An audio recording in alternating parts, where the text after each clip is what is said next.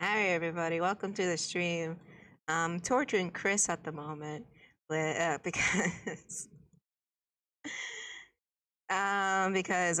she I gave her a picture and she's trying to guess who it is. Hi everyone. I'm currently in pain too, but it's fine. Also, I am feeling a little bit under the weather, so not a lot of voices will come to me from me, but I will certainly try.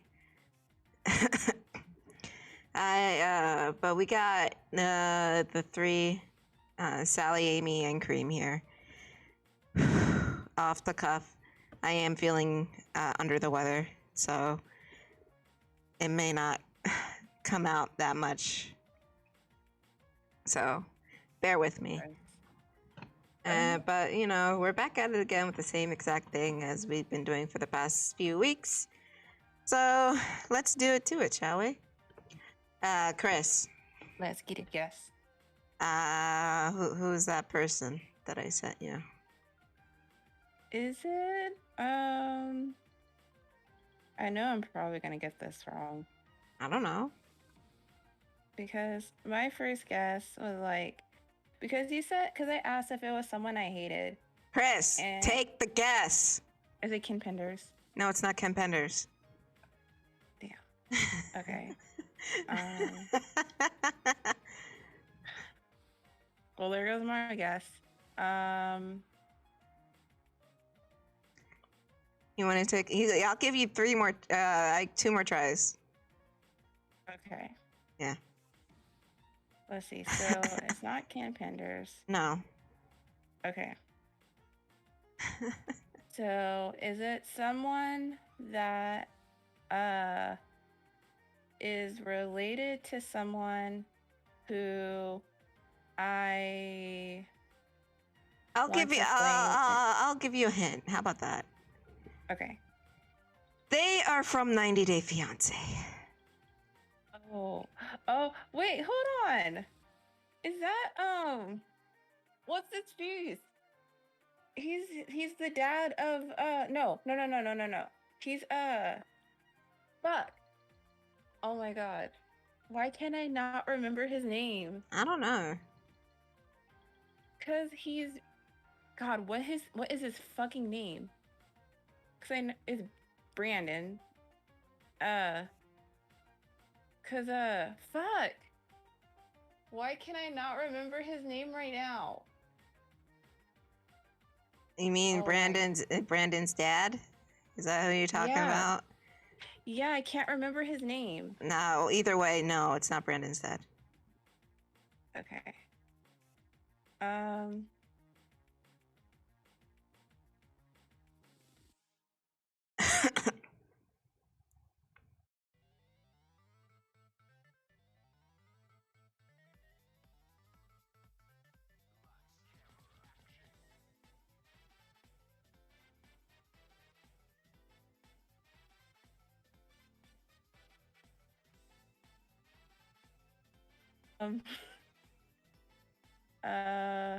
I think I broke her. Well, no, yes. no, you're fine. I'm broken. No, you're not. I'm broken on the inside. Stop it. Oh my god. It's like seriously, dude. Mm-hmm.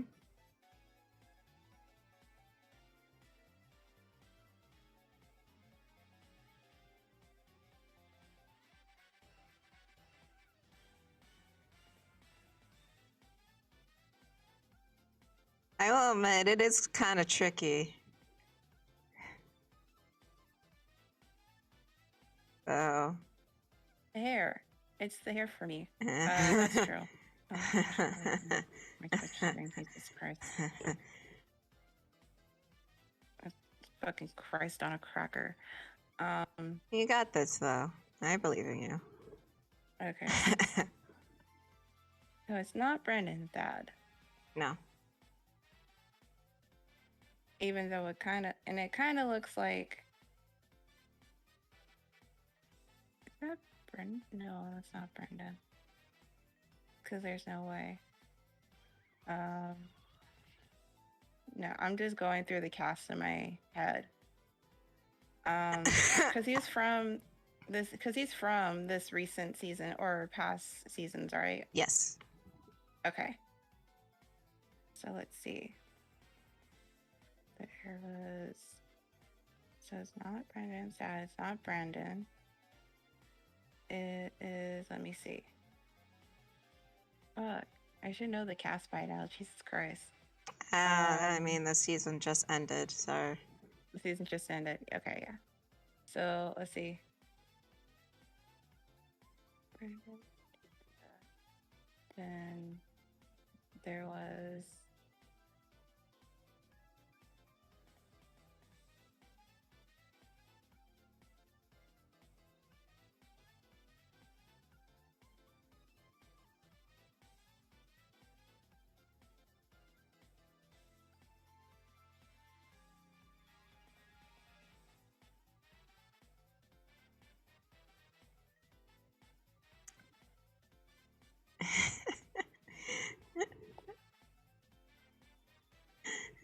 I'm gonna remember it. We're gonna see it, and then I'm gonna be like, "Oh yeah, him." Probably not, but I'm giving you a chance here to try to guess who it is. Okay. Let's see. Oh my god, I'm trying to remember who fucking smiles like that. Just really like annoying, and because I already know I want to deck them in the throat. Oh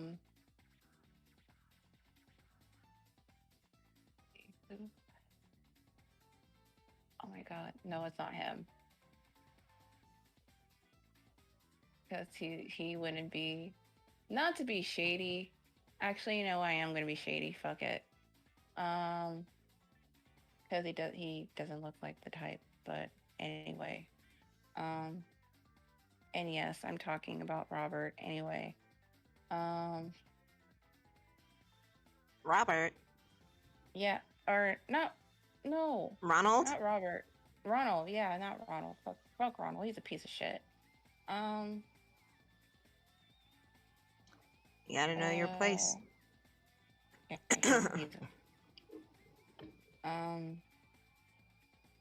so let's see, it's not Ronald. It's not Brandon's dad. Kind of looks like Brandon, but I don't think it's Brandon. I don't know. Let's see. It's definitely not Jovi, because even though Jovi has a punchable face, it's not. It's I mean, I don't know. I have no words. Welcome, Cream, by the way. Thank you. Oh God, I can't do it. Oh, thank you. Good to see ya. It's good to see you. Good to see too. everyone. Hi, everybody. I caught a It's cold. very, very good. I caught a cold again, so my voice is a little bit off. Take medicine and drink soup. Let's see. See. It's definitely not Mike, because Why'd you say that? problematic. Well, he probably is. Well, actually,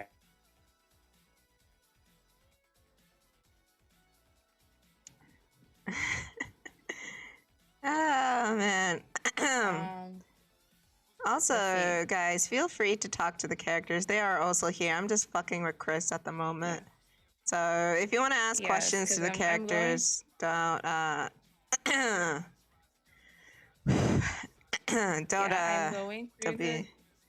going through them. Currently going through the male cast of this recent 90 Day Fiance. Let's see. So there was Brandon. Doesn't look like, well, it doesn't look like because it doesn't really, look like.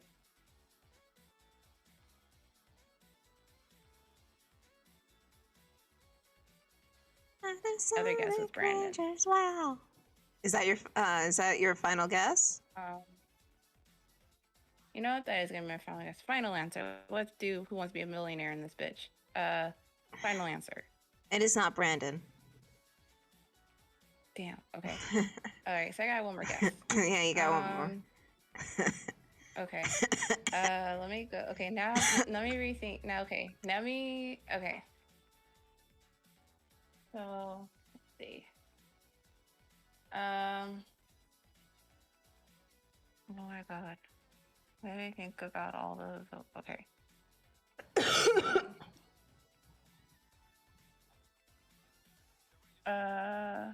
I have a feeling I'm about to be shook as fuck. I don't know. Let me see. While you think about it, I'm gonna answer the questions. Okay. So how you doing, It's Sally? How are you doing today? Oh, I'm doing great today. Thanks for asking. So, hey, what do you guys think of the best Sonic character, Crocodile?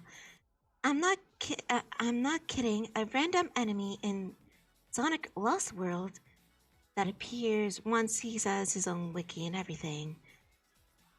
I'm afraid I don't know who you're referring to.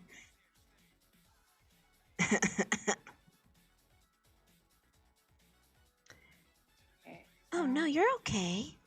Don't worry about it.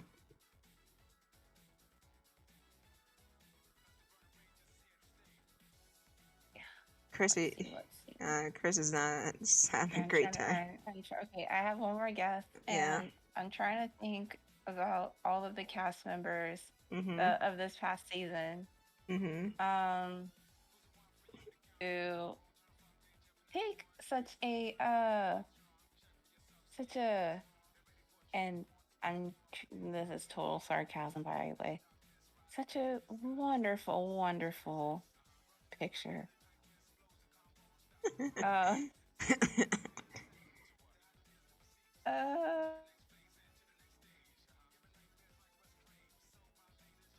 You got this, Chris. I believe in you.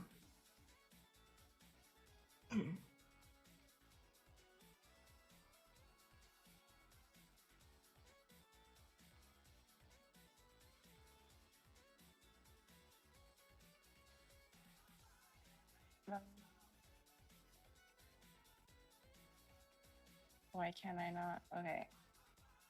I don't know. So, I think for my final guess,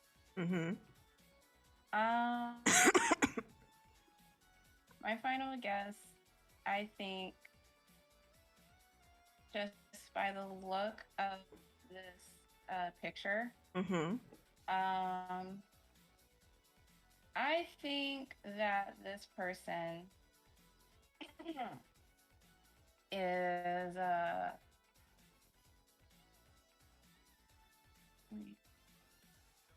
him? That doesn't look like him. Well, I don't know, Chris. You won't say it. Oh my god. What? Shit. Oh my god, what's his name? Yes, you got. What's his name? Oh my god. Who Who are you referring to? Chris, just tell me who you're referring to. Okay, so my final answer, I think that this person is that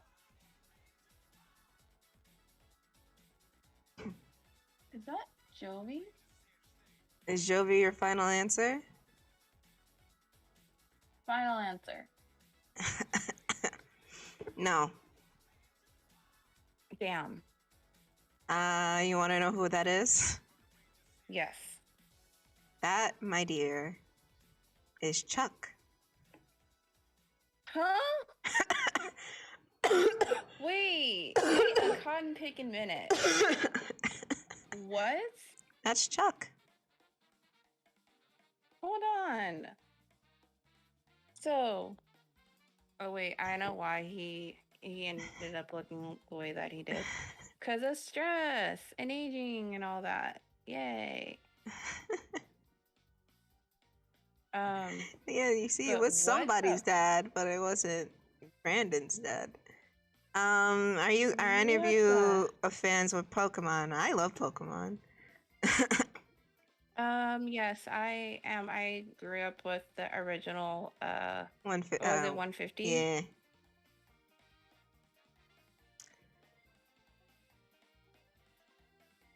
Yeah, I grew up with the original 150, and I also had a really fat stack of the fake Pokemon cards that came in the Burger King, like I think they call them big kid meals or whatever.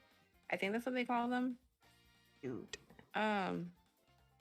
But yeah, I had those because my brother collected the real ones, and I had to deal with the fake ones because I don't know why. Let me try to do the voice.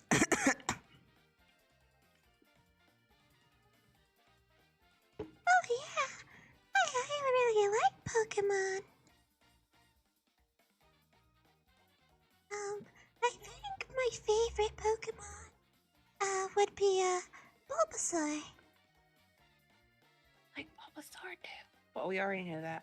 Because I talked about this last stream. How about how Bulbasaur is my favorite Pokemon, and like he's my like he's always he's always been one of my favorites, and I don't know if they still have it or not, but Build a Bear has No, Pokemon, and they they have a don't. They Bulbasaur don't. plush. They don't have it anymore. Oh God. They don't have No, it. No, I don't think so. damn The it, because I last time really I want checked, that Bulbasaur. yeah, because I wanted a Squirtle, and I thought we talked about this before on stream. Because I legit. What? You don't remember? I don't remember too clearly. I'm getting old. Anyways, sorry. I'm trying.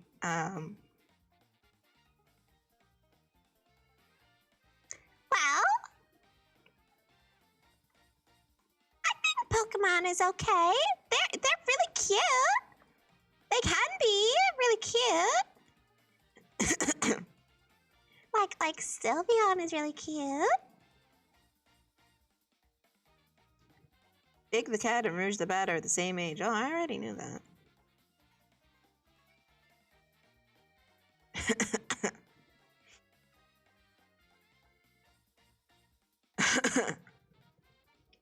Sorry.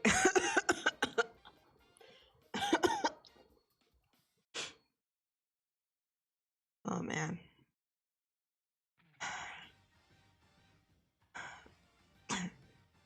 Uh, Um, uh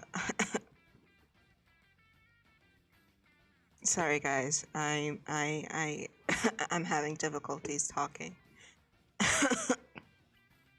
that's okay. I know my stomach is It's why I'm here. No, I don't need a cough drop.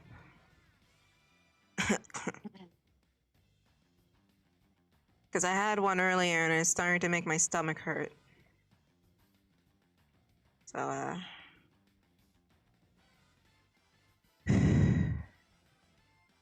please bear with me. I might not be able to talk how as the characters. So, and, and so what's up? yeah, because like I don't know if they have them anymore because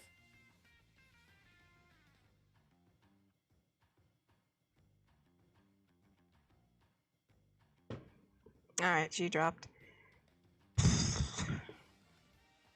I want to get my hands on a Isabelle plush because she's my favorite character in Animal Crossing. Still haven't played New Horizons, by the way, because I don't have a Switch. Um, but and plus, I only have like one Build-A-Bear that I've had since I was like 14, 15. Mm-hmm. And those things are like really expensive. I think like my mom paid like $30 for mine because I had to get the bear, and then I got like an outfit, like a shirt, and she paid like $30 for it because like I really wanted one, and she's like, okay, well, I'll get you one or whatever. I think that's when she got it for my birthday. Um, but yeah, so but no, I'm gonna check and see if they still have these things, because if they do, I think it's probably online um, only. I God. think so. Hold up, they got Space Jam plushes. Yeah, that's not no surprise. Come on and get up. It's kind of jam, yeah. Oh, Welcome to the Space Jam. oh, but it's online only. Damn it. Put your hands in the air. Welcome to the Wait, Space hold Jam. on. They have an Umbreon plush. Cool. Let's see. You guys ready for some nerd news? I'm just talking about this because I want to save my voice for later. If we're gonna do a comic reading. So nerd news, right? Right. I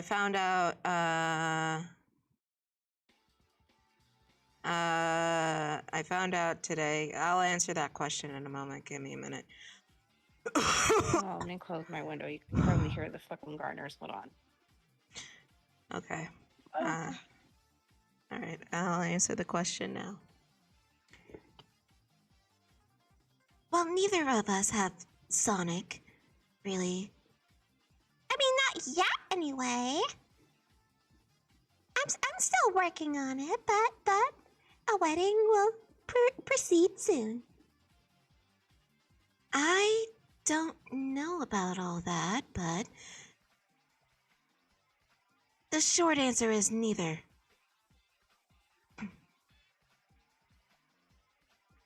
If you mean like dating, then no.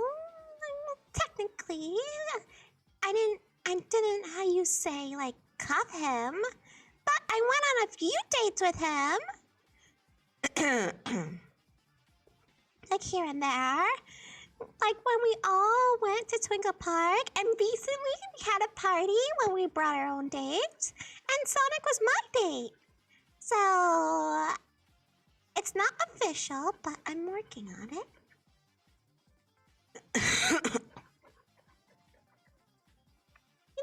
Even though he didn't really. I don't think it's a cold, man.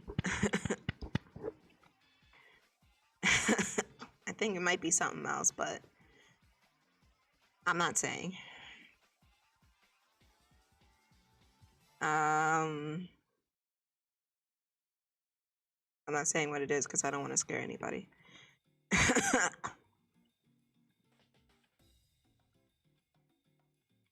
is this one? Oh. But yeah, I'm working on it.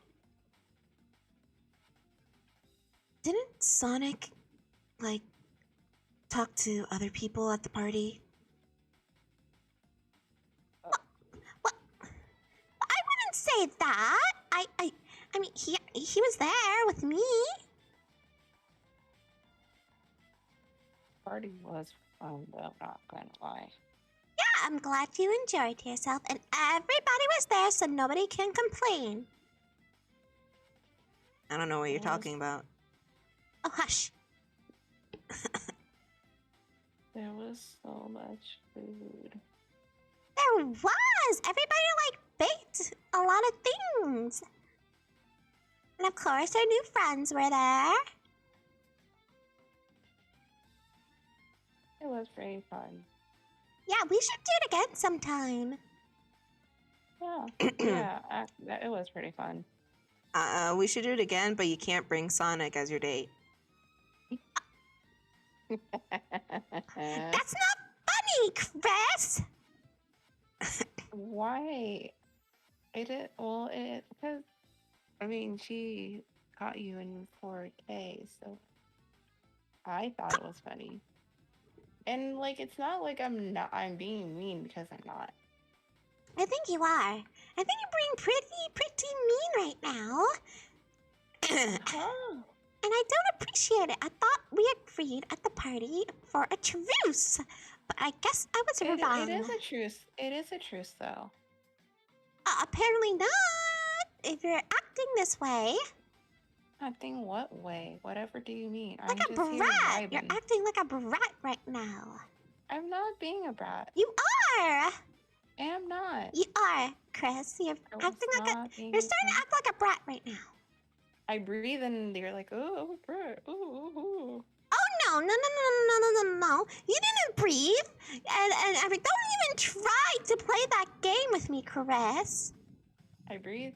No. Brat. You know exactly what you did. I exist. I'm a brat. I vibe. I'm a brat. Oh sure. I exist. I'm a brat. What more do you want from me? Cream, what do you think about Vector and your mother? Oh, I think Mr. Vector's really nice and all, but he and Charmy owes me money. Still? Yeah, they still owe me a lot of money. Yeah, I was about to ask that. Still? Oh, stop it, Chris. No, you weren't. You're supposed to be helping with that. I'm working on it, but I keep... listen, I'm What? a very busy woman. Busy with I'm what? a busy woman. Didn't you say you were taking a sabbatical? Oh. Huh? Oh, yeah, I was, but you know what? Let me be honest. You real got quick. caught in 4K, Chris.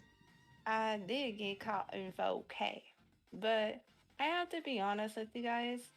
I am taking a sabbatical.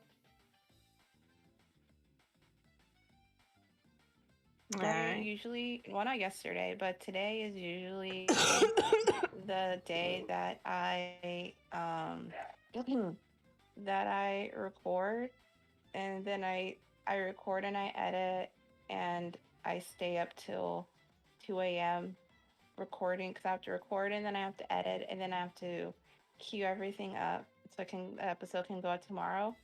It's really, really hard. It's really, really hard because I feel like ever since I started this, I've become more of a workaholic, kind of, sort of. And I also, I do this thing, and I'm sure a lot of people can relate. When I'm really like upset and stressed, I throw myself into work. So well, that's good that you have that, Chris. We gotta move on to the next question now. All right, next question. Where is it? Oh, why do they owe you money? Oh, well, you see, Jeremy came up to me saying that he and the Chaotix don't have enough money to pay their electric bill. So I lent Jeremy my piggy bank only in the case that he'll pay me back. It's been a long time and they still haven't paid me back. So Mr. Shadow visited them and tried to get my money back, but they still didn't have it. So, yeah, now we're in some type of limbo. We're not at stage 4, but they're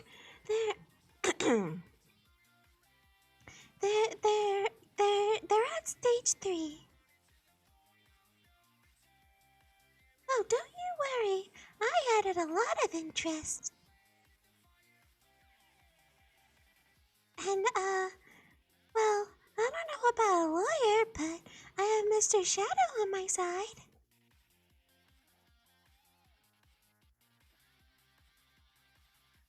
And, he helped me get a message across saying that I need my money back.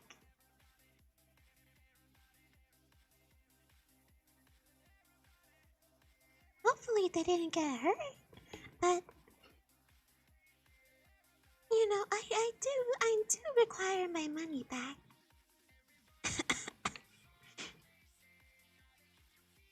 So they're not at stage 4 yet. No. Well, you prevented them to getting to stage 4, Miss Kris. Well, Because you asked get a nicely. lawyer.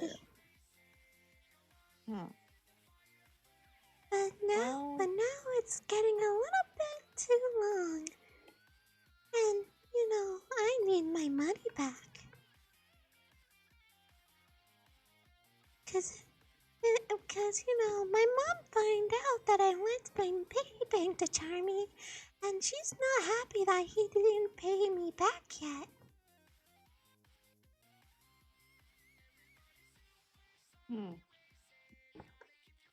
And I do, I try my best. So, but we're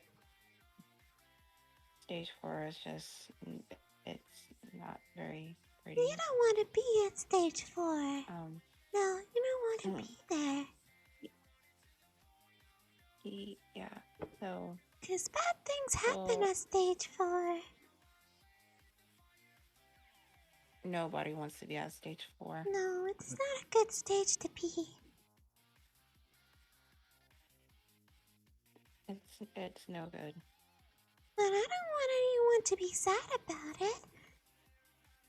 Because I heard that Miss Kris made Charmy cry. Well.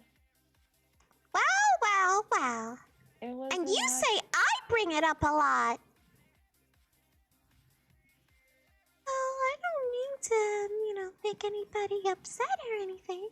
But, she did make him cry. It was an accident. How do you accidentally make someone cry? No, because I really, truly didn't mean to. Scout's honor. Or, well, that's not how it works, but whatever. You're just lucky I wasn't there that day, but you, I know exactly what you did, Kris. You made Charmy cry because, Cream, I'm sorry, but Kris made Charmy cry because, Charmy said he can't get her a date with Scourge. Well, you... Oh my. Wait, isn't that considered blackmail? Can I please fling myself into the sun? Can I do that, please? Absolutely not! You need to take your lumps. I don't wanna. You said you would! I know, but I don't wanna. Well, that's too bad. I wanna go back to be a baby again. I don't like Kris no likey anymore. You want to go back to being the baby? You're not the baby! I want to be a baby again, because I don't like this. Well, that's too bad, Kris. It is, you shouldn't have made Charmy cry. I did. Oh my Jesus. I thought we were past this. Yeah. At least someone's on my side. Well, I don't approve about the smuggling thing. But the whole crying But the whole crying business, we should have been past already. And I said I was sorry, but everyone's like, no, you can't make me cry. Remember that one time you made Charmy cry? Remember that one time you made Charmy cry? Remember that? Oh, hey, Well, Chris, remember that one I time didn't you bring it made Charmy up. cry? I didn't bring it up, Caress. It was Kareem. Or I'm like we could be sorry. sitting at dinner, we could be sitting having dinner, and then Amy would be like, "Hey, Chris, do you remember that time you made Oh, come Charmy on. cry?" And I'm just here I'm eating not my that obsessive. fettuccine Alfredo, just like, can you not? Oh, come on. I'm not that obsessive. That's ridiculous. I just want to eat my fettuccine Alfredo in peace. You're like, no, remember that time you made Charmy cry? I'm sorry. I And didn't I'm mean just for sitting here anybody like, to start fighting. no, it's fine. Don't worry, everything's fine. I just heard that you made Charmy cry, and I'm sorry. No, I apologize. We talked it out, and we're good. Oh, okay. Yeah, Because, we're you good. know, I don't want anyone to get hurt. I just want the message out that I want my money back. You'll get it because there's no way there will be Kris is a woman of her word, quote unquote. So she'll help. see? What, Kris? I'm just saying what you told me. But you don't believe me. I never said I Why didn't did believe you. When did I say that? Because every time I say something and you're like, sure, my name's Amy. And I don't Oh, believe now you're her." just mocking me for no apparent reason. I am not. Now you're just being rude. I am not. You're being I'm really just saying rude. what you're- I am not. I'm just saying what you do or say. I do not sound like that, Kris. Well, excuse me for not being good at impersonating you. Remember the time I made Metal Sonic cry? Well, he deserved it. You know, he's an evil robot. So yeah, I make him cry. But I don't make 6-year-old bees cry. But like everybody says, we're past it. So I won't bring it up anymore. Yes, we passed it and now we're friends. Or we've been friends. You know, there was a whole chocolate thing, but whatever. That's fine, I suppose.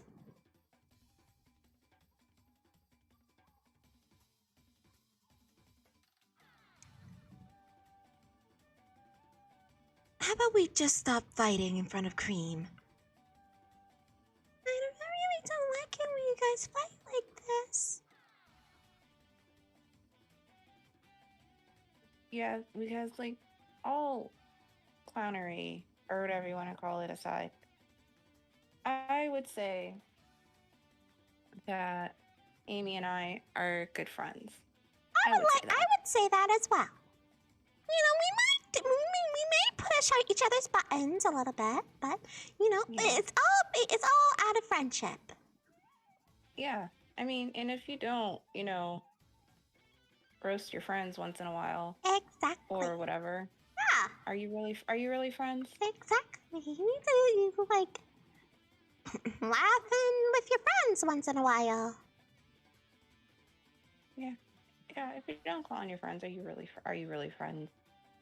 Exactly.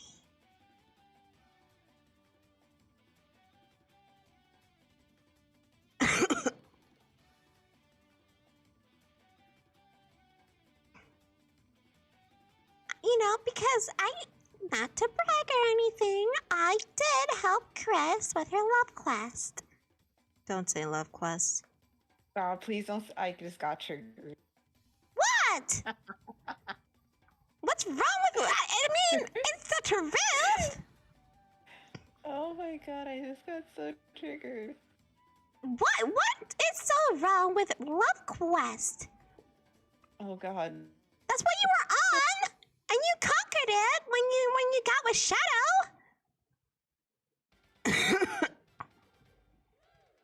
I just wanted a girlfriend free. No, I'm not gonna do that joke. Never mind. No. Okay, you're acting strange now. I'm just saying that I helped you. I'm just saying that you wanted to be with a certain someone, and I made that happen. And I still don't get that much appreciation for it, but that's okay. I appreciate you. Do you? Do you really? Yes. Do you? Yes. I do. And I just have a funny way of showing it. You certainly do. Cause here I am, trying to make the most of it, and then you come in like, oh, Amy's this, oh, Amy's that. Oh, don't trust Amy. Amy's always sus. You call me sus. Yeah, because you And I don't smuggled. do nothing. You, Kris, you know that's a lie. Are you really gonna lie in front of everybody? Huh? No. Kris, I'm your friend, right? Yes. I know you've done things, right? Things I'm not particularly proud of. Yeah, so I wouldn't say you're innocent. Well, that's just my humble opinion of me being your friend. You know, by my track record, you're absolutely positively correct. Because I'm not saying this to be funny. She's told me. So I'm just saying. Yeah, Wait. You know. knew about the smuggling business?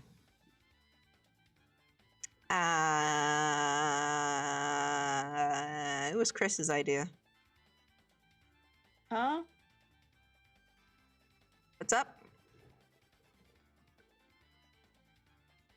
I can't believe it.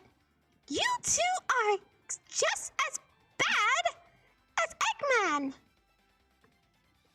No, I want chocolate. God damn it.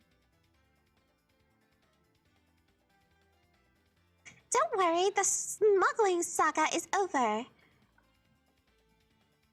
And we're not going to get someone hooked on chocolate anymore and feed into their addiction.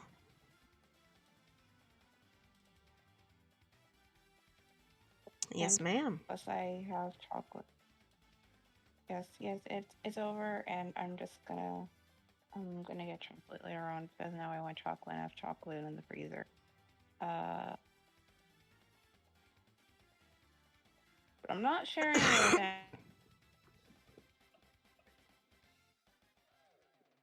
Nope, the chocolate store is now closed and we're not taking any orders. Because somebody went a little bit too far. Can we move on from the chocolate business, please? Yes, Fine. I'll move on. Fine. I'll move on. I'll move on. Yes, because I'm a changed woman. As of today. Kris and I had a truce. Yes. And, we decided not to bring up old wounds, so I agreed to that. As long as she agrees, not to do anything illegal anymore.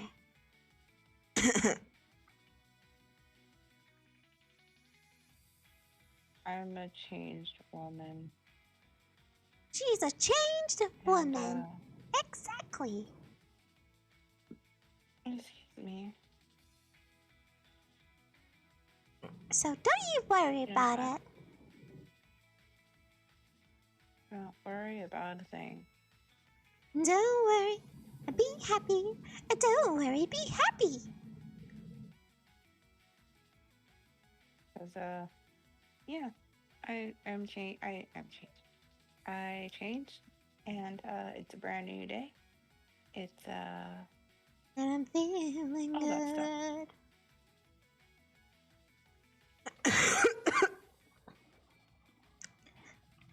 But But this isn't about I us. hope This isn't about us. This is about, the chat. And we're glad everybody can Yeah. make it today. yeah, I hope the chat is doing really, really good. I hope you guys are good. And oh, Sonic Boom. Oh. Which one? The game or the show? Yeah, Dad?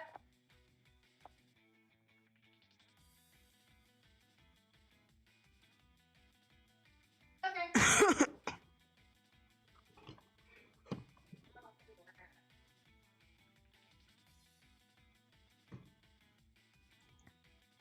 The game was wasted potential. Uh,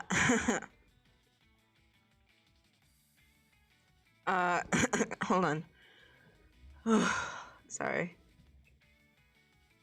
The game was wasted potential, definitely, because it was supposed to be something grander and a whole new universe to explore, and it was supposed to be like a very lore-filled, heavy game. But Sega was just like, no, you're not allowed to do that. Do another thing. And so they were just like, okay, but they only had like so much limited time to do it. So yeah. I'm back. Sorry, my dad wanted to ask me what I wanted for lunch, and I told him I wanted In-N-Out, so he's getting me In-N-Out. Oh, that's nice. Yeah, so we're talking about Sonic Boom? Yeah. Either Which the one? game, either game, or either. Okay. It doesn't matter. Okay. Because, and it's funny that Sonic Boom was brought up because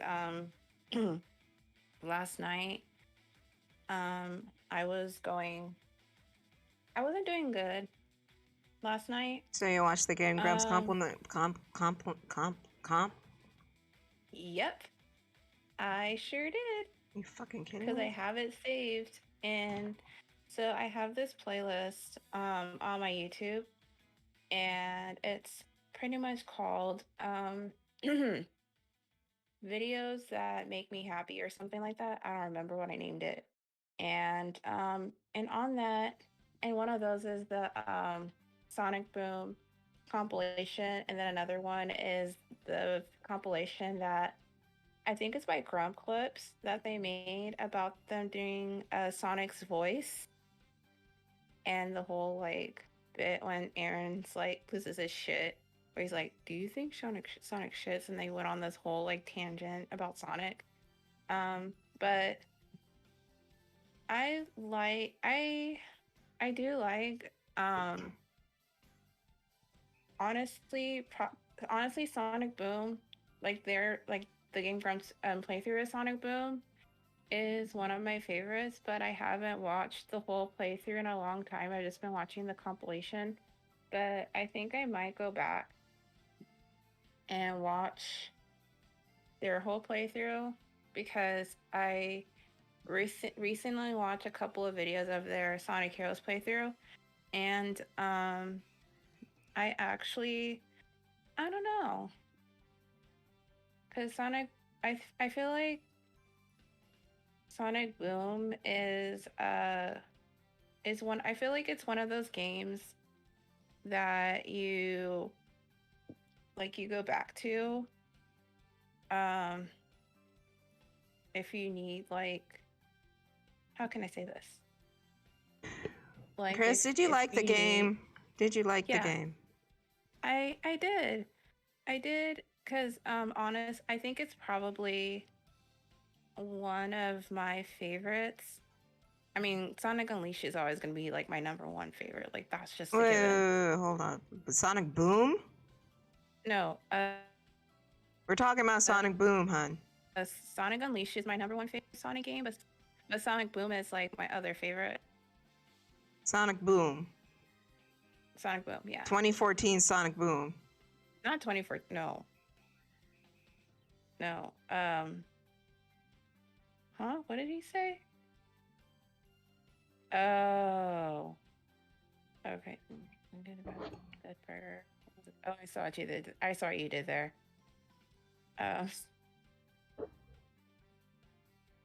Funny reference. But yeah, I saw that reference, and I appreciate you for that reference.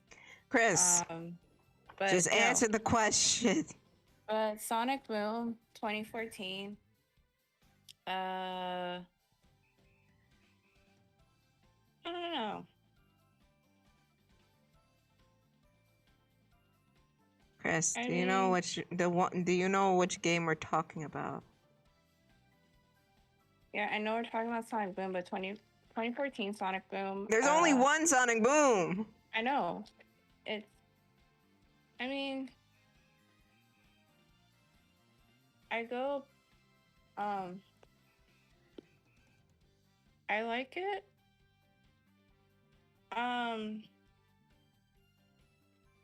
But I haven't watched. I don't think I've seen the show Sonic Boom. I don't think I've seen it. I have. And if I have, I don't remember. Sonic Boom, it's best enjoyed in bits, at least the TV show. It's like when, like, you see in the recommended, like, oh, Sonic Boom, Sonic acting relatable. It's enjoyable in bits, but it's not enjoyable as a full series to binge watch. It's very much like a Saturday morning comedy cartoon. So, take that as you will. I don't remember if I've seen it. Well, you know, it's a show. It's definitely a show, so again, take that as you will. It's not bad, but then again, it's like, it's no, like, whether like comedy shows are out there that are like okay. Like, honestly, and this is my personal opinion, Sonic never really worked as a comedy show, like a pure comedy show. I'm not saying it can't work, but since Sonic is so driven with action, Yeah. it needs to be an action show first and foremost before being a comedy show. Yeah. Just like Sonic X is a good is a good example. Because that was a comedy. That was a pure action show with comedy elements. And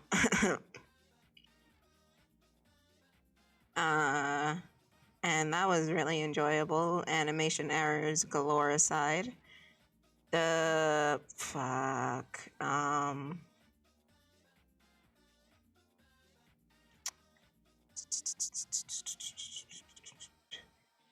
And what else was there? Like, I don't know how the new Sonic show that's coming up is gonna be. I hope it's good. I hope so too. Maybe it'll be good. Maybe not. I don't know. I'm not sure. Hang on. I'm not. I'm not really holding my breath. Yeah. Also, there was Satayam, which was really good.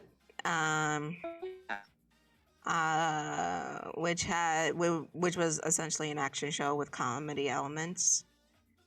And I always figured Sonic works best in those shows because, you know, he's the action dude. He's the he needs to go on some sort of adventure. Yeah. and or something like that. I have no problem with him hanging out with like everybody else in like the background or whatever. That Yeah. I like I write that shit and I said yeah that's good. But Yeah. it only personally it works in small moments. Yeah. And I kind of noticed that maybe it's just me, but I also kind of noticed that with like some animes. Because like I feel like some animes, they, especially if it's an anime based on a manga, that's like just purely like action, but they turn it to make it like they try to make it comedic, but it just doesn't really work. And I think that was because this was like years ago. And I think that's kind of like why I stopped watching One Piece because one, that shit is never ending. It's not. Yeah. And like One Piece, because I did read the manga. Well, I read part of it because I never finished it because I have a very short attention span. Um, excuse me. And it's like the comedy is there, but it's kind of like small, and there's a lot of like action and stuff, and so like when they made the anime.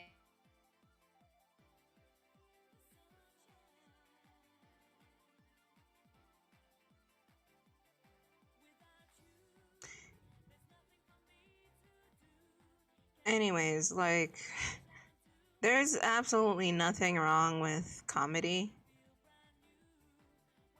There is absolutely nothing wrong with comedy at all. But there are some instances where characters are built for comedy and some instances where they are not built for comedy. Yeah, because that was gonna be like my question was like, do you think that if it was done right, do you think that there could be like a Sonic cartoon that it's mostly comedy with like a sprinkle of action? Um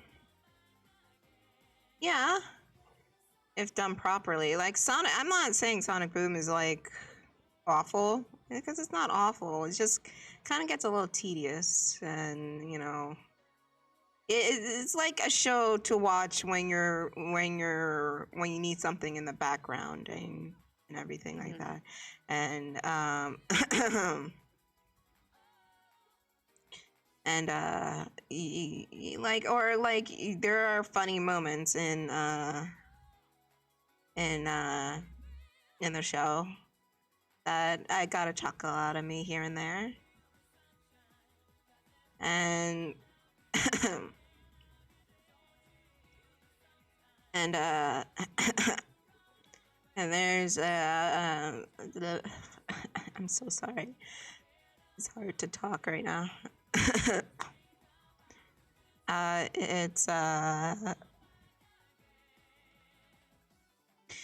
It's not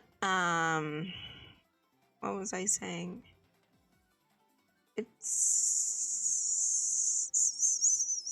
It's not impossible is what I'm trying to get at. It's like how Sonic is that in order for his comedy to work, he needs a foil against him. Mm-hmm. And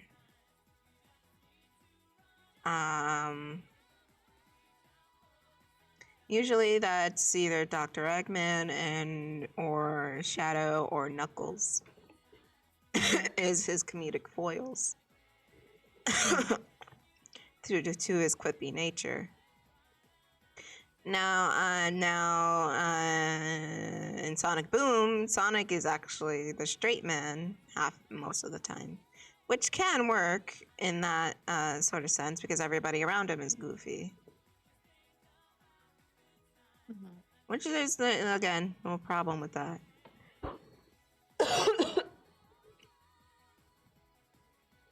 And do you know what time it is? It's top of the hour. It's time for a 60-second ad break. If you want to avoid the ads, just subscribe to the channel.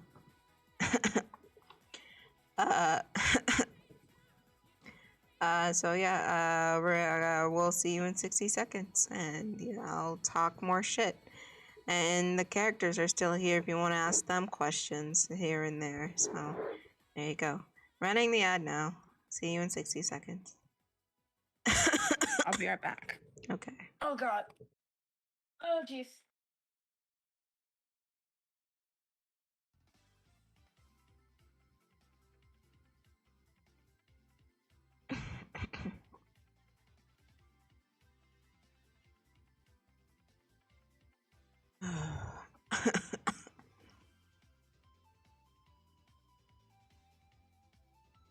What's I doing?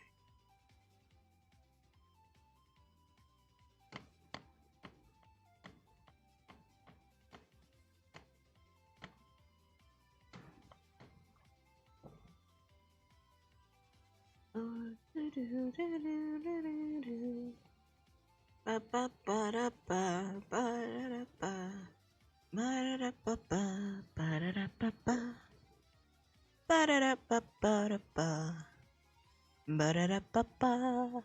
And we are back. Welcome back. Ow.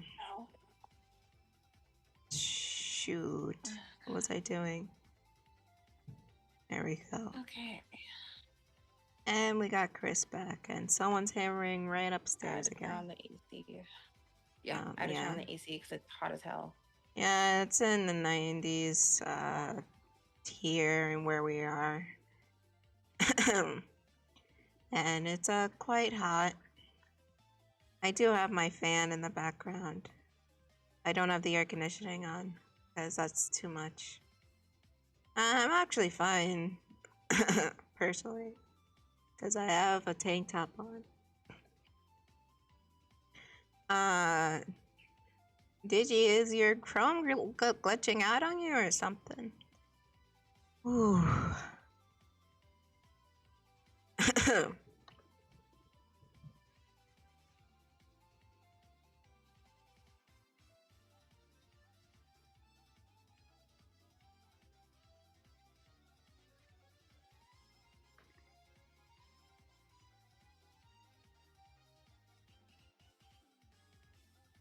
Working now, maybe I'm too many times. That could happen. If you don't have like a power, oh lordy, if you don't have like a powerful enough computer, it can happen to the best of us. Yeah, and I might have to get a new laptop at some point because I was loading it up today and I got worried because when I usually turn it on, it automatically goes to like my login screen, and it didn't for like 2 seconds, and I got the black screen of death, and I was worried. I was like, oh my God, what if like now I have to get a new laptop and I can't do anything? Luckily it turned on, but now I'm just like, well, now I need to get a new laptop at some point, but I don't have the money right now. So that's great. Yep, money is always a bitch. Yeah. I almost cried. Alright, I'm starting to feel a second wind and starting to feel a little bit better.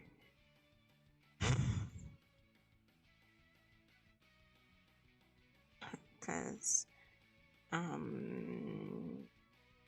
think might have to check on something, and hopefully I'm okay, but I'm suspicious that something happened to me because yesterday I was really stressed, and I decided to hang out by the pool, and yeah, it was a nice relaxing time just to unplug and just put on music and just hang out. Sometimes I forget I can do that because Same.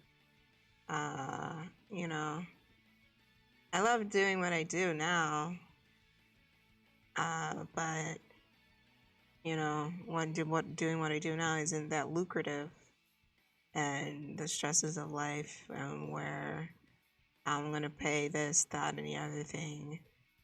Where am I gonna get the money out? And being rejected from job after job after job just started to weigh down on me. Yeah. And it's stressful enough. And I'm just gonna rant right now, so pardon Go me. for it. And like yesterday, because I needed a family member to sign something for me so I can get financial help. They texted me that I should get a job and be independent and, you know, stop bugging them. And I was just there like, okay then. I still need this signed, but, you know, it's a wonder why we don't talk to each other anymore. I say sarcastically. So. It's just been stressful. Yeah. And half the time I feel like I'm hanging by a thread and I have to force a smile on my face saying everything's gonna be everything's gonna be okay. But now that I'm not feeling well, and it's really starting to freak me out. So yeah, it's just a bad week I've been having. And it doesn't feel good. And you know, I try not to like bring it here and bring down the mood and everything. I really do, because I don't want to come here and like put anyone in a bad mood. That's the last thing I want to do. Or like feel like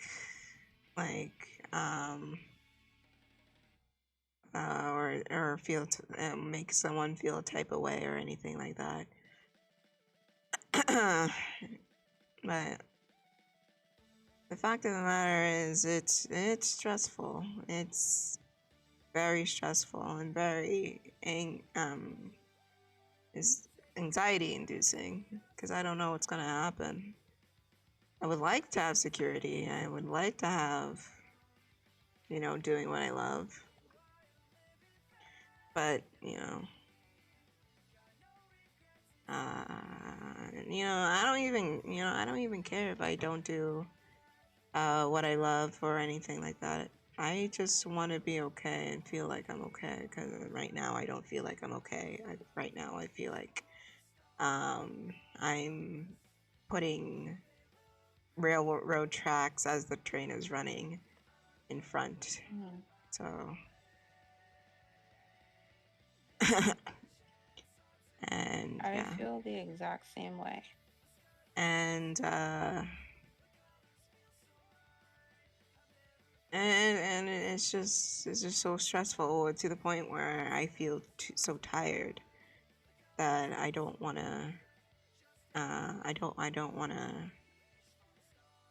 do anything, but I know I can't afford to I can't do that, because if I don't do anything, then I'm going to be screwed. And it's just like a knee-jerk reaction. Hi, Penguin. Hi, Penguin. It's just a knee-jerk reaction of what do I do? Where should I go? Who do I turn to? So it's been really stressful on my end. And each passing day and each passing month has been more, and the stresses have been coming down more and more and more and more. And I know, I oftentimes I try to say,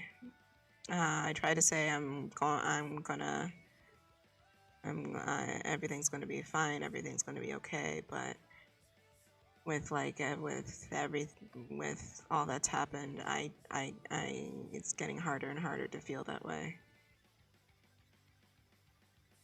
And it's getting harder and harder to keep on and cling on to that hope. And in turn, it's getting harder and harder to feel like I can breathe. Right. Because right now I feel like I can't breathe. I feel like I'm drowning. I feel like I don't feel the greatest, to say the least.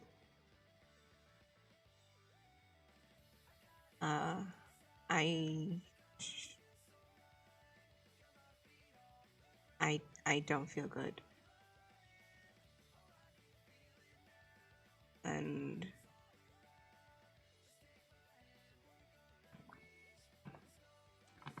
I don't know what else to say. It's just I don't feel okay. Shit.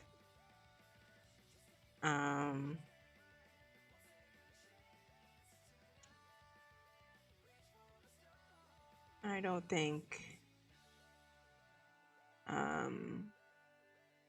I'll feel okay anytime soon. Yeah. And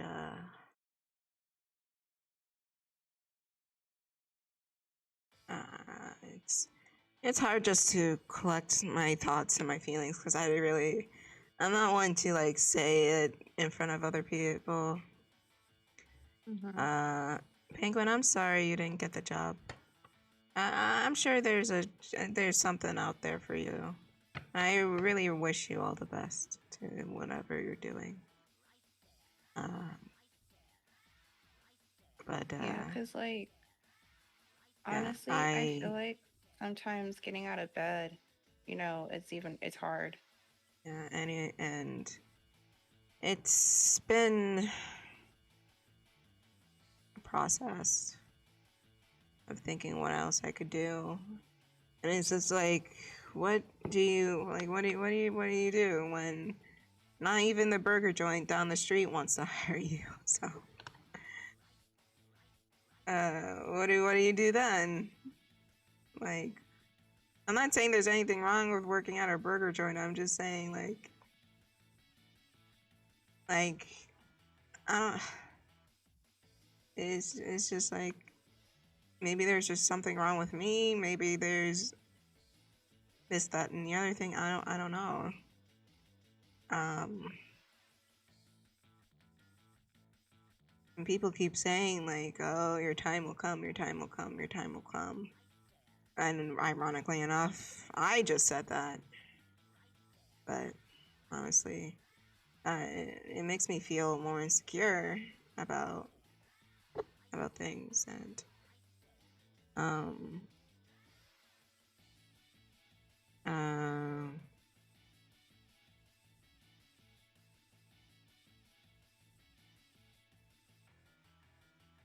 my folks are going up north, thus risking themselves of getting COVID despite being vaccinated.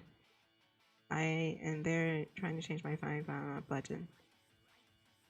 I'm waiting for my job coach to continue my case, checking job hunt, and he's on medical leave. And it's been 2 months now.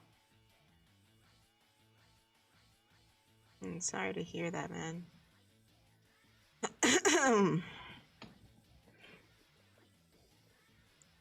And I'm not saying this to like discourage anybody or anything like that.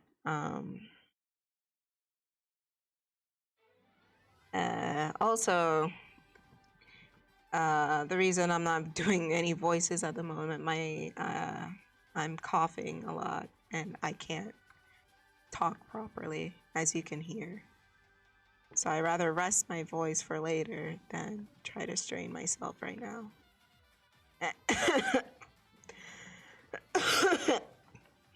So,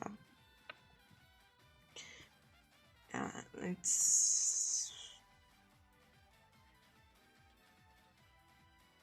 I don't know what to make of. I don't know what to. It's just one of those things. Like I'm just I'm running out of options to do or anything like that, and I'm feeling pressure from all sorts of sides, and half the time I think I'm doing good and I think everything's gonna work out, and it doesn't, and I'm just right back where I started. And it's happened constantly, and honestly, I've debated whether or not just to give up on everything and just stop doing art and pursuing art in general. I'm still thinking about it. Because the stresses and the pressure of everything else is getting a lot, and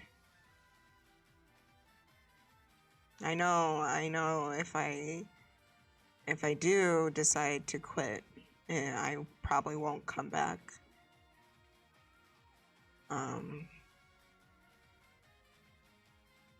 Because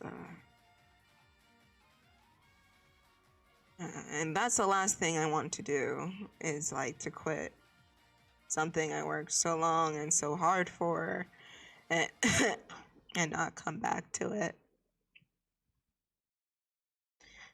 And only just to like give up like that and not and just decide I'm done for good.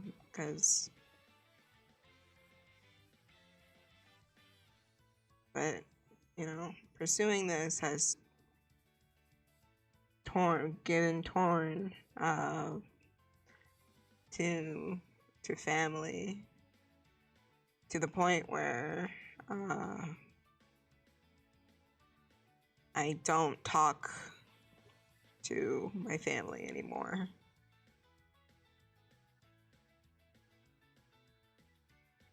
And despite everything they've said, you know, it still hurts that I don't talk to them anymore. Can understand and can relate.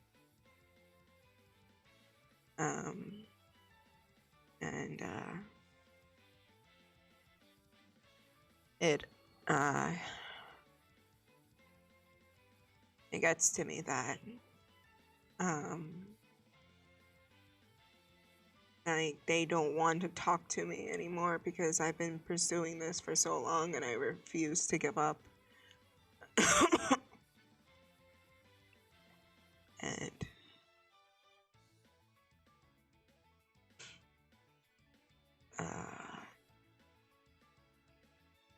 it's like they told me on multiple occasions that I should give up.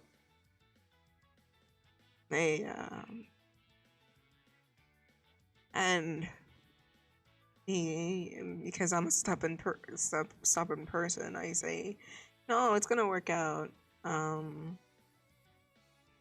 It's gonna get better.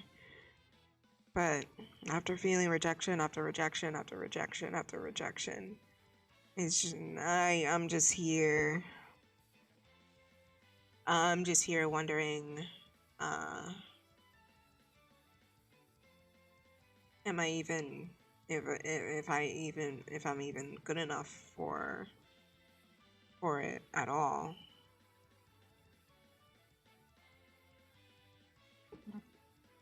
And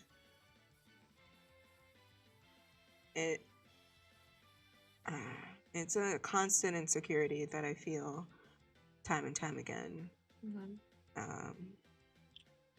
I still feel this way. It never went away. I still feel this way, despite my bodacious nature and, you know, my outlandish personality. But it's a normal thing to feel insecure. And it's like to the point where I question, like, if I'm good enough, if I'm if I can reach those goals, even how much time and effort I put into it. Does my family like art? They don't understand it, is the best way I could put it. And if they don't understand it, or if they don't see any benefit towards it, then it's nonsense to them, basically. So that's where I am, and I'm constantly, because I don't know. I know I told Kris this story, but I don't know if I told this on stream. There was a time where I got accepted to a very prestigious art school in New York City. And I was really excited. I was really happy to get accepted. And my family said, we're not going to pay for it for you because it's complete utter nonsense. And so, because at the time I was a dumb teenager, at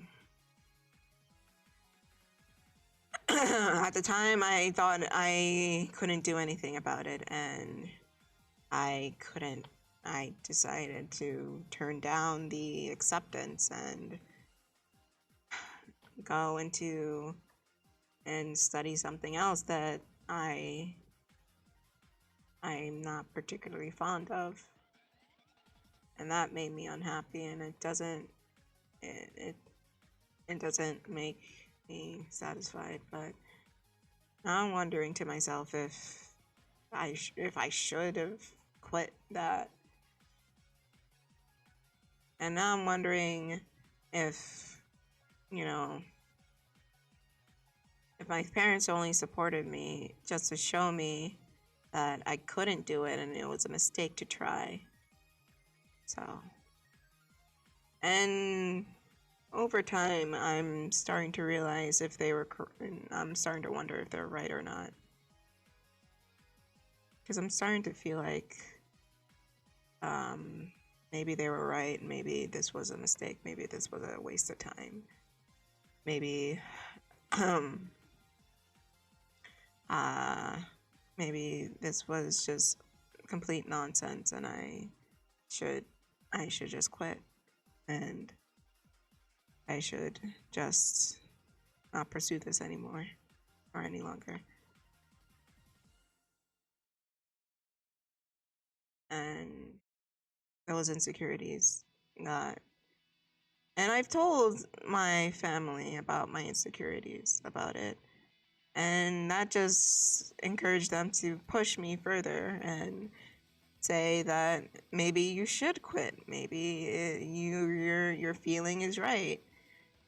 Maybe you're not good enough. Like, all it leads up to is like, money, and that's a insecurity that I have, that I don't have money to do certain things, and I don't have money to actually live, because I've said this before, I do get assistance from my family while I'm working, and I do have other jobs that I'm working in, but I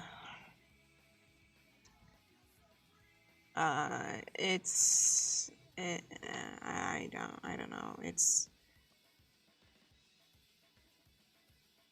frustrating, to say the least, especially when you see other people who graduated with you already in the studio, or who graduated behind you already in there doing the thing that you want to do, and you can't help but feel insecure or feel ashamed that you're still stuck in the same place you were years ago when you first got out of school. And you feel like, well, what else can I do? What else can be done? And you're just stuck pretty much in the mud, trying to think of what I can do better, what I can do, what I can do more. And it doesn't help that you got other people in your corner saying that you're not doing enough, you're not trying hard enough, you're just being lazy about everything. And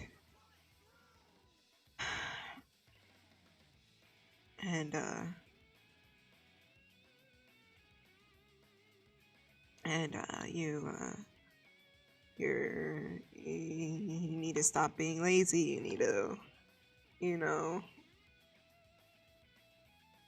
basically jeering at you, saying that like a very snide, I told you so, I told you this, I told you that, why didn't you listen to me?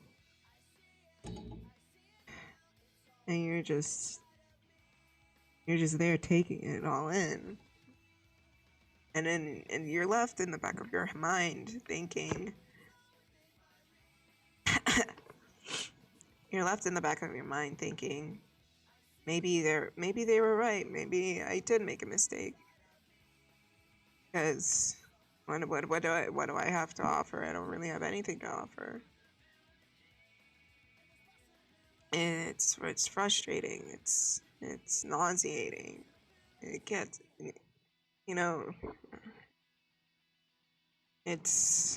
it brought me many many sleepless nights where I'm just lying there thinking of what I should do, what I should, what's my next move is. And I can't turn to anyone for help. And it feels isolating, and you feel lonely. Yeah. And you feel like you're by yourself and no one's in your corner. And you feel like you're drowning, and you feel like you you can't make it. And you feel like it's just better just to give up and give in and just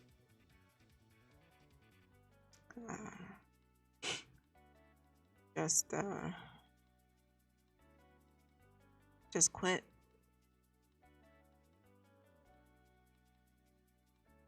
As people have told me time and time again, I should just quit.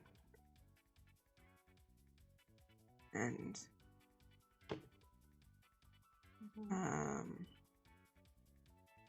honestly, I'm starting to think that they're right.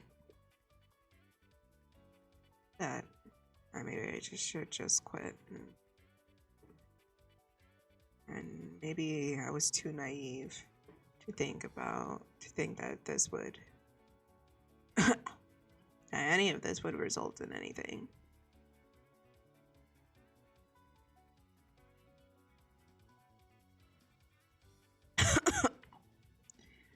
Or anything of the sort.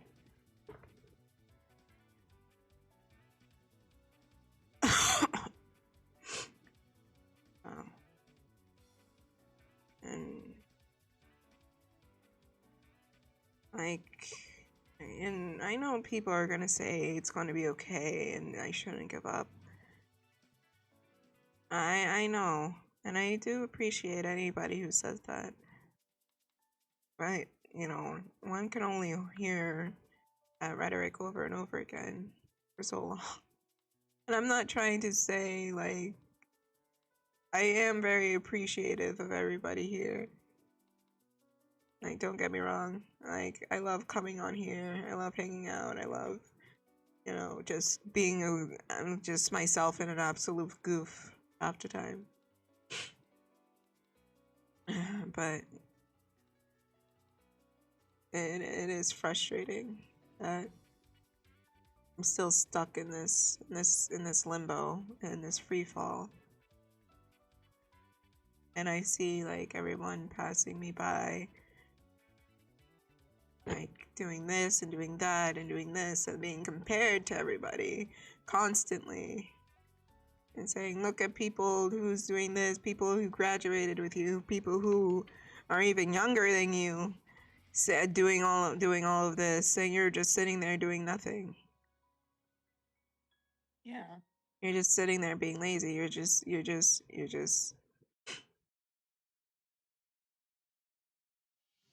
and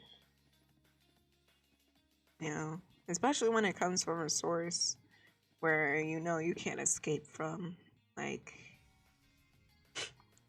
my nose. Yeah. Hang on. 1 minute. Yeah. I'm so sorry. This is gross. Sorry, you're good. I'm sorry.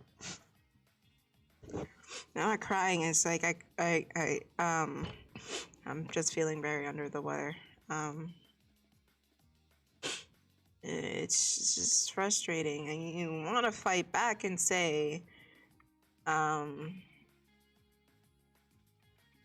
that they're wrong and everything like that.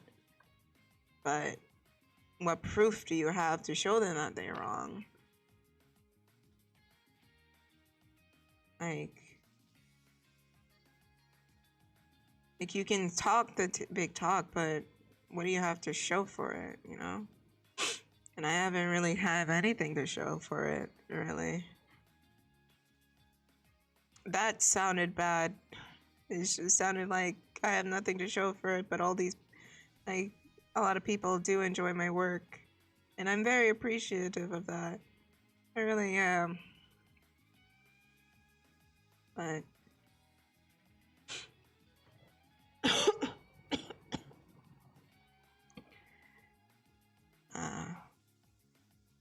I don't know what's gonna happen in the future, and sometimes that scares me because I don't want to go back to a place, because, you know, I am in danger of being in that position of going back to a place that's very abusive, very unsafe, and very, very toxic.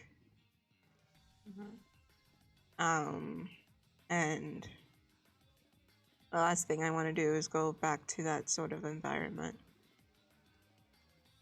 because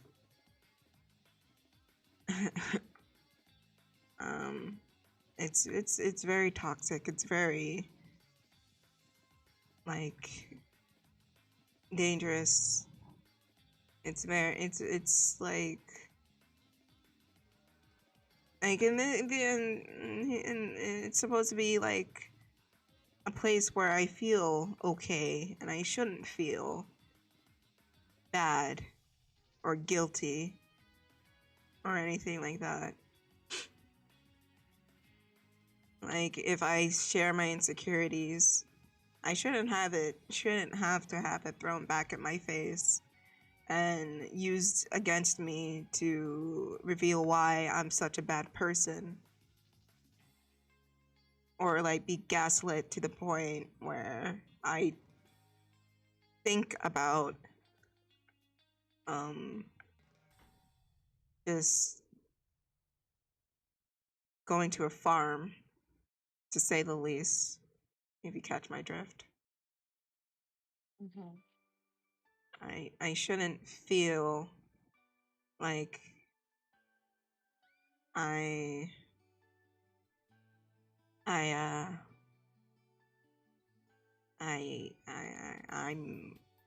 you know, But that's how I feel in that sort of space, is that I am a terrible person, and it's so bad to the point where I start to believe I'm a terrible person, and I feel an overwhelming sense of guilt for that, even though I shouldn't. But I do. Like, there's no reason for me to feel an overwhelming sense of guilt because I didn't really do anything. I mean, I'm not gonna act like, I'm not gonna act like I'm a perfect angel, because that's far from the truth. No one's a perfect angel, and I made my mistakes. And I made, and everything like that. I did. And I know I did. I know I should have done better in some senses. But and even saying this, I know I've done bad, but that I shouldn't be treated this way. It makes me feel terrible. It makes me feel like a bad person. Like, yeah, I've done terrible things, but I shouldn't be treated poorly like this. And I don't know why it makes me feel bad that I say this. I swear, you and I are in like the same fucking boat. Because Yeah. I think I told you this, I don't remember. But when everything that happened that went down last week, I was kind of like questioning myself, and I was like, what did I do so wrong that I deserve to be, excuse me, spoken to and treated as if I was a punching bag? And I would literally sit there and go through everything that go through every single thing that I've done. And I'm not a perfect person. Nobody's perfect. Um and yes, I've made my mistakes in my past, and I've learned from them and I've grown from them.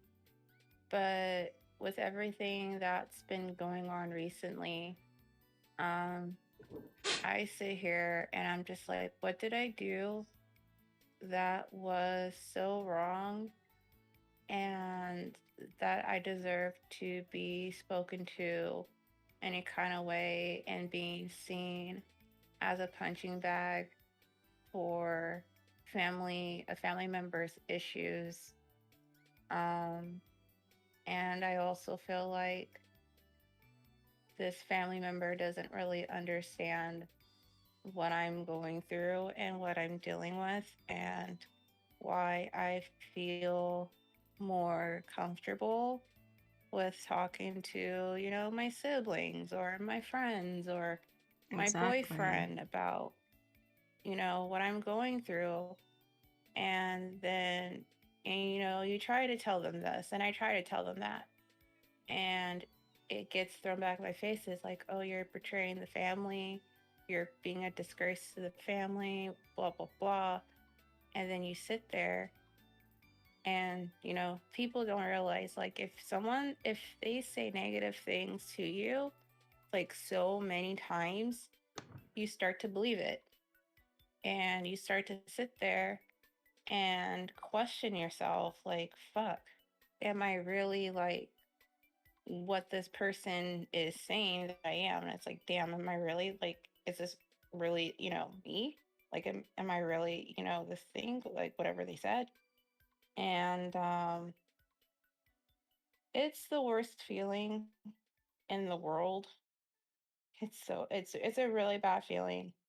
And it's something that I wouldn't wish on my worst enemy, because there's times where especially in this past week, I've been not taking care of myself. I've been crying a lot, and I've just been crying a lot. I haven't been taking care of myself. I even question. I've been questioning myself a lot, and I often wonder, even though, like, don't get me wrong, like, you have this and you're passionate about this, and I have my podcast that I'm very passionate about, and I work really hard on it, and it's my baby, and it makes me happy because for years I've tried so many things, and I just to see like what makes me happy, and I you know and the makeup thing is still my favorite thing to do. It's still a passion of mine, and it's something that I love doing when I'm stressed and when I'm upset and I just need to like do something with my hands. um I do my makeup, and it makes me feel better about myself. And but then I question myself a lot, and and I question, like, should I really stop doing this podcast? Because sometimes it's upsetting when, even though like the advice I was given is like, don't pay attention to the numbers, and numbers don't really matter, just remember why you're doing it. Like, that was a really good piece of advice that I got from this guy that, like, I did an interview for his podcast. He told me that. And even though I'm not getting sponsors right now because there's just a high volume of demand for sponsorships, and I've just been branching out on my own, getting sponsors for myself. But I really do just sit there and I think, is this the right thing? Like, should I just, you know, put away the mic and end daiquiris and death? Because even though, my boyfriend supports it, my friends support it, my siblings support it, they ask me about it. And whenever people ask me about it, especially like my siblings, I get really excited because um, it makes me feel good. And but there's times where I just feel like, what am I doing? And like, I had a breakdown Sunday because I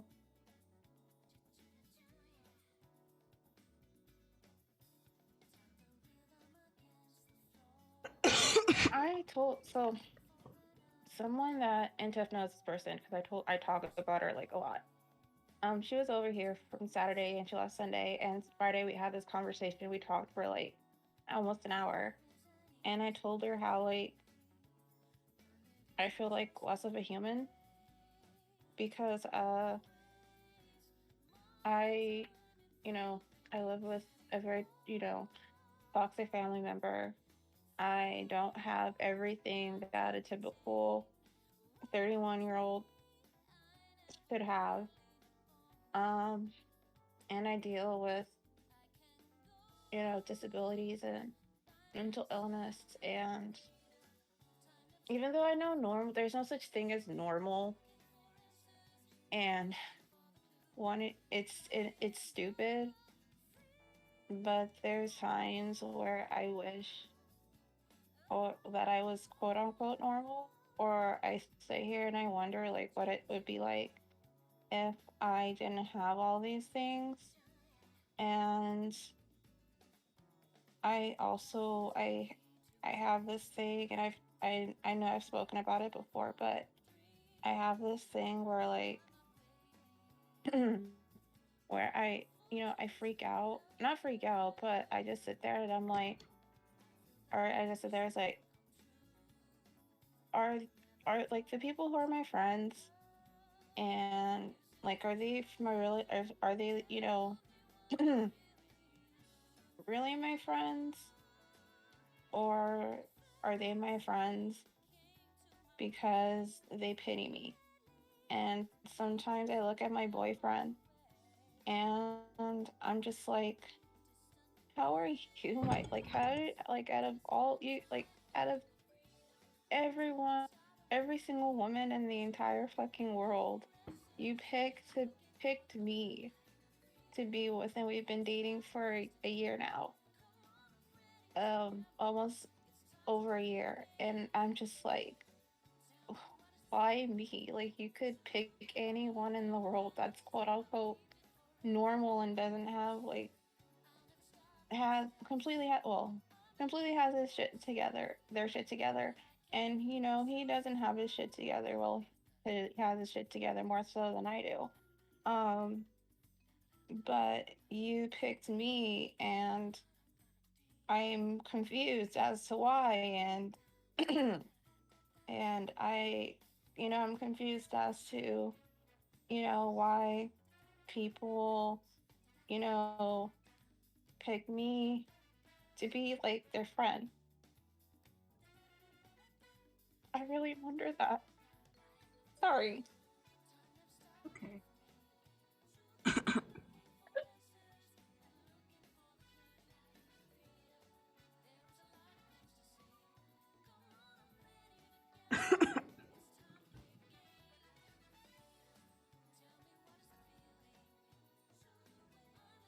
It's okay. Like,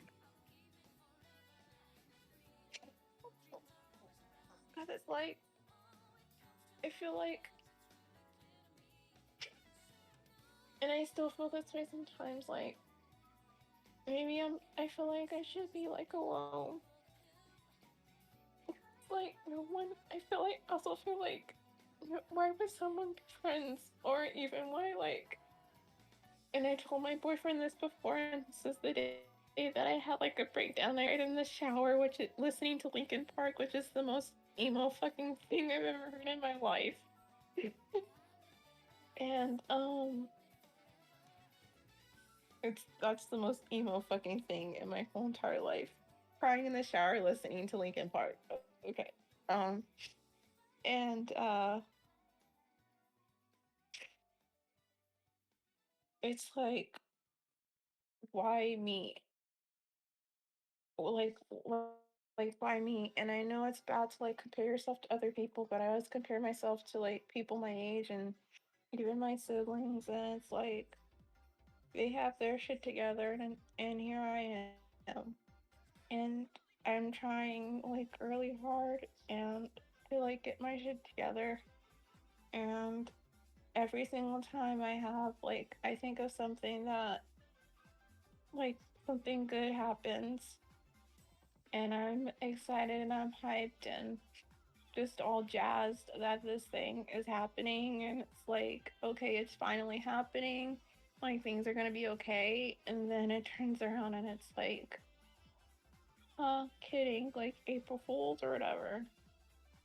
Like, this thing that you want, it's not happening, and it's like, and it's like, it's just a matter of like when.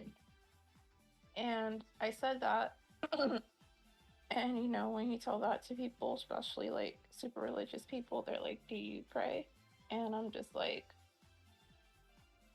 I mean, I believe in a bigger, higher being, but I don't believe in the traditional God or whatever, and I don't do like the religion bullshit because that's a whole fucking shady thing. And maybe I'll do like a special bonus episode on televangelists and their scandals and whatever, because there was a lot. But I always question, it's like, do you guys really like me? Do you guys really my friend because you like me for who I am, or are you just like my friend or whatever because you want to, or if it's out of pity? And I felt that way pretty much like my whole life, and it's gotten even worse as I got older. And as soon as I started making more friends, and you know, because my whole life I've struggled with making friends and keeping them because I've always been socially awkward, and I've always been the one that would get left out of stuff, and I would always have to be the one that picked sides. Like, I remember this one time my friend at the time and her big sister, they got into a fight, and I was friends with both. And I had to pick both sides. I had to pick one or the other. And which, first of all, don't ever do that because that's not cool. That's not okay. And obviously, I picked my friend's side because that's my friend. And we went through a lot together. We were close and we did everything together. And we always, like, I remember every, like, book fair, like the scholastic book fair, every time that came to our school, we always bought the same thing. Like, I think we bought like the same, like, instinct book together one year. So we did everything together, and her older sister didn't talk to me for 2 weeks because I chose my friend's side over her side, because because I was closer to her, and her sister that was a grade above us. So of course I'm gonna pick her side. And now I'm sitting here, I'm just like, are you guys like really my friends? Like, do you guys like really like me, or am I just like one of the people that you like out of, pity?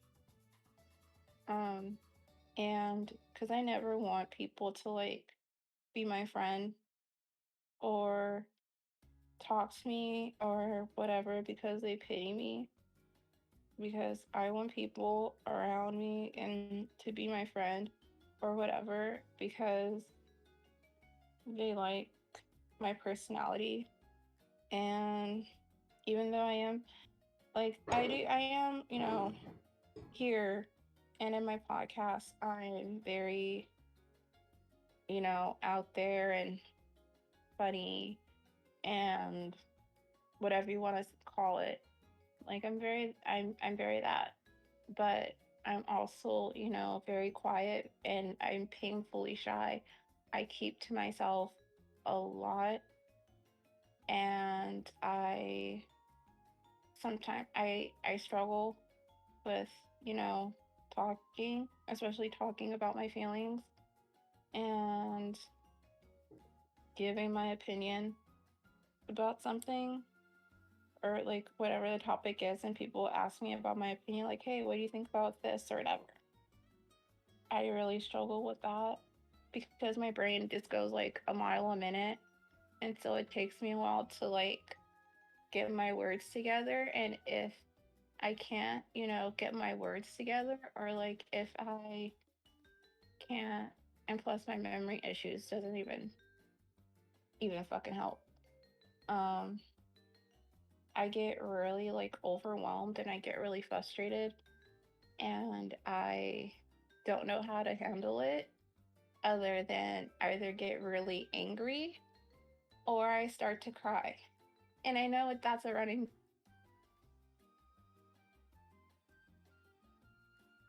or I get angry. Um, and I, I don't know. I honestly don't know what the future holds for me, but I hope one day that I can be something or a person that people are proud of. And I hope I can, find my happiness again. Because to be perfectly honest, I lost it. I lost it. And yeah, there's things in my life and people in my life that make me happy, and I love them to death. My boyfriend being one of them. But I want to be happy. I want. I don't know. I just want to be a person that people are proud of.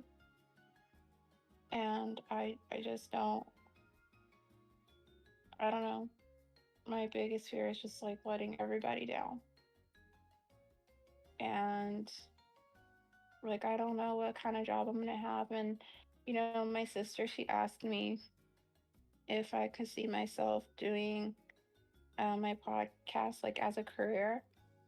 And I said yes, but I also say no because, granted, there's people who, they do podcasts for a living and they were able to quit their job to do it, like wine and crime. Like the girls on there, they quit their jobs because they can do their podcast full time because it's so successful.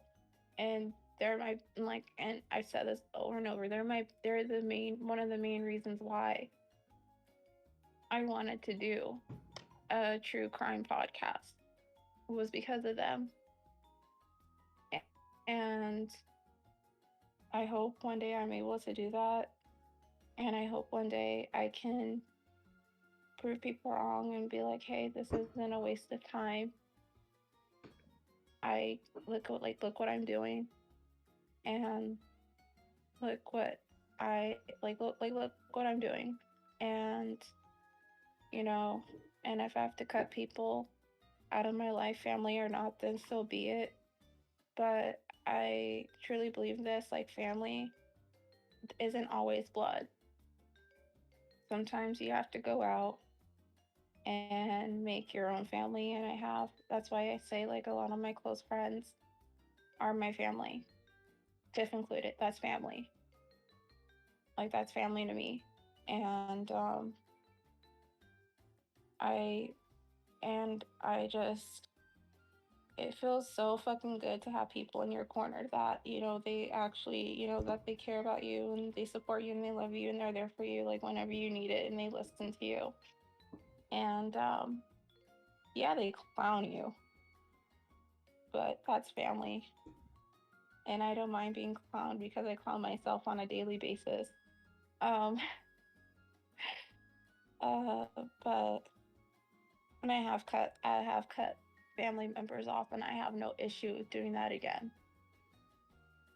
Because sometimes you have to do stuff for your own mental health. You don't always have to. You have to put yourself first and just say fuck everyone else. I'm putting myself first, and if you're with me, cool, and if you're not, then deuces. I don't need you in my life. Um, so I don't know if there's anyone that's, going through the same stuff that, I'm going through, Teff's going through, or if they're feeling like lost or hopeless or anything. But I just want to say that if anything, and if you haven't heard this from anyone else, I want to be the one to say this, and I hope it matters to you that I'm proud of you, and you're doing the damn thing, and you're putting yourself first, and you're doing great. You're doing amazing, sweetie. Um, and you have to do what's best for you. And don't forget that at the end of the day, the most important person is you. So look after yourself and make sure that you're okay, and make sure that your mental health is okay too, because mental health is just as important as your physical health. So yeah, thank you Yeah, for coming to my TED Talk. I agree. Sorry for getting emotional there. No, it's fine. It's honestly, why don't we like start like just hands down off the cuff talking? It gets me nervous. Yeah, well, I don't mean it in a bad sense, because Yeah. I know people come to the stream because I do voices and then I speak as the characters and people want to talk to the characters and everything like that, But I like this too. Even when I just talk as myself, like I notice people don't really talk at all, and it makes me feel insecure. It's just like, oh, I guess I just have to keep doing those voices, and everything like that, because that's what they're here for, and that's fine. I don't care about doing the voices. I don't care about that. I like doing the voices. That's why I do it. If I didn't want to do it, I would say I'm not going to do it anymore. Yeah. So before I run the ad, I'm just gonna say this. Like, when you're here, you can say, you're here for everything. Voices or no. Yeah. And I like talking to you guys in the chat and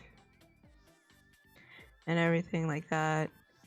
And if you can't like type out, that's okay. That's fine. I don't really mind it, and I don't really care. But I know like people just stop by just so they can get free art because I do art raffles. And that's why I haven't been doing them as of late, because people just stop by solely for that, and I feel like, well, it's for people who, actually like my content. And it doesn't really seem fair that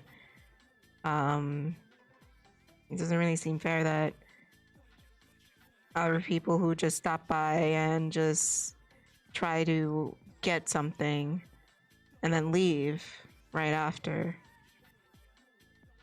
Right. It's like, it's not fair to the fans, because they're the one who stuck by. They're the one who like stick around when I go off the cuff like this, and they're the one who actually participates. So I feel like that's unfair, and that's why I haven't been doing them as of late. Not only that, it's just not a lot of people have been talking or anything like that. So I would feel bad if I would just be like, it would just be it as such. But still, like, again, it's not fair to them that it might sound pretentious, or it might sound like I have a big ego, but that's just how I see it. It's really not fair just for some person just to stop by just to get some free art, and it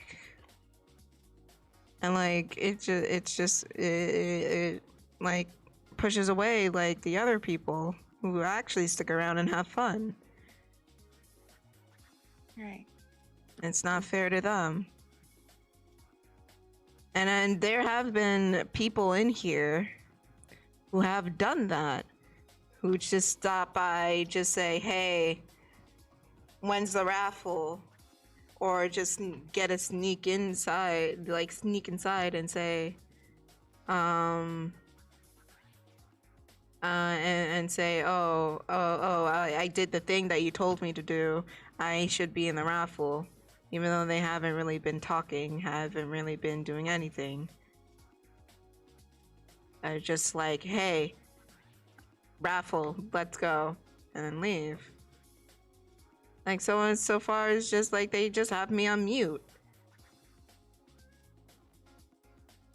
And like when we do, like, for example, the bird hype, and someone comes in who I know has me on mute, says it as well, thinking that, oh, I'm gonna get the raffle. It's just like, well, it just makes me feel sometimes a way. It's just like, well, that's not fair. Yeah. That's not fair. That's not fair to you guys, and that's not. And like, I feel like I shouldn't do it. Like, I shouldn't even count that. Right. But that's just how I feel. Yeah. Like, whatever. If you want to get a request for someone to go to somewhere else, this is not for any random person just to get a request. This is for people who actually enjoy my content, and I really appreciate it too, that people come in and hang out and have fun,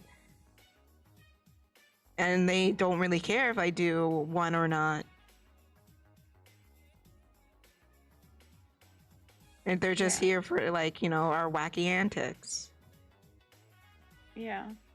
And, like, don't get me wrong, I love, like, bantering with, Amy and giving her shit. Like, I love that. That's fun. It's funny to me. Not funny to me. Amy, I love you. Oh, sure you do. But it's I love like having talks like this and um just talking, not completely talking, about like our personal lives, but just talking Just about just off the stuff cuff, that's, man. yeah, Just that's off the cuff, and hoping that if people can, relate to it, or if it's just something that's bugging us and we just need to get it out, um and just just like, because I'm reading the chat right now and just seeing all of the encouraging like words and stuff, it kind of makes me want to cry. Well, I'm a big crybaby, but whatever. It makes me feel good because it's like, I think that's the most important thing, is to, if you come to a stream, you come to just enjoy all of the content, like whatever is going on at the time. It's not, you shouldn't just come to, I hope this doesn't sound mean. And if it does, I apologize. You just don't come to a stream just for one thing and then just say, okay, deuces or whatever. You come for the whole stream. And yeah, not the whole you stream know, because people have other lives and shit like that. well, no, That's not the fine. whole stream, yeah, But because you people get have what we're lives. saying. Yeah. And we appreciate those who, who stop by and come say hello and interact and, just shoot the shit and have fun and all that. And this has been as much of an outlet for me, it has been for Tiff. And so, like, that, so it means a lot to me. So yeah, thank you for coming to my mini TED Talk again. But whatever. Yeah. Jesus Christ. All right. I'm gonna run a 60-second ad break. We'll be back soon. So Yeah, and I'm gonna throw away my trash real quick. all right. I'm running the ad now. We'll be back.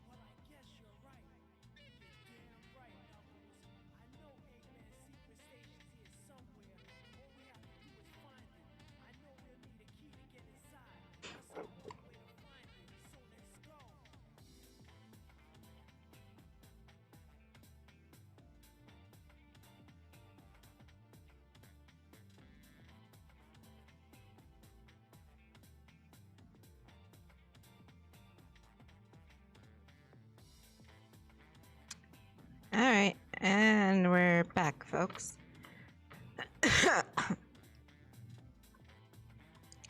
But yeah, at the moment I'm still working on the sheet for Bunny,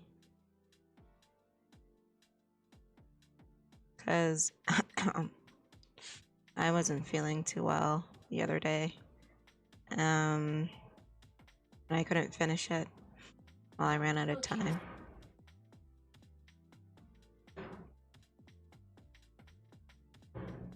Oh, jeez.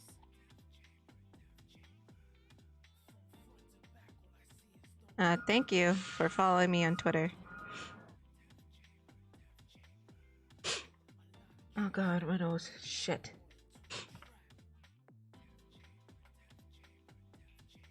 So, oh, Kris? Yes. I was wondering if you wanted to, let me change the title of the stream.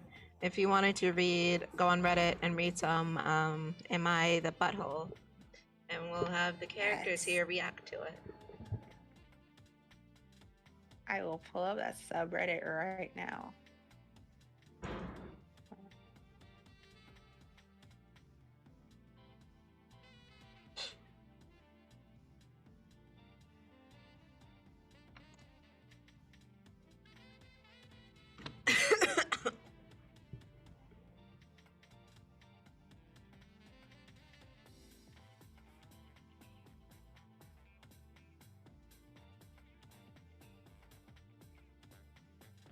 And I'm gonna try my best to. Also, I don't know if another comic reading is gonna happen today because Jessica's really tired, and she had a bad night last night, so she might not wake up in time.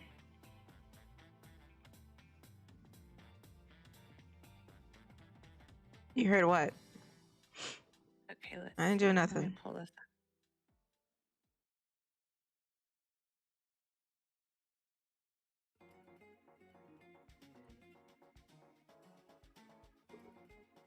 Oh, okay, this is a good one.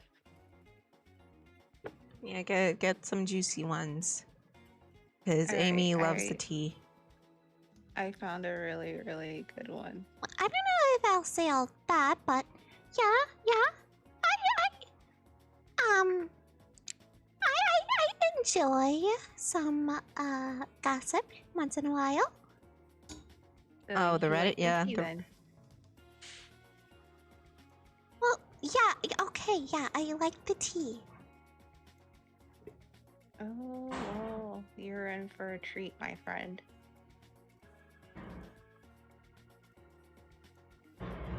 Can you, before we begin, can you bookmark Yes. these, the ones you read out? Because I might do an edit. All right, I'll bookmark this one right now. Thank you. Uh-huh. And just keep a list of them. Mostly because of YouTube. Okay. Yeah, r/slash is a good channel. You should follow him. It's so good. Yeah, Yeah, it's and- good. This one's one of my favorites, and I also like our eye bleach. That is a really good one. I really, really like that one. If you want to see pictures of cute puppies and things like that, go to our eye bleach because that one's just chef kiss, fantastic. Anyways, what's the first one? Okay, so the title for this one is Yeah? Am I the butthole for asking my sister-in-law if she didn't want kids, why did she get pregnant? Oh my. Okay. Wait, question. Are these okay Yes. for Cream to hear? Let me see. fine. This. It'll be Yeah, okay. This one is. Just And this if has, it's like- not, then censor it as much as you can. Okay. And this one has two edits at the end. Okay, so so it starts off. Okay. So this title is bad. I acknowledge this. But allow me to introduce you to my sister-in-law, Laurel. So Laurel married my brother around 5 years ago. They had always been child-free and extremely proud of it, which I am too to a point. He has always been disparaging of children, the idea of children, and Sorry. consistently would judge. Sorry, keep going. Consistently would judge other mothers around us for how they handle their own kids. She would comment rude things about people who would feed their kids in public, or even be bold enough to tell them, quote, "You should cover up because my husband can see you too," end quote. After all, Laurel doesn't like kids, so she's basically that meme. Anyway. Well, guess what? Laurel is pregnant now, and this is in parentheses, and both her and my brother planned this pregnancy, so it was not an accident. The family was very excited, but Laurel I think I'm saying that right, has made a misery out of the entire pregnancy, and to be honest, We know that she plans to make a misery out of her poor kid's life as well. The baby is a Shit. girl. Go on. Yeah. Sorry. So, the baby is a girl, and she'll say things like, quote, I don't want to deal with her long hair, so I'll shave it off to keep it maintainable, or What I the hate fuck? dresses, I'll never let her wear those. What the ever living? Oh my god. Oh Okay. my goodness! Yeah. Well, it She's one sounds of- to me that she's not ready for a baby if she doesn't want to do all of these things. And that's She's just a my Karen. well, I don't like that term, but yeah, I guess you can say she's a Karen. Yeah. She refuses to let us buy the baby toys or anything enjoyable, saying that the child won't want those until they're like 3 years old. And this is another in parentheses, which I don't even like babies, but I know that's a complete lie. I finally snapped when she was at a family dinner. She kept telling us how terrible it was to have to get the baby's room ready and how she hated having to buy everything for it. How this kid was already so expensive and wasn't even here yet, and making her life miserable. I asked her why she got pregnant if she didn't want this kid. That was a bowling ball catastrophe, and even though my brother often tells me he asks the same thing, apparently Laurel doesn't like getting called out about her behavior toward her unborn child. Am I the butthole for asking her if she didn't want kids, why does she get pregnant? The first edit is, something else I like to add is Laurel is currently 35, she isn't young, and neither is my brother. The second edit says, I am overwhelmed by the support from the Reddit community and really Well, appreciate that all well the advice. spoils I've it. received."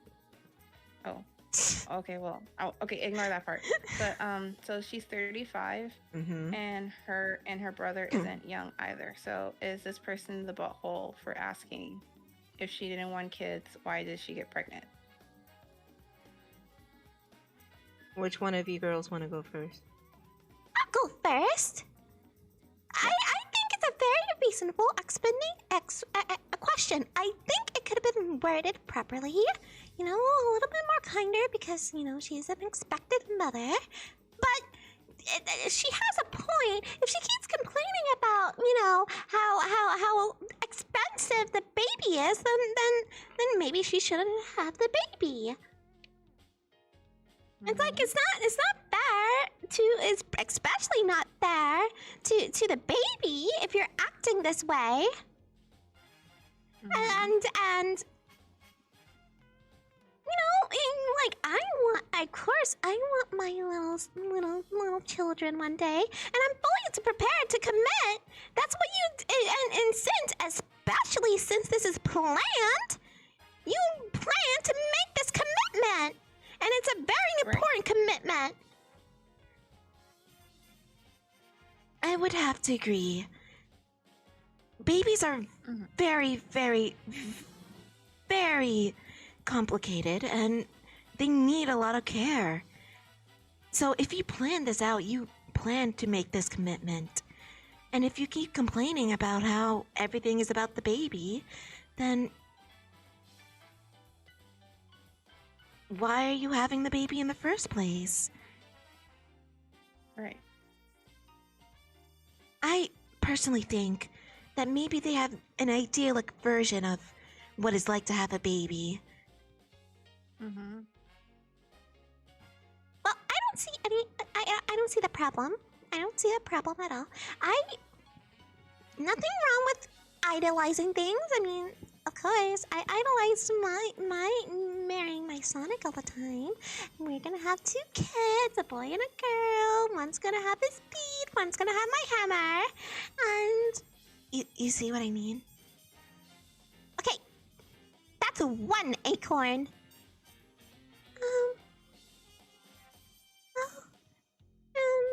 I don't really get it too much, but I would say, it's like, eating a cupcake and, well, and you're complaining like, oh, why did I get this cupcake? But it was your choice to get the cupcake. And you didn't have to get the cupcake, but you choose to eat it anyway. Mm-hmm. So I'm guessing you're saying that this person is not the butthole? Well, again, like Amy said, they could have worded it more properly. Maybe not in front of everybody, and maybe it was too much of a rash decision to ask. But given the circumstances, it's not totally inappropriate. Yeah, it's just they could have done it in a better place, but no, I don't think so. Well, you guys are correct because Well, there is no right or wrong answer. yeah, there's no right or wrong answer, but a lot of people said that this person it says that they are not the butthole. There's one comment that stood out to me, and this person says, not the butthole, and maybe pull your brother to the side and suggest that she speak to someone, because this does not bode well for your niece. And then this other person said this: your sister-in-law needs some serious therapy, and your brother and sister-in-law need some serious marriage counseling as well.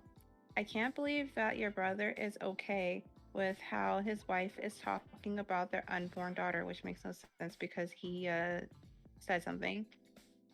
If she hates her this much now, I can't imagine how much she will hate her once she's here and needs constant care and attention. This is so sad. And I say that this person is, they're not the butthole, but I feel like, it could have been said. How can I say this? It could have been better worded. I think that's how you say it. I think it was like more proper. I don't know how to say it, but more properly worded.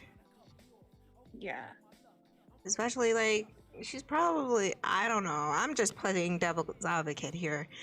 She's probably like under a lot of stress, and she's just like, oh, why did I do this? Why did I do that? Why did I do this? So we don't know. So yeah, we don't know for sure. Yeah, like we don't know for sure. yeah. Like we don't know for sure. And cuz like having a baby is a lot of pressure, and it's a lot of pressure, and there's a lot that goes, excuse me, that, and like there's a lot of pressure, and there is Yeah, that's the word. a lot Sorry, of, that's the word, Penguin. Yeah, tactical. yeah, there we go, thank you, Penguin. And there's there's a lot of, it's a big responsibility. It's a very, very, very, very big responsibility. And so, do I think she does need to talk to someone? Absolutely. Absolutely. Just so she can figure out how to get her, get all of her feelings out and all of her stress out, because that's not fair to the child, and the child's not even here yet, and Yeah, they're that's dealing what with I'm this. saying. Like, if she has so much animosity now, imagine when the child is born. Yeah, the child is gonna rely, I mean, of course the child's gonna rely on the dad, but it's gonna rely on the mom. Yeah, especially if it's a girl. Yeah. I mean, Yeah. mom, dads can raise a girl. I'm not saying that, but, when a girl is growing up, they're gonna look to a female, a more feminine. That's the right word. A more feminine role model. I mean, look at Cream. She only lives with Vanilla. Oh yeah, I like my mom. Yeah, exactly. So if she was raised by a guy, she wouldn't. That's not what I'm saying. You're putting words in my. I don't appreciate you putting words in my mouth. Okay. I'm just saying, a girl or more feminine person is going to look for a more feminine role model, and if the father can't be that more feminine role model, then they're gonna look towards their mother. And if their mother, acts like they hate them and didn't want them in the first place, then they're gonna feel bad about themselves. Yeah, she does have a point there. The child might develop some insecurities that, shouldn't be there in the first place. Thank you. Exactly. That's not what I'm trying to say.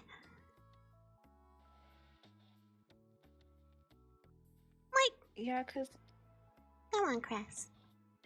like I've always believed and said this because I feel like it's like that saying. I hope I'm saying this right.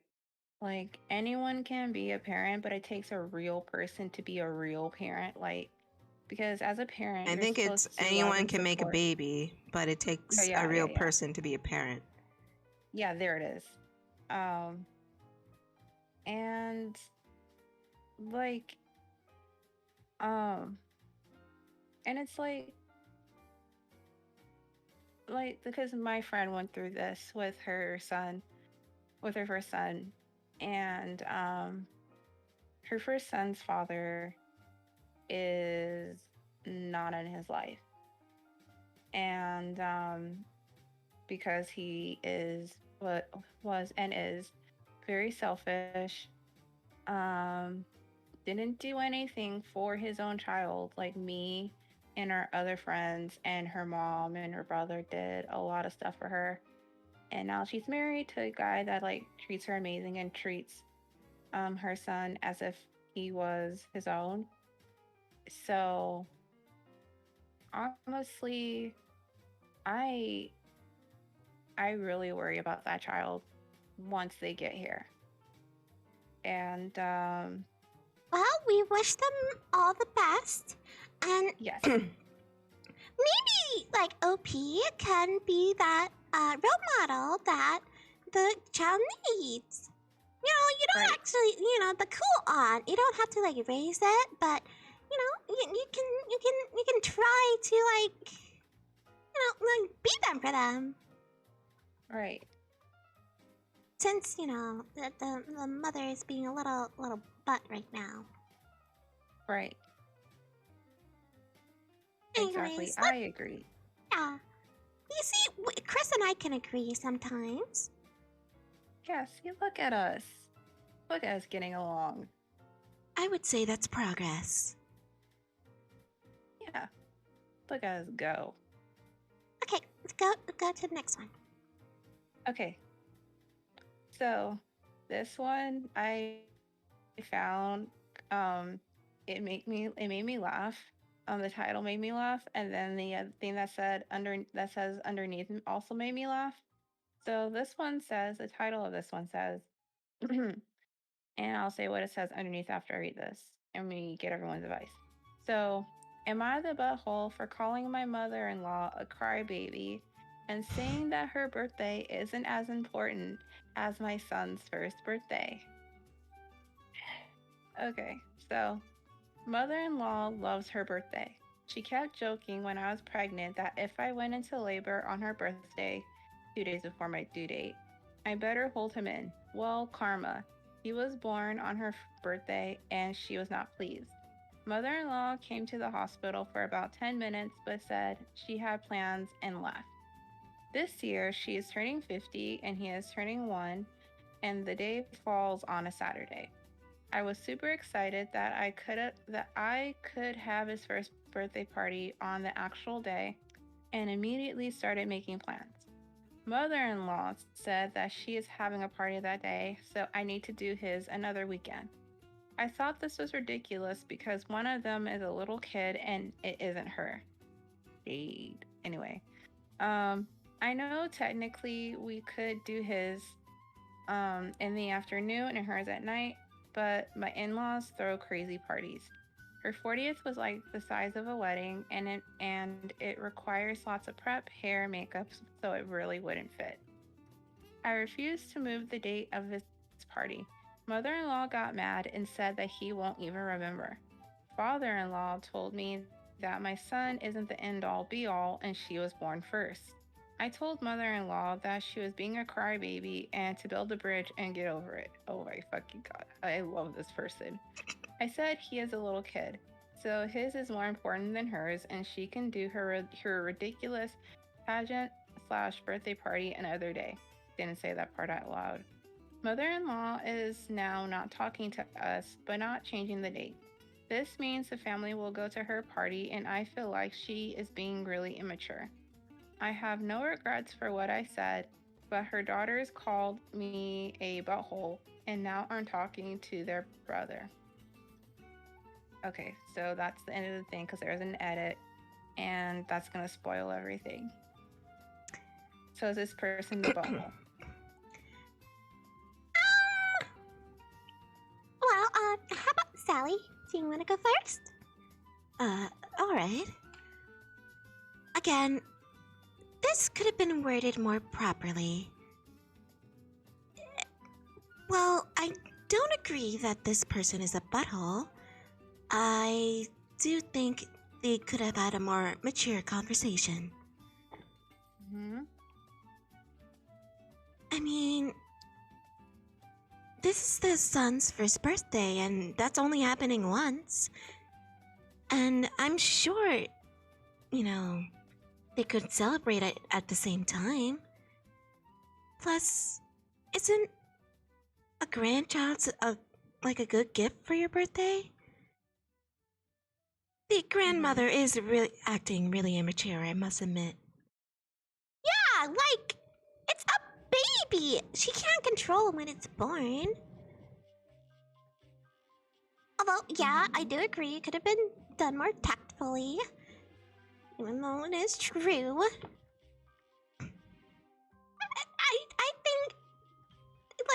I think the grandmother should, be happy that she has a grandchild. And, some people don't even get to have that when they really want to. It's not fair, and, maybe this will, lead to something more down the line. Maybe some animosity towards her own grandson. That's not really fair. Right, you bring up a good point. Yeah, because... I get it, it's your birthday, but you get to celebrate it with your grandson and everybody that you love. Sharing is caring. Karen? Okay. What do you think, Cream? I think, there was a nicer way to say it, but... I think the grandma should be happy to celebrate the birthday of her grandson. Mm-hmm. I mean, I understand her side of things, that she wants, her own birthday party, but, we don't have to fight about it. We can all share everything like that. Right. So I don't think the mom is wrong for, I mean, she could have not been so mean about it, but Grandma wasn't really acting very nice either. Mm-hmm.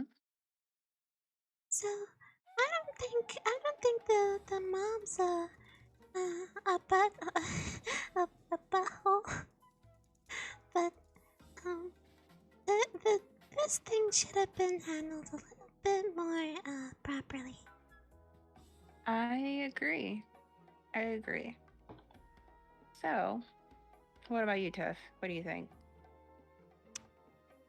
Cream, cover your ears. Oh, okay. Alright. Grandma's a bitch.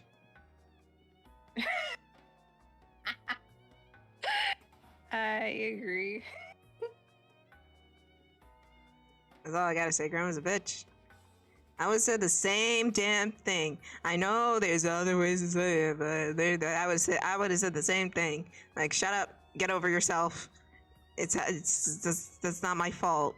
All right, get Right. get Like, over yourself.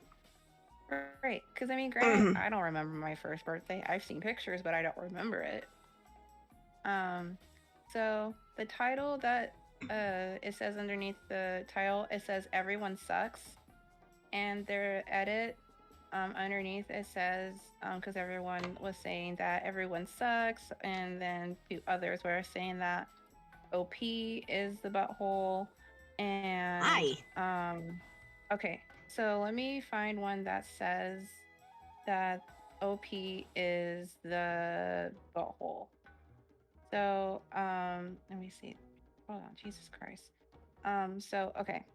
So this one says, "You are the butthole. While insufferable, mother-in-law isn't obliged to accommodate your plans. I edged to mother-in-law's side because you're hiding the ball. Baby couldn't care less if or when a party occurs. This is about you and your demand for priority on baby's behalf." And then another one says, "I was gonna say that everyone sucks here, but because of your reasoning, you are the butthole. No, because your son is a little kid. His birthday isn't more important, especially since he's only one and won't even understand what's happening. Your son's birthday party is literally only for you. I can't imagine a 1-year-old's birthday party taking that long anyway, so just have your parties at separate times on the same day." And then there's someone said that OP is being petty. Didn't she say like, oh, we could do that? Yeah, that was like her first thing. She was like, "Oh, well, we can just do it like different days or No, different different times." times. Like she said, like, oh, we can do it at the afternoon and hers at night. Right. I was just Yeah, like, and then okay, that she's sounds like, fair. "Well," yeah, and then she's like, "Well, her." Okay, so this is the edit. So for everyone saying to do a joint party, mother-in-law throws huge fancy parties, cocktail attire, open bar, going until 2 a.m. and with some vulgar friends. That isn't even an option, and even if it was, she wouldn't want to.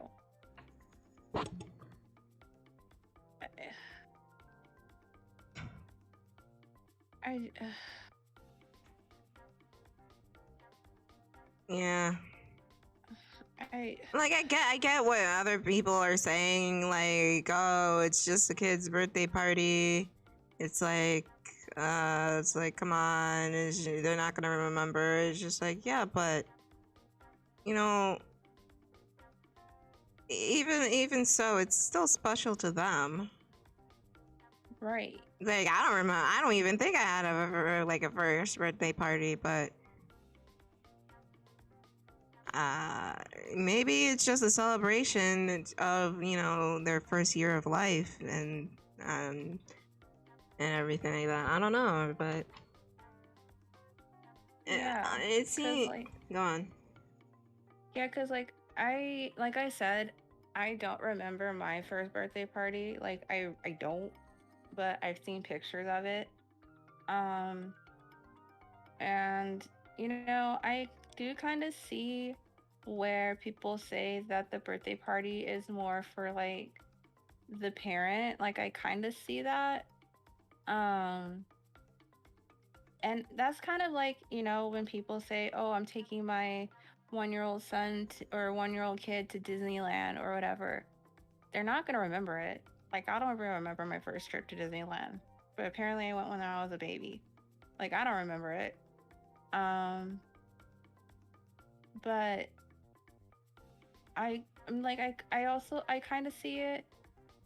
And, but the thing that kind of like throws me off is But then I also kind of see that, the mother-in-law threw a tantrum. But I don't know. Like I can kind of see where the mom's coming from though. I can kind of see it, or the parents coming. Well, the mom's coming from. I can see it. I can kind of see I it. guess you can say both sides are valid. Yeah. On one hand, Yeah. yeah, we have a mother who wants to celebrate her child, and that's perfectly okay. And on the other hand, they aren't going to remember it, like it or not. So, Right. I wouldn't say everybody sucks.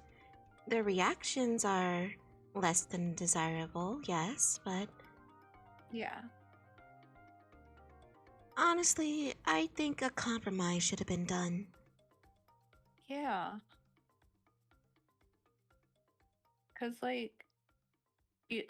the way I could see it, it could like a joint thing could be done. Like you could do the kids party like in the morning, and it doesn't have to be like this big party. You can just get the kid like a cupcake, which is what we did. Which is what my family did. We got a cupcake on it. We sang happy birthday, and we just went at it, and that was it.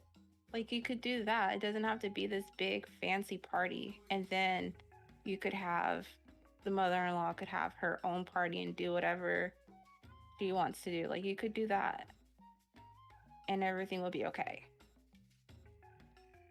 Exactly.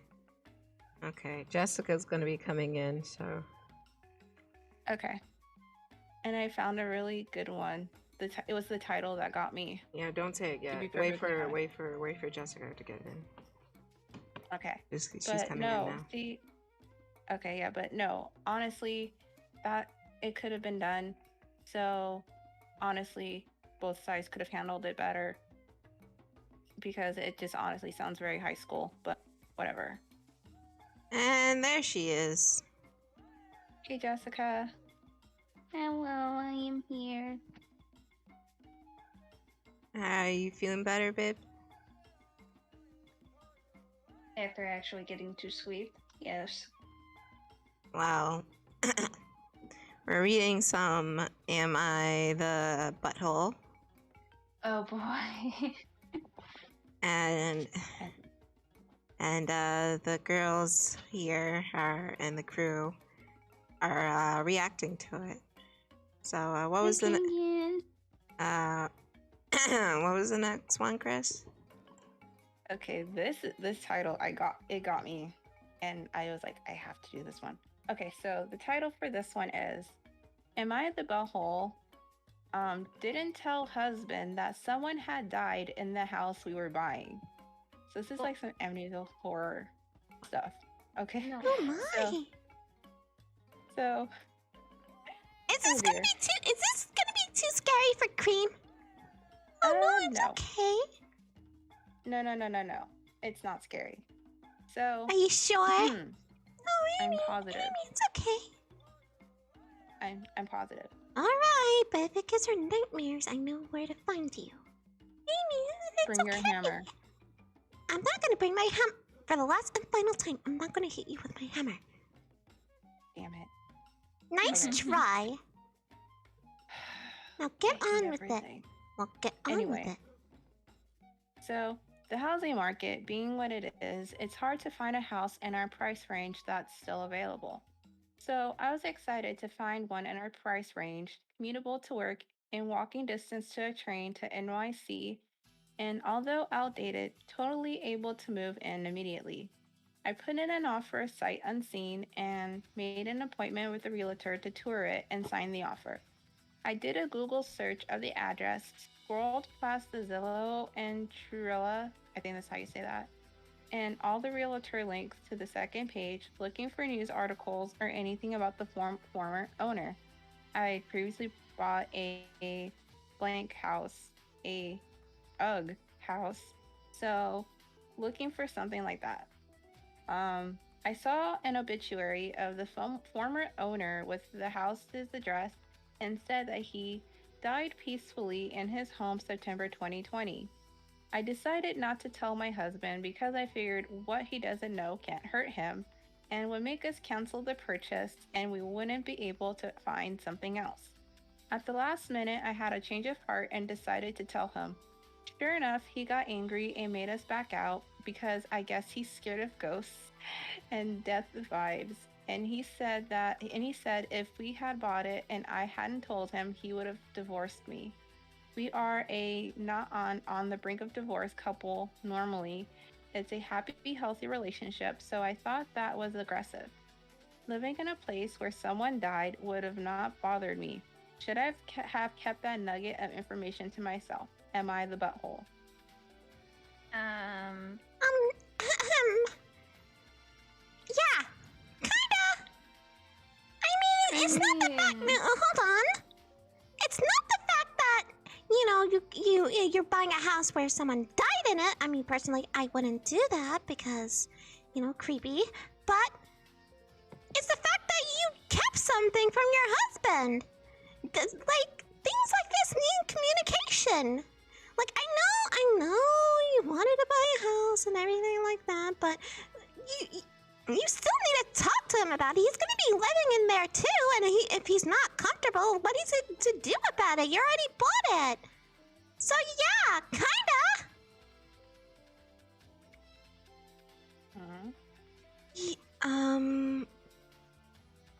Yeah. Well, again, it might not bother you. It could bother him, and his opinion does matter as well. So, yeah, I would have to agree with Amy. Yeah! I mean, it's about communication, and you didn't communicate with him. And that's not fair! Like, whatever. What? Oh, someone died in it. Their condolences. I get it, but you can't say, oh, it doesn't bother me, and not think about your husband. That's kind of selfish. You do need to take into account there is two in the relationship. And buying a house is a really big decision.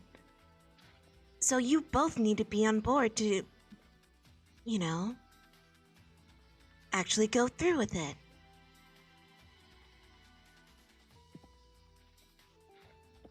And you need to take into account that he might be uncomfortable with it. And so, to go behind his back like that isn't okay at all. People need to be, honest with each other, or else, they're not gonna, trust each other anymore. That's what happened with me and Charmy. Because he's not paying me back my money.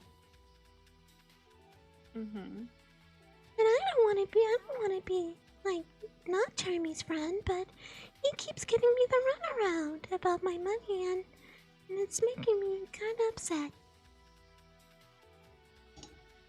Penguin says, "You're both buying the house, so both of you should be comfortable with the purchase." I see that, yeah. Me, normally I would be like, yeah, he's being oversensitive, whatever. But that's me personally. I would be like, whatever. But I can see the point of view, like, he's gonna be living there too, so yeah, you should tell him, and that's your husband. But what do I know? Ladies. Yeah, let's see. Okay, so I can see where the husband is coming from, but at the same time, because you guys, you're married and you're supposed to tell each other everything, especially when it comes to a big decision like buying a house. Like, that's important. And at the same, because I can see that. But at the same time, I kind of understand why this person OP didn't tell their husband about this because of that fear, but the point of the matter is you should have told him. So I see both sides, but and I'm kind of leaning towards the husband side, but also I'm just here like, well, your husband's kind of a, you know, how can I say this not without swearing? 'Cause I want to swear so bad. Um, your the husband's kind of silly. And because like one of the comments is like edit was asking OP a question like, and it said, "Is your husband afraid of the boogeyman?" And that made me laugh. But I don't know. I kind of see both sides, so I don't know. So if you had to pick, which side would you, what would you say? I think if I had to pick a side, it would probably be I would probably pick the husband side because that's a big secret. Because that's a big secret. Like, let's say my boyfriend and we move in together, and my boyfriend picks a house that somebody died in here, in the house, and he bought the house and he told me, "Hey, I bought us a house," and then I somehow find out that a person died in there, and then I flip out. I would get mad because it's like you should have told me, and I should have been able to have input because it's not just him living there, it's me living there too. So I should have input too, because that's fair. And I would feel like you were only thinking about yourself and you weren't thinking about me and my opinion and my feelings and all that. So then, I would feel a type of way if I wasn't told like, oh yeah, well this house we're living in, someone died. Yeah, like at the end of the day, whether it's silly or not, they still need to, talk about it. And you can't like just hide that information from them. That's not okay. Whether it's Right. silly, whether it doesn't bother you or whether it's silly or not, it doesn't matter. You still should know, and he still should have like a say in the matter, whether it's silly or not. Right. Even though, it's like, it's whatever, but eh. What about you, Jessica?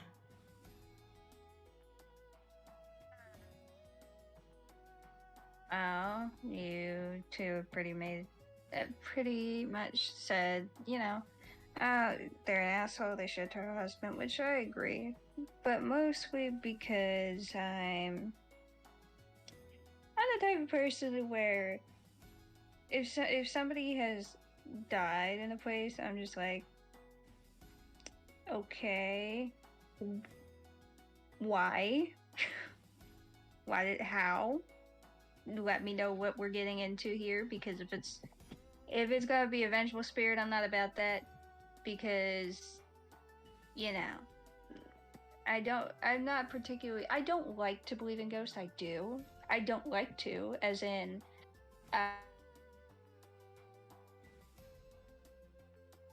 deal with ghosts, and I will walk into a place, and if anything moves or makes a sound that I don't think is natural, I'm just like, look, dude, I have so much shit I already gotta deal with. I don't want to deal with you. Can we move on? Thank you very much.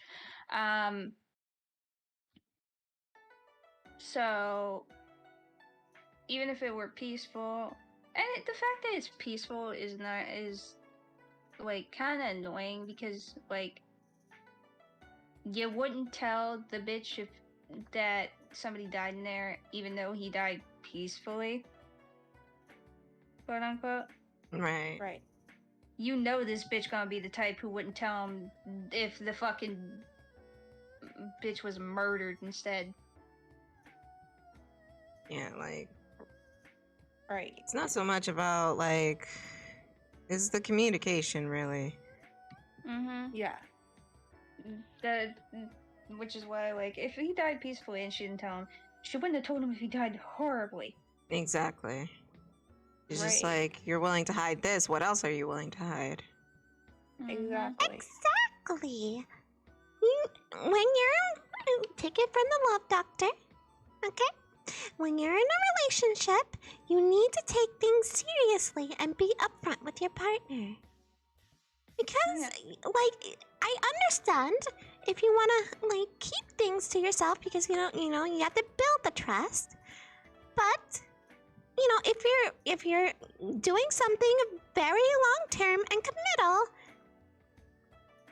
then you should be very upfront of what you want, so both of you aren't surprised of what's happening.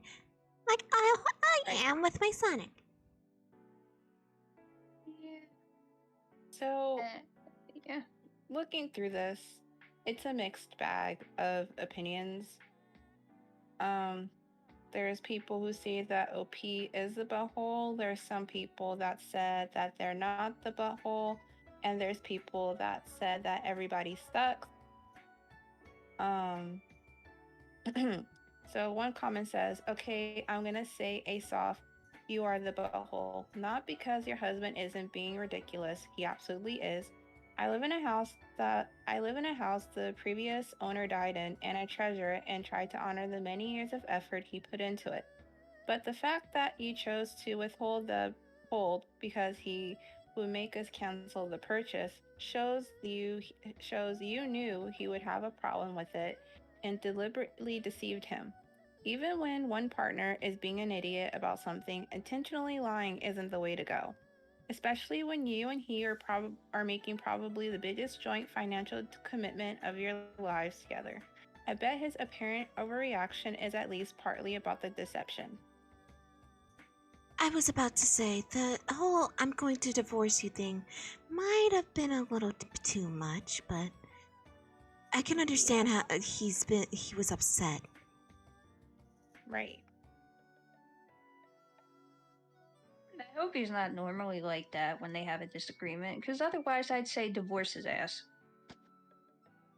No, Because it's I not good think for I both think of you. they said they weren't on that cusp. I think it was just that instance, like there was like that was like one of their first fights or something like that.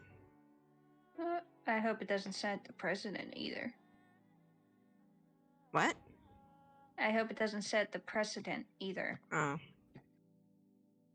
No, according to her, they have like a very happy relationship and all. It's just that the, lying by omission thing really like upset him, which is understandable. Fair. Goodness. Okay, what's the next one? Alrighty. So, this next one I got, and okay, so this one I thought was really interesting. Okay, so this one says, am I the butthole for asking my girlfriend to not identify herself as my son's mother?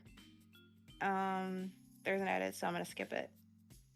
So I was widowed in December of 2019 after my wife of 6 years died due to complications following childbirth.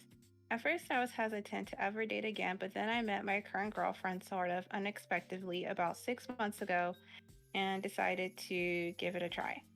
Obviously, I want anyone I'm with to be good to my son and treat him kindly and lovingly.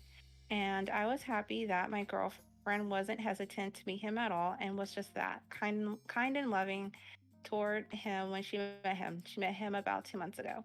However, something I would never want any partner to do is to try to take the place of his mother. Even if we were married for 30 years, no one but his mom will ever be his mom. And the last couple of times my girlfriend has been over, I caught her trying to get her to say mama to her.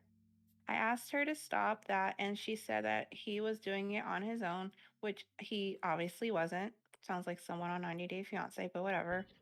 Um, Ooh. I'm not really an active user of my Instagram, but after that, I decided to go on there and look at hers. We do follow each other, but I haven't really logged on in the past few months. And she's basically making herself out to be his mom on there with pictures and videos and stuff and identifying herself as his mom even though she isn't. She isn't passing him off as her own in the strictest sense because she's not saying she gave birth to him, and she will clarify to people who ask that his biological mother died, but she's definitely insinuating that she's adopted him or that she fills a mother role in his life. After I found this, I confronted her about it and she got angry, saying that I should be grateful that she loves my child as her own and that I found someone who will love my child as their own. I still feel upset about it, but I'm questioning if I should in light of that. So here I am asking, am I the butthole for being upset and asking her not to identify herself as his mother? I'll go first here. Honestly, no. Again, that's boundaries you're setting. And if you want to set those boundaries, you have every right to. Because there are some people who are like comfortable with it and some people are not, and that's okay. She has to respect those boundaries because that, again, that's your kid and that's not her kid. You're letting her into his life, and you know that's also perfectly fine. If you're not okay with him seeing her as his mother, then that's also okay and fine. Like, I can understand how she's feeling. Like, then what am I to him? What? Then I feel like I'm his mother. And that's perfectly fine, and that's perfectly dandy. But then again, those are his boundaries. And honestly, I think when he's older, when the child is older, maybe he should decide whether or not he recognizes her as his mother. But it doesn't mean he'll like not know about his birth mother or his biological mother. But yeah, to me, I don't think he's the butthole here, because again, when you're in a relationship, you set your boundaries, you set what's okay with you and what's not okay with you, and if that's not okay with you, then yeah, you have every right to say it. So that's where I stand. Yeah, because like I've experienced that, like because for those who do not know, my mom passed away when I was 16 years old, and there has been, you know, women that has come into my dad's life and they've acted like towards me as like a mom, quote unquote, mom figure, and I would, you know, and I've said, you know, I appreciate this, but you like there's no way that you can't replace my mom, because my mom is always going to be my mom, and they try to be that mother-like figure, which I appreciate, but you know, I have my godmother and she's like my mom figure and she's great and I love her. But I think he's not the butthole. And I also think that the girlfriend should take the pictures of his child down social media for privacy, because that's a yikes. Well, Bill DD, I was gonna disagree with you guys and say he is a butthole because she came into his life and wanted to be a part of his family, and now he's saying this, and She probably feels like an outsider now. But I guess I see your point there, but still. She just wants to be a part of the family and she does love the kid, so what's wrong with her like saying that well saying or like sorry. Like her saying that that's she's the mom. It's Yeah, like because, like, it's.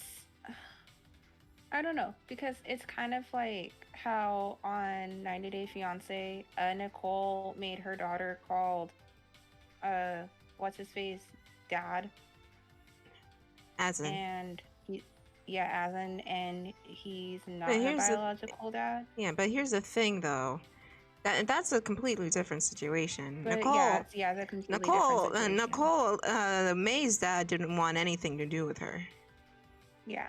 So, and the mother here unfortunately passed away while she was giving birth. Yeah. So I can understand why Nicole wants May to recognize Asin as dad, even though it's a little bit too much, a little bit too soon. But hey, that's up to her, because like she doesn't have that father figure, and Nicole wants her to have that father figure, as opposed to here where they are like, no doubt the mother would be involved if she was still here, but she's not, and Yeah. he is afraid that the child would forget, and that's the last thing he wants to happen. Yeah, and like I understand, like if she, granted, let's say that this child it was a little bit older, and and she came into their life. If she said was like, "Hey, if you need anything, I'm here. You can talk to me." That I can, understand that and see that because sometimes we all need, someone to talk to. But if you're here and you're downright, making yourself to be like this person, this child's mom, it's pretty much erasing the mom. Mm-hmm. And that is what I have an issue with, because reading this, to me, it seemed like she's trying to erase the fact that the mom's no longer here, even though she is. It feels like from my perspective, it feels like she's denying that she's not doing that. But for me, it seems like she is, because she got angry when he confronted her about this, which I don't like. I don't blame him for getting angry. Like I don't blame him for that at all, because if I was in that position, I would get angry. Um, because there's boundaries and you have to respect the boundaries, and it feels like she's overstepping the boundaries. So it's like she's not respecting the boundaries. She's not really respecting him, if that makes sense. Mm-hmm. So there's an edit, and so I'm just gonna go through the edit real quick because I know we have to take an ad break. Quick edit because I have to go to bed and there's some stuff being propagated in the comments that isn't true. But being that I'm going to bed, I'm not gonna be able to reply to every single comment saying it to correct it. My girlfriend does not actually fill a maternal hole in his life, nor do I at this time want her to. She has only met him a handful of times, and all of those social media posts are from those few times. She has never been alone with him and has never actively cared for him in any way in terms of childcare. She is not actively participating in his life in a maternal way. She was introduced to him casually, the same way he had been introduced to every other friend I have. She is in no way co-parenting with me in real life, nor have I ever had an expectation or discussion with her about co-parenting with me in any way, shape, or form. Well, then that changes everything. Mm-hmm. Well, because, like, well, then if gosh, if she wasn't, like, involved, then yeah, he has every right to ask that then. I didn't know that part. Yeah, I was waiting to get everyone's opinion before I read that part. Well, Chris, you from set the me comments. up! I didn't set you up. You I just did! waited because it was spoiling it. How is that It spoiling was said it? in the comments. No, Chris, God. a spoiler is when someone says their opinion, Well, not extra information. it didn't involve the comments. But No, when the comments are just saying, like, when the person is saying, "Oh, since I'm seeing, I'm not this or I'm not that," but if it's like more information integral to the story, yeah, that's kind of important. God, everybody hates Chris. But 60-second ad break. Said that, yeah, ad break. Ad break. Time for an ad break. Forget it. We'll be right back. Running ad now. Seconds. Let's see. Not the asshole. Not the, oh, huh. Well, okay. So I'm guessing someone see. did say they're the asshole by your reaction. Yeah, well, let's see, because a lot of people said that this person is they're not, a lot of people said that this OP is not the asshole. Let me see. Hang on. Yeah, a lot of people are saying that this person's not the asshole. Like one says, big time yikes, not the asshole. This is very strange, in my opinion. 6 months is still very early in a serious relationship.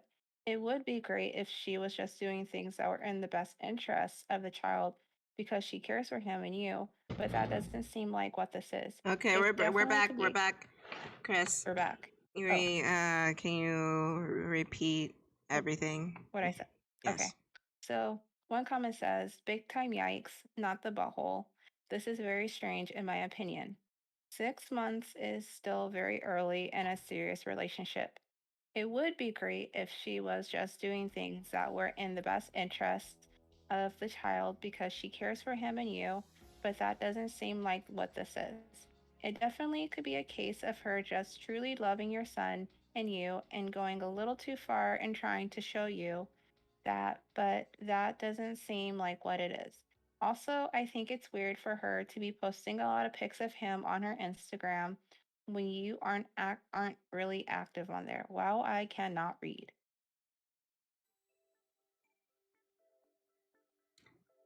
Yeah. So yeah, It's weird. it's really weird. I'll read one more comment. So this one says, not the butthole. You've only been dating again for a short while and they've only recently met. It doesn't seem like you're at the point in the relationship where you're looking to merge into a family, and that is okay. What is not okay, if this is not a forever type relationship for you, is for someone you are dating to become, quote, mom. What if she becomes mom and you break up in 2 months? That type of thing will be very damaging to your son. As far as her calling herself mom on her social media and saying she's adopted your son, that is just very wrong. That's just a straight up lie. That's lying to whoever, friends and family, is following her. Even though she will explain when prompted, it does not excuse the initial lie.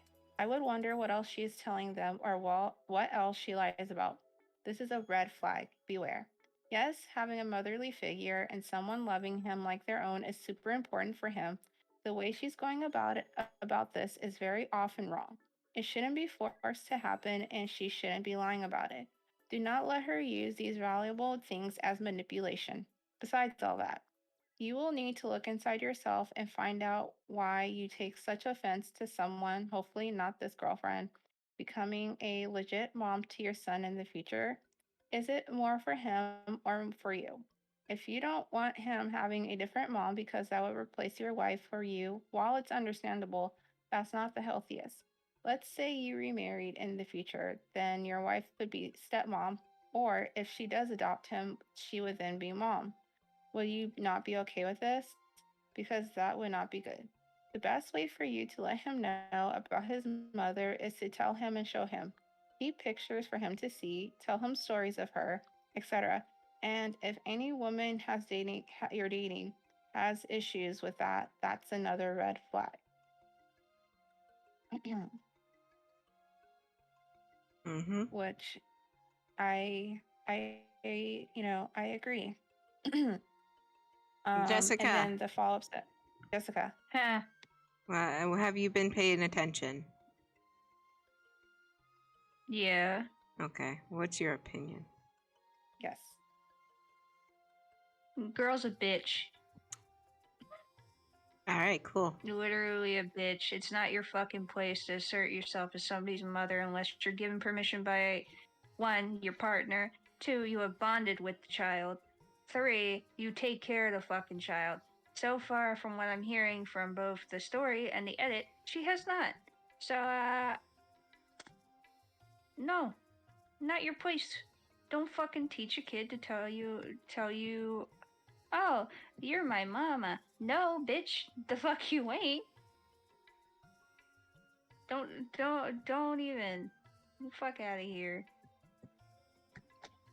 I'm like, I'm a little yeah. ticky because this is what my fucking mom's ex-husband tried doing when I was younger. He was just like, oh, I'm your dad now, so you have to call me dad. And he would get pissed if I didn't call him dad. If you didn't or you did? He would get pissed if I didn't. That's So his I did it problem. begrudgingly. And I did it begrudgingly because I didn't feel like getting yelled at. Fair. Yeah, that's fair. Did I think it was my dad? Hell no. I don't have a dad as far as I'm concerned. So yeah, bitch needs to back the fuck up and stop trying to insert herself where she is not needed. Mm-hmm. Yeah, because honestly, I would definitely. I would definitely get upset if I had a child, and the father was not in my child's life, and then I meet someone, and I find out that my partner is making my child calling him dad, when I personally said or told this person, you're not my child's dad. So so don't even try to tell my child to call you dad. And then I find out, especially if I found out the way that OP found out, I would be very, very, very, very angry.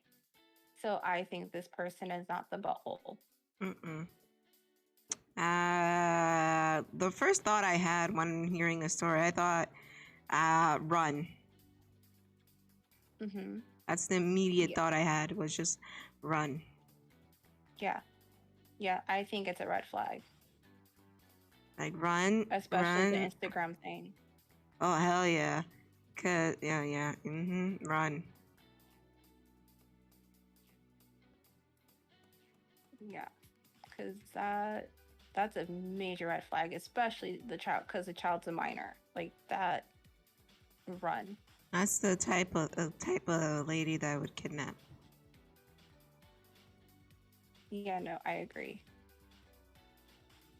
Like, no, run. Take your boy and run. It reminded me of a scene from the Boondocks where the lady kidnapped Riley. Mm-hmm. And she's just like, I just want to be, he's just so adorable. I just want to be his mom. I remember that episode. I think that was the one with like the crazy lady or something. Was that the one? No, that the one with like the wolf lady or whatever. I think so. Or am I thinking of it? I think that was the episode. Yeah. Anyways, go to the next one. Okay. So this one reads, am I the butthole for hanging up on an old friend while she cried about her divorce? Okay. For 10 years, I, 25, was friends with Bethany, 31. We had some good times. At the same time, Bethany was very insecure and therefore very competitive with me. If I achieved something, Bethany had already done it and did it twice as well. I won't try and portray myself as the greatest friend. I know I wasn't. I was very much immature myself and snapped at her a few times. After deciding I didn't like where my mental state and self-esteem was at, I began caring for myself better. At this point, Bethany was engaged.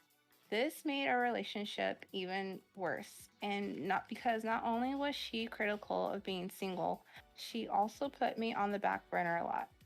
But the final straw was when my parents died in a crash and she didn't reach out or call, but instead used the excuse she was busy planning her marriage. I realized our relationship was emotionally draining and she didn't care about me. I ended our friendship as respectfully as possible. Now, a year and a half has passed. Bethany reached out to me to tell me that she had 3 miscarriages and her husband has filed for divorce. Her family has taken his side. She was crying in her call, saying she just needed someone to be there for her. I don't know what came over me. Maybe the years of building resentment and anger finally spewed out, but I said, Bethany, we're not friends because you aren't there for me, so I have no obligation to be there for you. Click. My boyfriend, who overheard the call, was shocked by what I had done. He told me I was a horrible person and walked out. We later discussed things. I explained my relationship with Bethany, but he's still fixed on the belief that I was a heartless and selfish bitch. My friends won't tell me what they really think. So Reddit, was this action so bad I am a butthole? No. Why is that, Kris? You need to dump his ass. Why is that, Because Kris? if he's gonna... Jessica, you'll get your turn. Calm down. I'm angry. I know you're angry.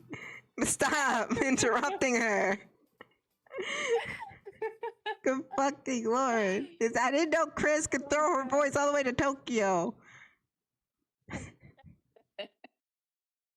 I'm kidding. Kris. Right. Kris, go on. So this is the part that made me very, very angry or angy, whatever.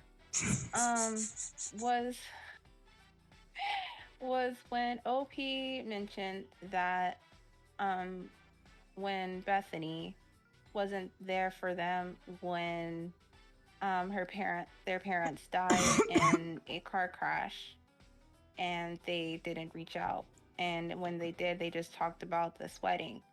So that made me mad because it was like, if you're my friend and something like that happens to me, I expect you to reach out to me and ask me if I'm all right, if there's anything that you could do to help me out. I'm so sorry for your loss. If you need anything, let me know, blah, blah, blah, all this stuff, my condolences.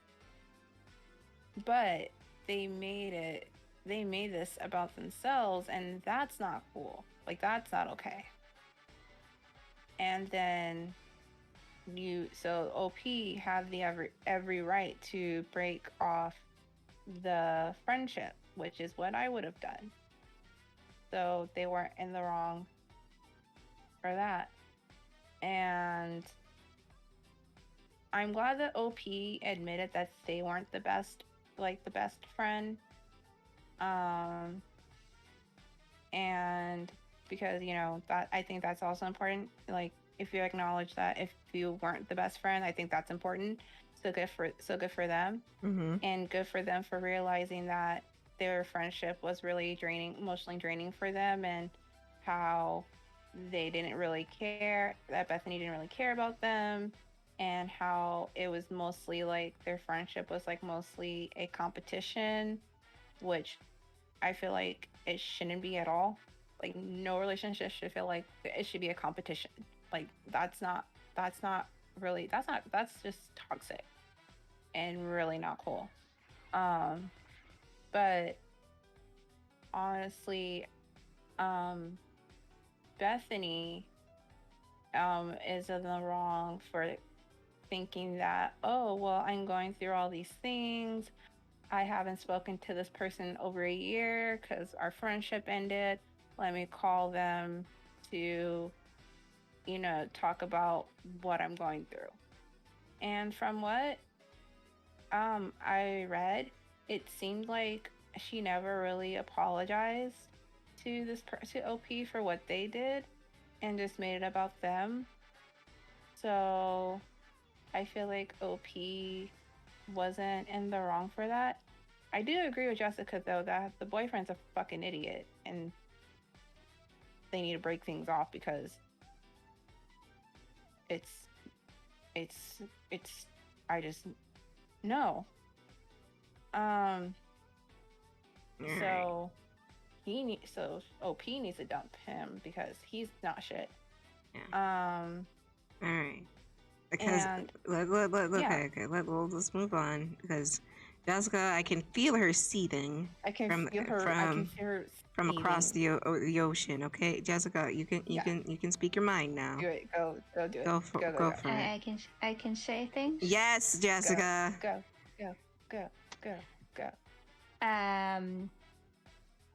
The friend's a bitch. I would fucking fight her. I would fucking beat her ass. Especially if she had the nerve to sit there and talk to me about a wedding. After I was fucking talking about my parents' death. Like, fucking both of them? Bitch? And you gonna sit here and tell me, act like you don't care while you fucking talk about a wedding? We are throwing hands, bitch, on site. To dump your stupid ass boyfriend, because if you explain the situation and he still thinks you're a heartless asshole, he's stupid, doesn't understand how boundaries are, and clearly ain't gonna be good later down the line in your relationship.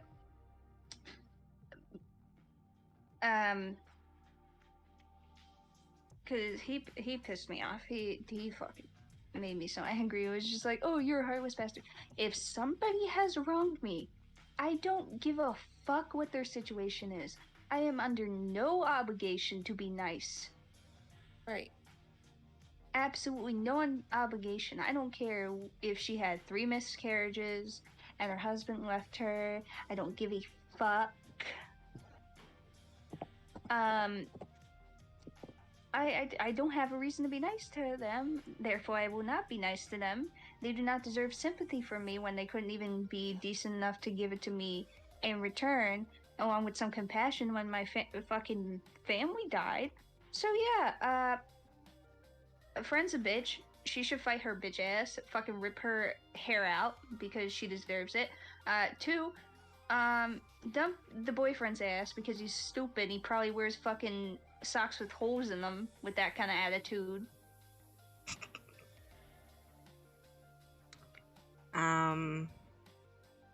I pretty much agree here.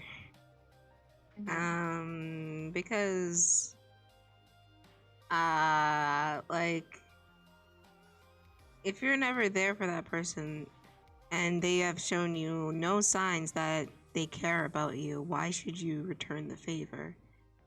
Right. Like, first of all, boyfriend, mind your business. Oh, right. You're just there to look pretty and smile and wave. Like, shut up. Right. Okay. That's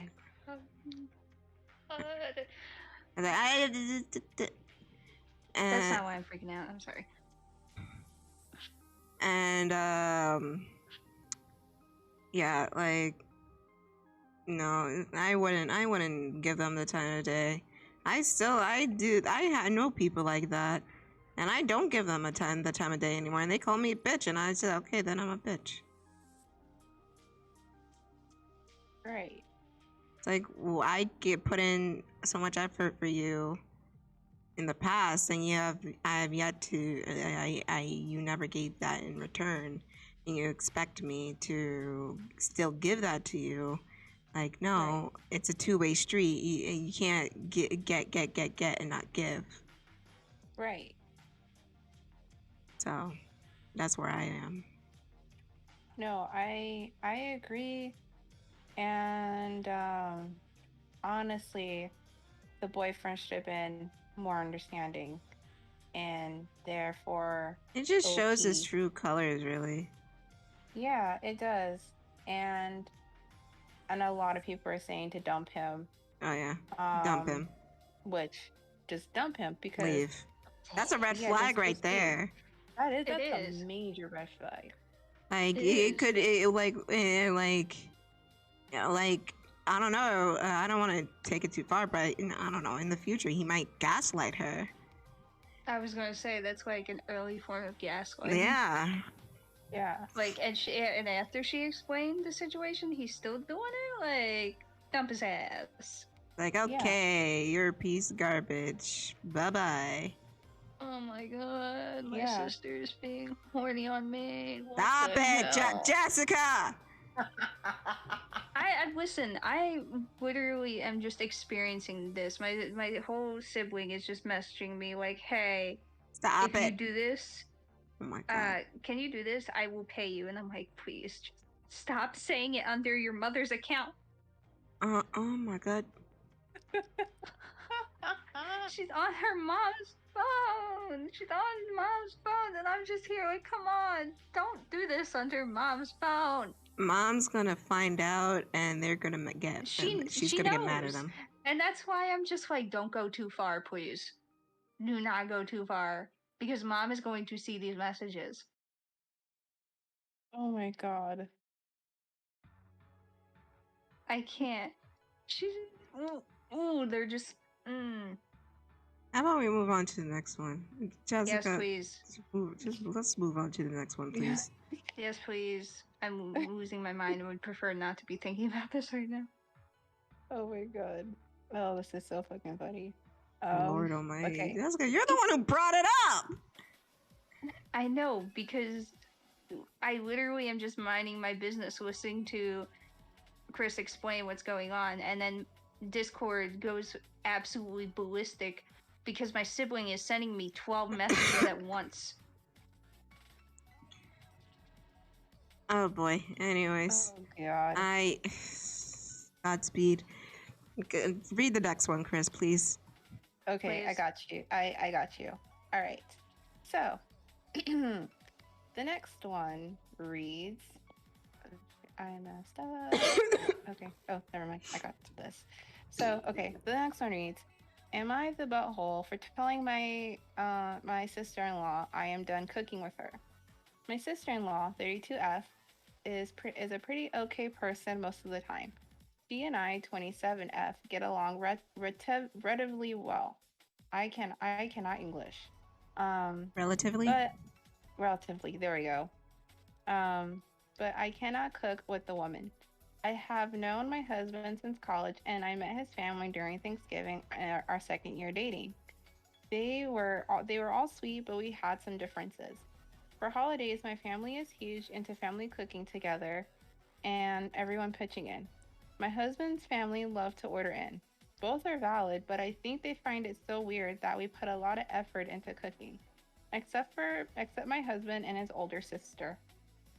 She was really excited that I was cooking when he and I moved in together, and was always coming over to eat. She also loved when we hosted a Thanksgiving or Christmas dinner because, again, we cooked. About 3 years ago, she asked if we could cook together sometime because she was really inexperienced and didn't know much beyond the most basics. I was excited to have someone who wanted to learn, but soon I learned how bad she is at following directions and how hard she is when something doesn't go just right. She's short-tempered in situations of something happening. Is this me? Jesus Christ. Um, One time, she let the pot boil over and she was cursing and lost her cool even after I reassured her that it was no big deal. She cut the chicken up too small once, and the same reaction happened. If I ask her to do something and it's 50-50 on whether she does it right or whether she struggles to get what I'm asking her. A few times she has decided to wing it and it turned out bad, which again is a temper thing. During lockdown, I realized how much I didn't miss it. As much as I love cooking with people I don't like, how serious she gets over the small stuff and how I am on edge waiting for her to blow. Things can and will go wrong from time to time, but she can't handle it. In March, we had a dinner for my father in law's retirement and I cooked. Sister in law helped like she always wants to, and my husband had to remove her because she was getting so worked up. It was after that I decided to just say no from now on. My husband and I had both talked to her about her blow ups before, but nothing worked. She wasn't happy with me saying no and the reason why. She came back to me a few weeks ago and said she had practiced and had gotten better. I told her I would need to see it. She told me the best way would be for us to cook together again. I told her if she wasn't willing to do it solo, to show me then no, and that I am done cooking with her because I do not like when she snaps. She told me I'm the butthole when I am supposed to love cooking with family. Am I the butthole? Jessica, do you want to go first since you were so eager the last time?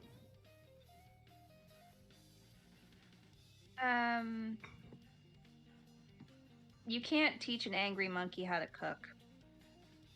Dang. I don't care if you're gonna sit there and lose your shit while somebody's teaching you.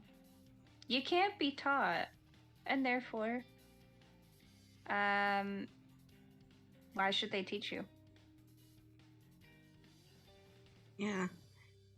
I mean, People. if LP is uncomfortable with everything, then yeah, they're not the butthole for that. Especially If when the they're person can't doing it step for back and just free. stop.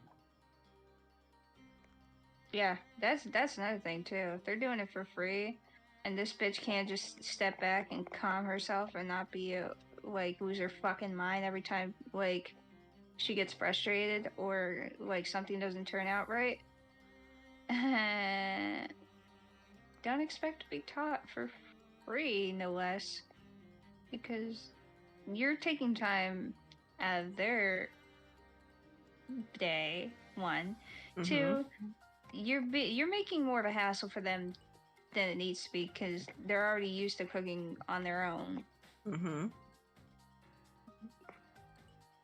Three, if you're losing your mind over cooking literally anything because you can't follow directions, what does that say about you? And also, if you can't prove to her that you can do it without cussing, then why are you surprised Pikachu face for? Yeah, Right. yeah. Why? Don't be surprised, Pikachu, if you can't do the thing that you're asked to do. Come on. Right. I think OP is not the butthole. And so when my best friend first moved out, she asked me if I could teach her how to cook because I've been cooking since I was 16 years old. So I was like, yeah. So I taught her how to make jambalaya. And when I was teaching her how to make jambalaya, we didn't add like enough water, so the rice kind of like stuck to the bottom of the skillet. And of course, we could have gone like mad, but we laughed it off at our stupidity, and it was salvageable. Like it was edible still, but we had a good laugh about it. It wasn't like the end of the world. And granted, when I first learned how to cook, I was very like, if something didn't go right, I was very, very upset. I got very pissed off, like this person did. But as time went on and as I practiced and got better and better, I realized that things happen and it's okay and just laugh it off. So I think OP is not the butthole. Yeah, I'm starting to get lightheaded. Go to the next one. All right, so next one reads. Okay, this next one reads. Am I the butthole for my response to my cousin's pregnancy announcement at my husband's goodbye party? First time, please be kind. My husband's getting deployed overseas very soon, and I decided to invite both families for a cookout / goodbye party for him before he leaves. My cousin and I aren't close. She married 3 times and has 2 kids. She divorced her first husband because he left work and became a stay-at-home parent. Divorced her second because he didn't do chores and kept working long hours. Now her current husband, Tom, or Tommy, does nothing. He contributes nothing towards chores. In fact, she does everything for him while he just hangs out with friends and plays video games most of the time. I know this because she constantly complains to mom and aunt about it. My cousin's reasoning for choosing him is that he has so many other great features. I gotta say, he is handsome and one of the most gorgeous guys she's ever been with, but he's rude, loud, talks back, has awful sense of humor, if at all. And money has clearly stunted his growth mentally. On to the encounter. At the cookout, everyone was sitting after we ate, and my husband was giving a little speech about what he's been experiencing, as giving sincere goodbyes to his mom and dad and little sister. He then talked about us and how much he'll miss our little ones. It was emotional till my cousin carelessly interrupted us and playfully said it wasn't like my husband was dying or isn't coming back in a few months. Then said she had big news. Everyone looked at her as she smiled and said that she was pregnant. She always had interrupted baby shower to make her announcement. I got mad seeing the attention. The attention instantly drew on her, getting hugs and congrats. My husband seemed irritated and got quiet. I got up from my seat feeling confused about how to react and told my cousin, "Hey, listen, I know you're happy to be able to keep Tommy's stuff as pets, but this is a goodbye party for Kevin, so your happy news should be shared another time, another place." Family, Families. Families were split, some were laughing and some got upset. My cousin, almost crying, silently left the yard as aunt followed. I got nasty, nasty looks from my side of the family. Then both mom and aunt berated me for inappropriate reaction and my response, and making such disgusting comment about my cousin's pregnancy and humiliating her like that. I explained that this was yet another her to hijack another occasion I host and said this in the heat of the moment, but aunt saw nothing wrong with sharing good news and demanded I apologize for ruining my cousin's moment. I feel awful. Uh-oh. Sorry. Sorry. Is LP the butthole? I'm sorry. I'm so sorry. No, OP's not the butthole. My inner Haitian came out. I'm so sorry. I'm so sorry. No. They're not the butt. Holy shit. They're not the butthole, no.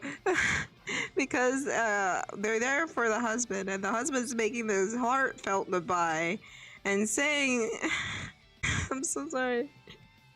And saying, like, they're like what he's been going through, and then this bitch comes in like, yeah, that's good and all. That she pulled a fucking Kanye.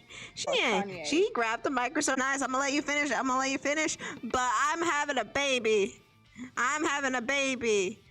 Fuck this guy. I'm having a baby. And like, yeah, I would be like, hey, congrats. I don't care. Well, can you let her finish talking? And she's just like,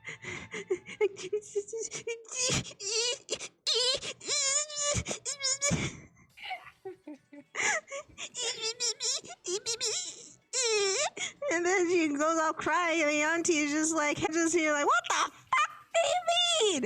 She ruined the husband's moment. What the hell? What about the husband? happened? He was visibly upset by this. You really pulled a Kanye. He pulled a Kanye. Really pulled a Kanye. He pulled the microphone away. She pulled the microphone away. Said that's nice and all, but I'm pregnant. Pay attention to me. Fuck this guy. The aunt has some nerve. The audacity. Complete audacity of this bitch right here saying, "Oh, why'd you ruin her moment? Why'd you ruin her moment? Are you fucking kidding me?" She can make that announcement. She can make that announcement at any time. Anytime she can make that announcement, but she decided to like be that bitch. Listen here, Karen. Make a fucking Facebook about it. Don't fucking come to the goodbye party where this guy is going off to the army or whatever, and I'm like make a big deal out of it when they're supposed to be saying goodbye to him. What the fuck? Right. I have a I'm not question. talking to you. Mostly because I don't remember if this was said. Did they have the party at their own house? They didn't say, but it seems like they have it at their own house. If you had the party at your own house and your family starts disrespecting you like that, kick them the fuck out. They don't get no food. Go home. Yeah, they came over for a barbecue. Fuck off. They came over for a fucking barbecue and everything. Like, oh, it's all happy, you're lucky. Oh, why'd you ruin your cousin's moment? I'm talking to you. Gotta cook us out. What do you mean?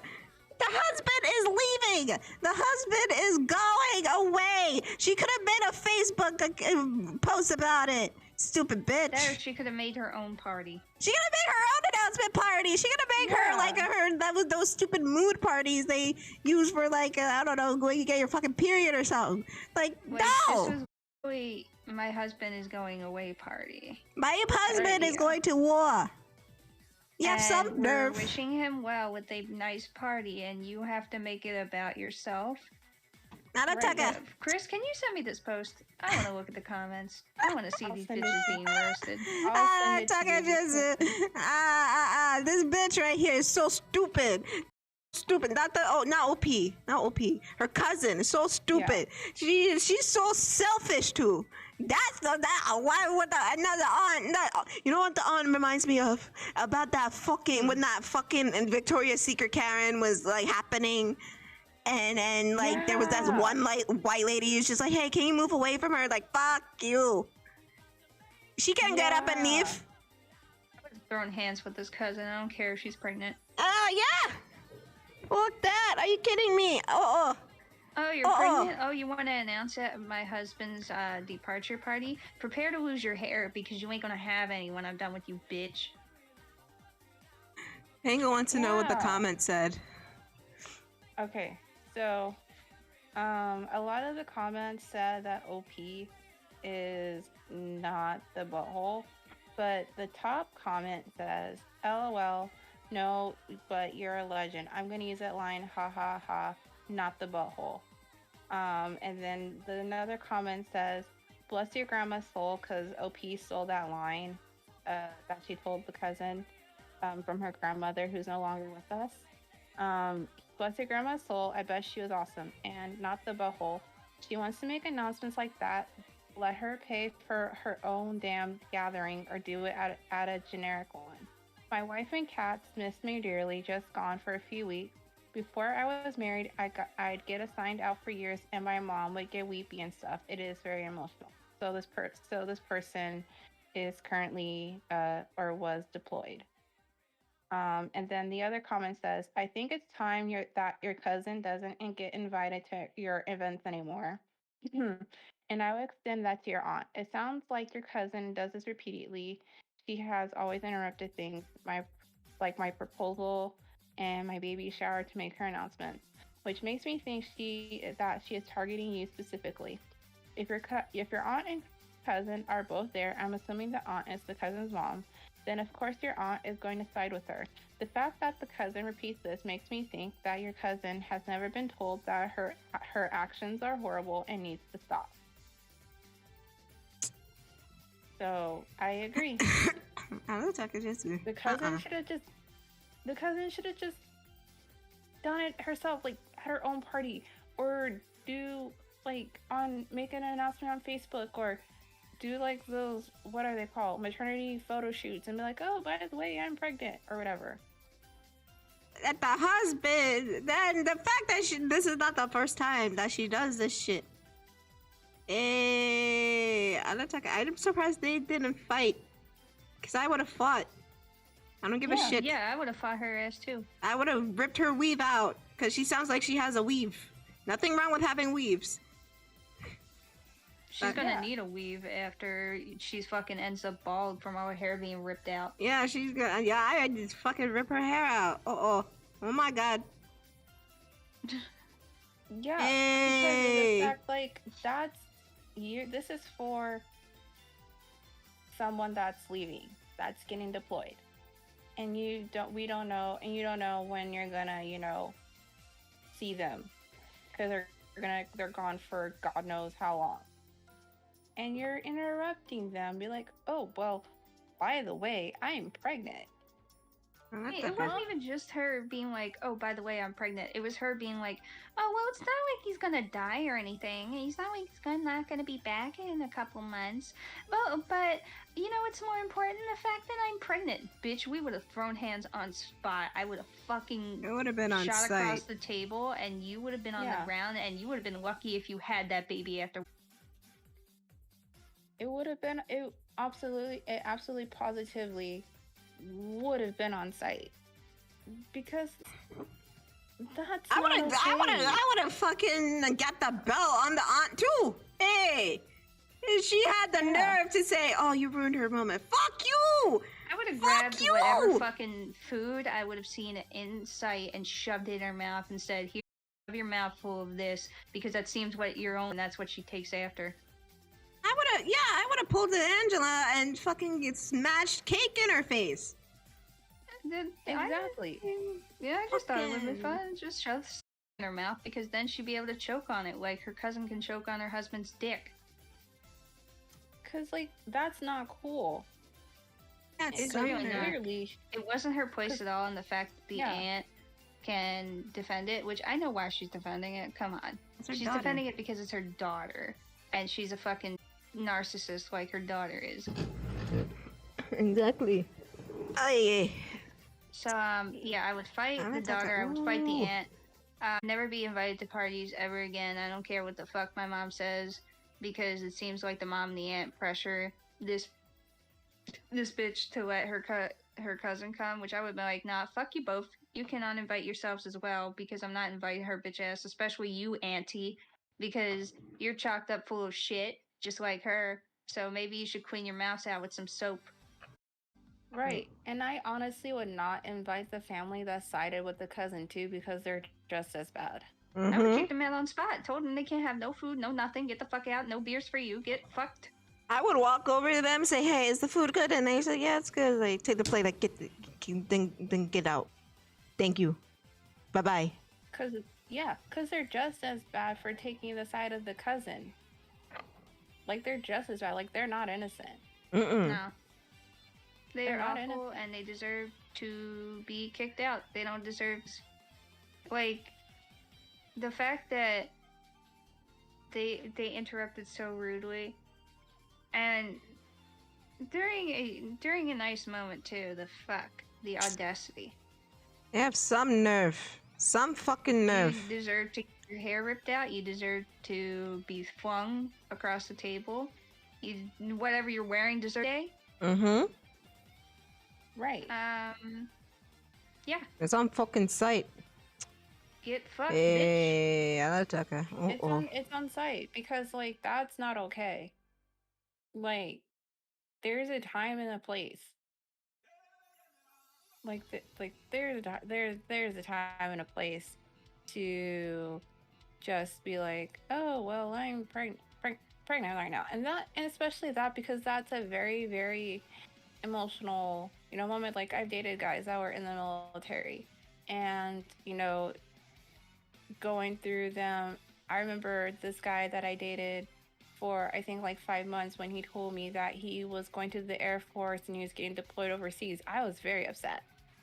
I cried for weeks because I didn't know when I was gonna be able to speak to him ever again. that is very, very hard. That's really hard. And so the aunt would have gotten clapped, the cousin would have gotten clapped, the whole side of the family that greeted them was getting clapped, because that's not okay. I just heard a comment and somebody said she sounds like she'll need to be announcing her divorce at the same time as her birth anyway. Damn. I saw that comment. I mean, are they wrong? They're not No. wrong. Bitch ass. They're not wrong at all. God damn. Some Give nerve. that person a medal. They have some goddamn nerve. Like, who the fuck told her to announce her shit on my husband's day? Eh? Not me. Uh-oh. Right. Because it just seems like she does not know a thing or two about common courtesy. Like, there's a time and a place for everything. That's not the time, that's not the place, and you fucking know it. And she does have proper etiquette. So, I'm like, I just don't understand how people could just be like that.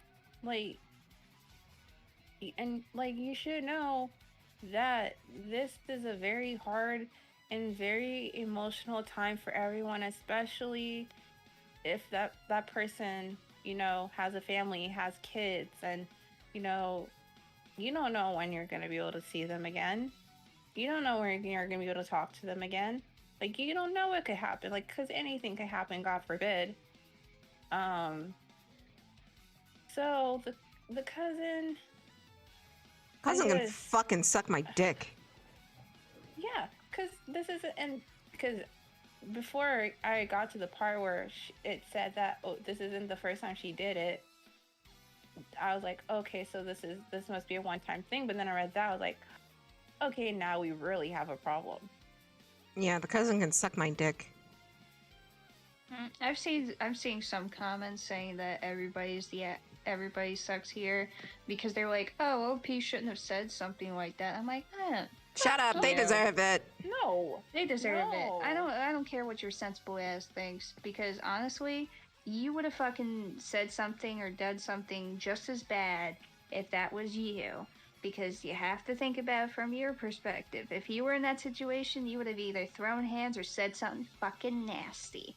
So you can't be high and mighty up here like, oh, well, what she said was out of line. What they said was out of line, even if the cousin was an asshole. Bitch, I know for a fact you would have punched her. This is how they learn. You would have said something even worse, or you would have done something along the lines if you were in that situation. So don't even go with the everybody sucks here. Like, because fucking holier than couple thou of bullshit. words Get like the fuck that out of here. ain't holding up nothing for a woman who's been divorced several times and has kids. That is self-absorbed. She'll get over it. She'll get over it. She'll live. Yeah, she'll live. Which she wouldn't if I were the one that she fucking did that shit to. So you fucking right. Yeah, she'll live. Like, she's trash for that. Again, she's the type of person who you would look at that in the eyes and be like, enjoy the next 24 hours in the most ominous way possible. Yep. Yeah, exactly. Well, it is top of the hour. It's time to run a 60-second ad break. And after we come back, we're going to do some more fun stuff. So yeah, we're going to get prepped for that. Might grab a snack or two. So yeah, running the ad now and see you in 60 seconds. All right. I realized I don't have the comic page open anymore, so gotta do that quick. All right, I'll be back again. All right. Oh, jeez. Okay. Is this the The right? hen, you know how I said I didn't want to sleep because I was afraid I was going to have a dream about the incident? You had a dream about the incident. Yep. Okay, that was fun. It's just like when you're sitting up, anxious about something, you know it's going to be ingrained in your head, and it's going to take you into your subconscious and fucking do the same shit. And just sit there, festering.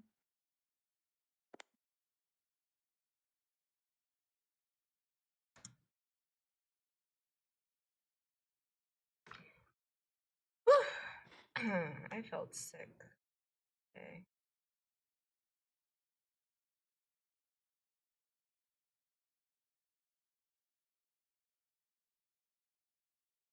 You at least get it?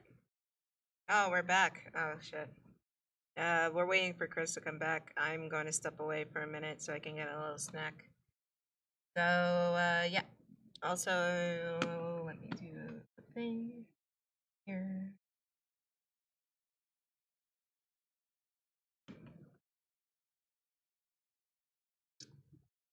There's that.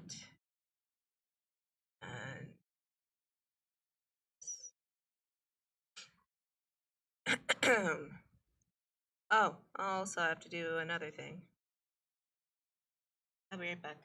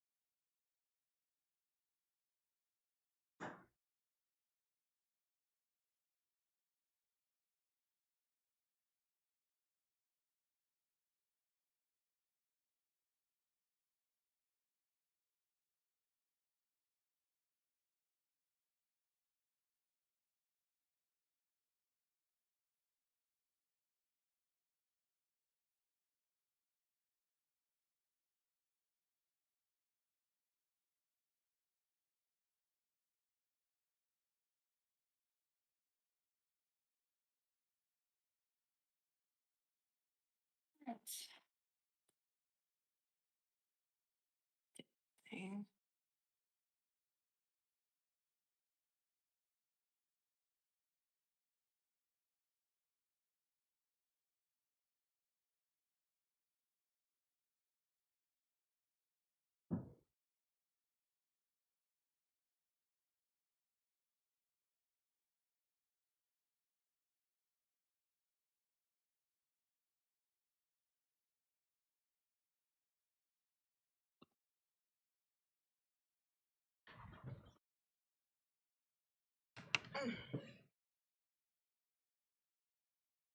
Everybody present?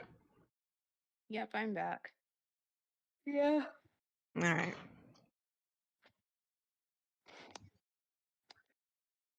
And I am munching on granola, but I'm here. We're here. We're queer. Get used to it. And it's time to do some queer stuff.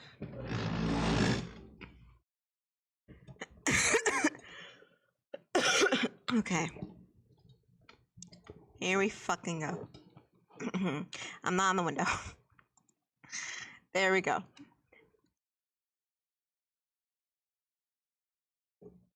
Okay. Hang on. Shit, I'm a mess. Shit. I keep. Why can't I just be prepared for once in my goddamn life?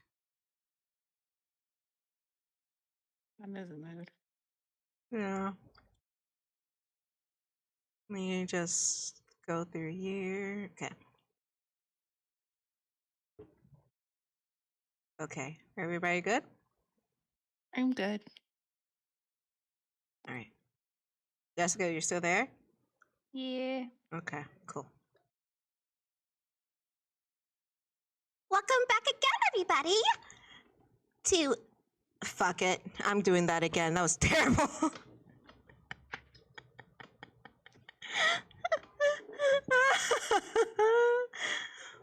I forgot my words.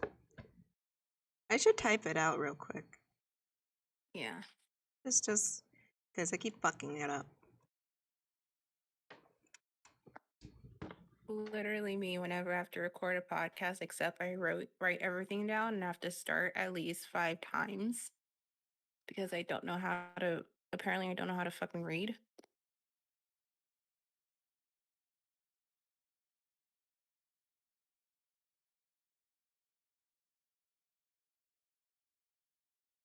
Yep.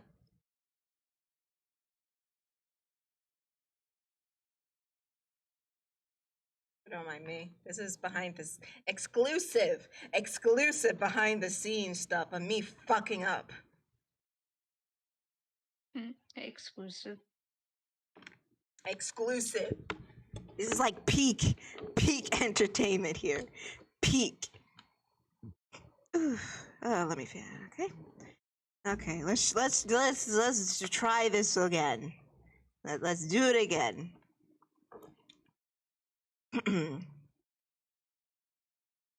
back again to Archie Sonic the Hedgehog comic reading. We're reading issue number 14, and I'm joined by Miss Sally and Cream.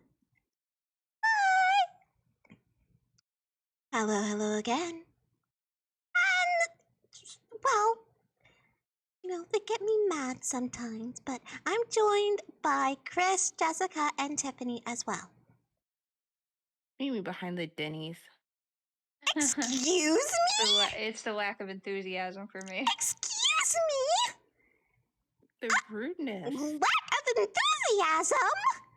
Girls, what did we talk about fighting? Well, tell Sally to put some respect on our names. I'm Sally. Or Amy, Jesus Christ, I'm tired. Way to go. Can we all just start, please? Yes, please, before I. Never mind. What, no sass this time? I just don't want to get yelled at, man. Last time you made me cry. I did. Oh, stop it. And it's recorded. Let's just start the issue, okay? Sonic the Hedgehog in Taste of Power, Part 1. Now I'm going to read the credits, but I'm not going to read it well. The script is by Angelo sorry. Pencils by Art Mawini. Inks by John they're so small. D'Agostino. Lettering by Dan Walkross? I'm so sorry, the letters are so small. Coloring by Barry Grossman. Editor Scott Fulop. Managing editor Victor Gorlick. And editor-in-chief Richard Goldwater. Now you may proceed. Okay. Sonic! Hang on, Sonic! I'll save you from that killer plant. Chill, Tails! I'm only taking care of Rotor's greenhouse while he's out. I was watering his passion flower when it grabbed me.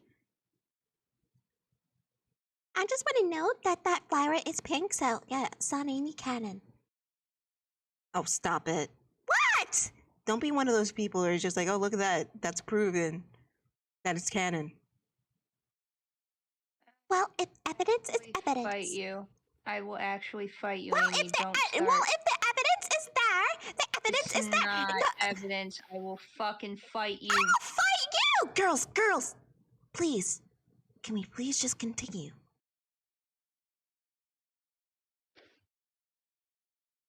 Amy, I thought you said you wouldn't fight. I said I wouldn't fight Caress.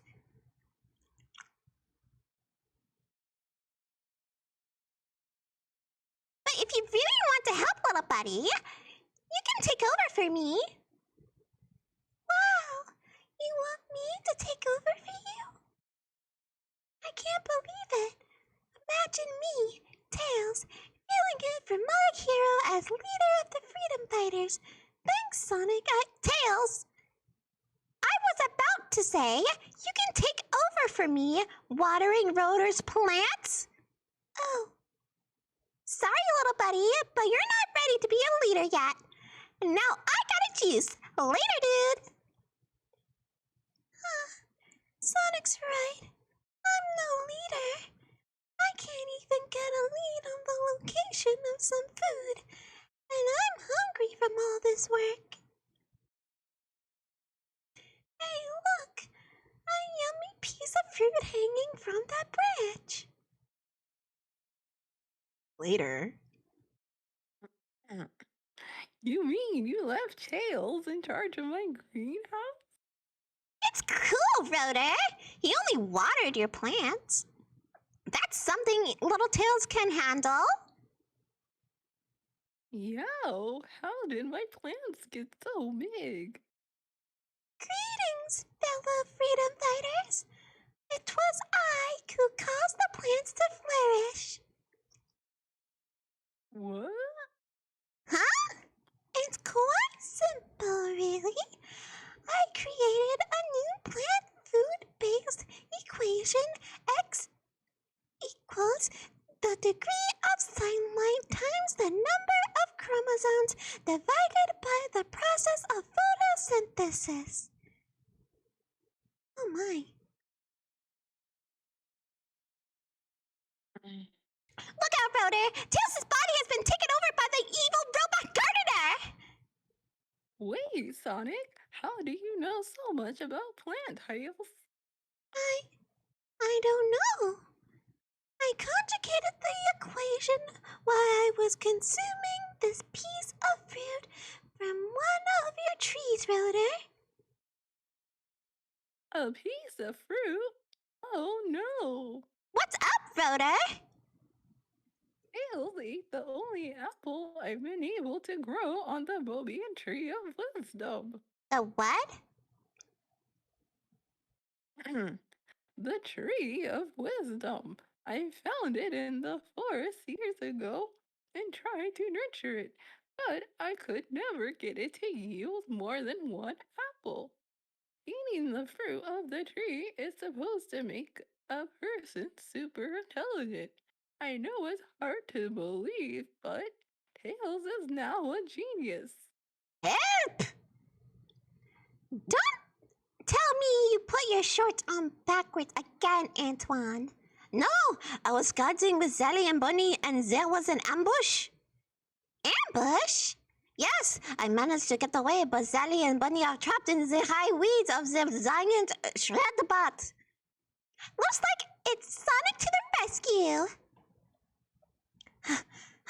Shredbot's right behind us, Bunny. Keep running, sugar. I'm not part robot like you, Bunny, but I can't keep going. Sonic! Have no fear, dudettes. I can handle that oversized weed eater. Watch this. Don't bother, Sonic. I shall subdue the,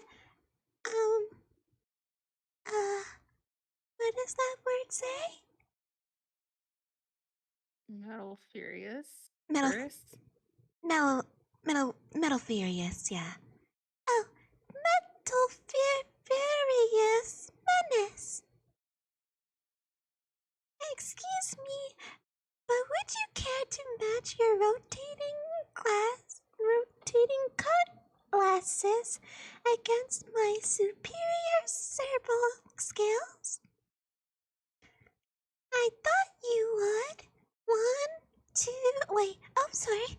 3, 2, 1.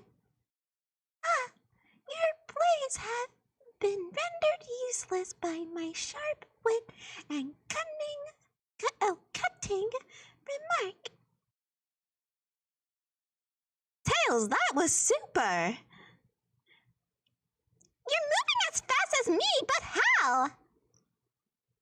Well, aerodynamically speaking, I measured the wind velocity and estimated my tail turbination, and I calculated the revolutions per second that would be necessary to propel my relatively diminutive body mass through oxygenous atmosphere of Mobius. Tails learns a lot of big words. It's okay, Cream, you got it. Yeah, you can do it. You're doing great. Okay. Thank you. Of course, I also took into account the variables that may occur when engaging in instantaneous bodily acceleration in reference to my respiratory system theoretically inability to compensate for the onslaught of air medicals. You did it. Yeah, Yay. it was kind of hard, but I got through it. Shut up, Tails! You're crowding the rest of the panel!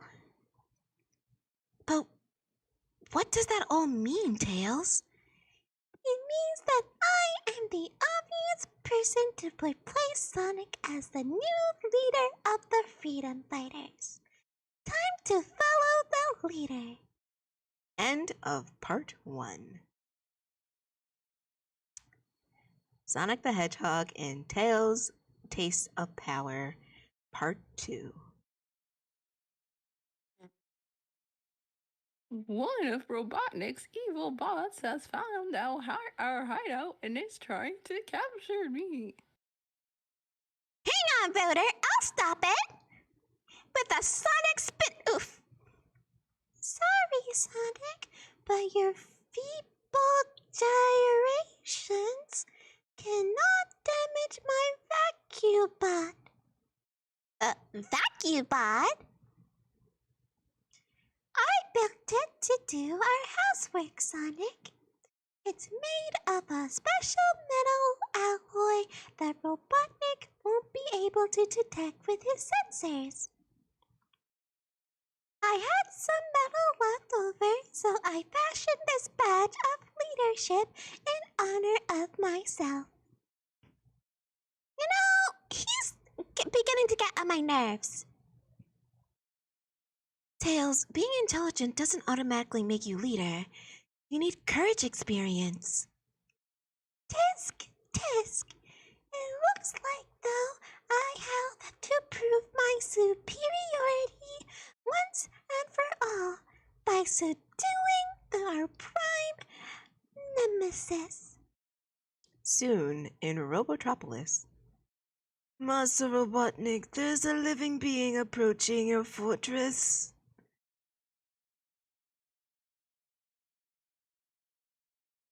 Master?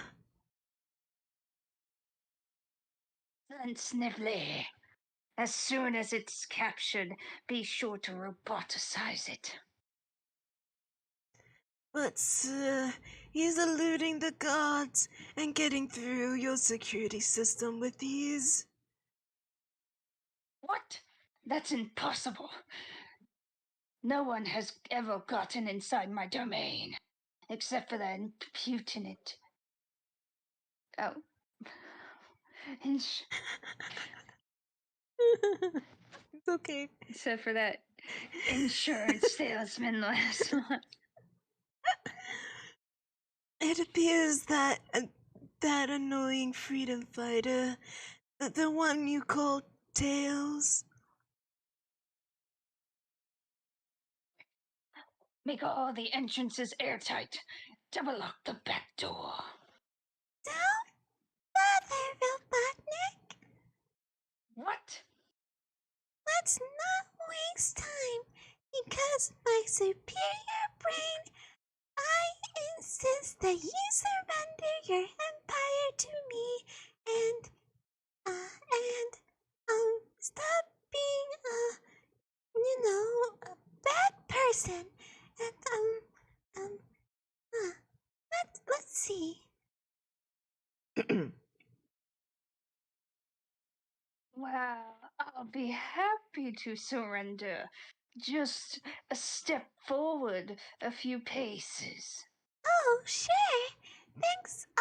What? Meanwhile, Dumbass. He just finished analyzing. Jesus Christ. Oh my god. Little Tails is gonna get clapped. No. Oh, I hope not. Okay. I just finished analyzing this fruit that Tails ate, Sonic. I'm still trying to figure out what he meant by subduing our prime nemesis.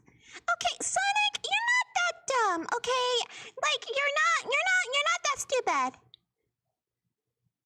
I know you know. You said subduing yourself a bunch of times. You know what? It's fine. It's fine. He's still the perfect being in my Sonic, and I love him. Shrimp. I heard that! Anyway. The tests show that the apple's effects only last 24 hours.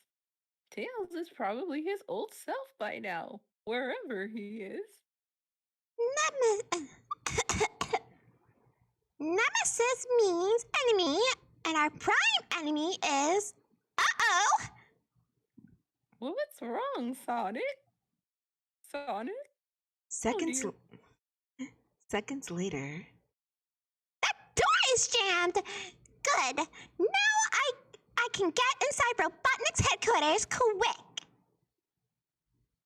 My super brain got me into this trap, so I better think my way out of it.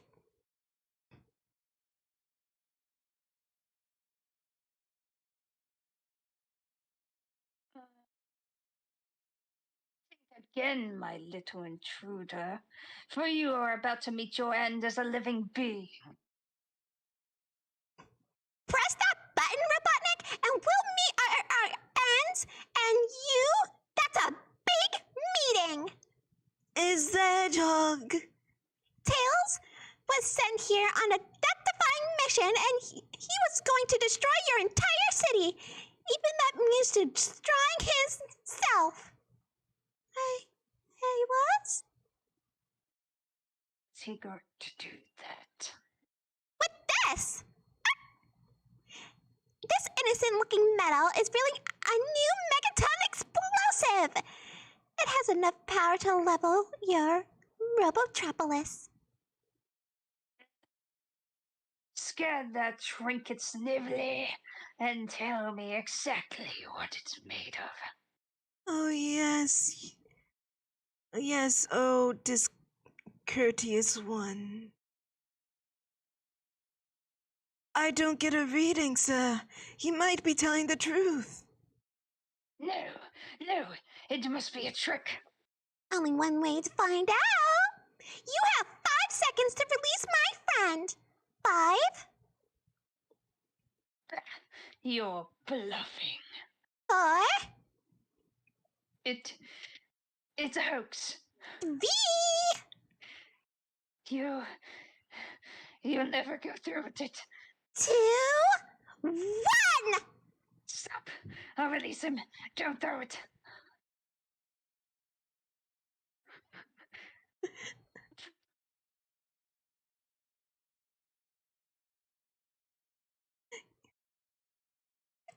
Sonic? How did you know Robotnik would fall for your trick? Robotnik is a coward, Tails. Damn. Be a big old And cow. waddled away, waddle, waddle, till the very next day. That's the kind of thing a leader has to know. A leader? That's you, Sonic. How about leading us home? You got it. Back at Nahul. Poor Tails. Twan has been lecturing him for an hour. And I hope you have learned the lesson, Tails. You must always leave the leading to the real leaders. Yes, Antoine. To be a true leader, you must, like myself, you must be the best, you must be the bravest, you must be the coolest, and most of all, the bomb!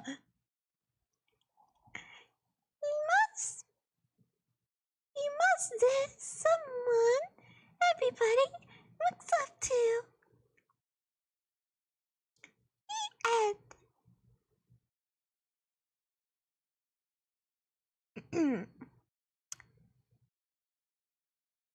Sonic the Hedgehog and Do It Yourself, Sonic.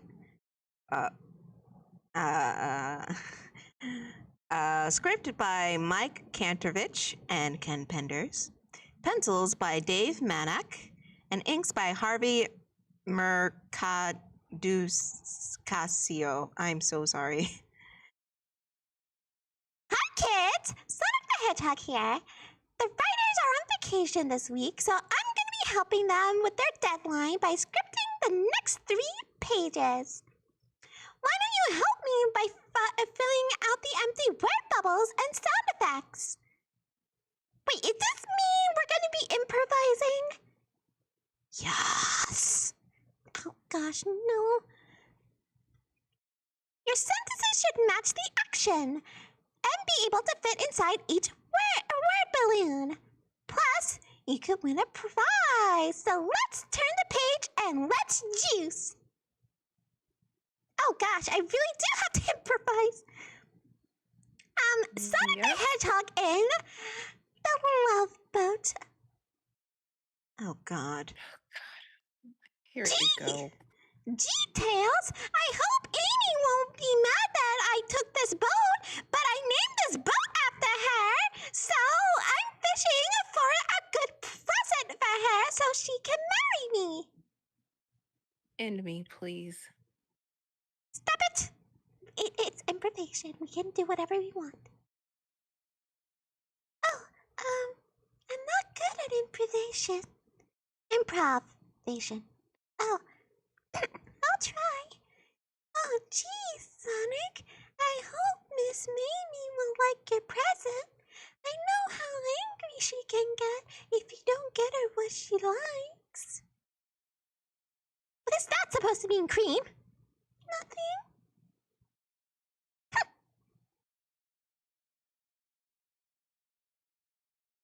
Nothing? Shit, it's Sonic.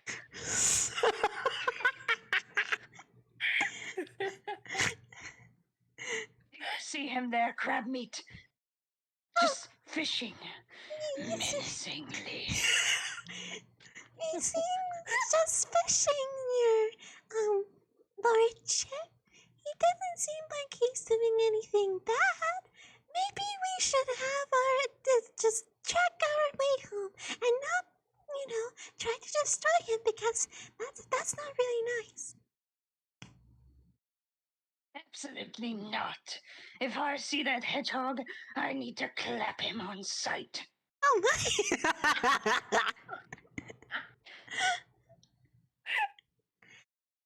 Look, Sonic, I caught a big fish.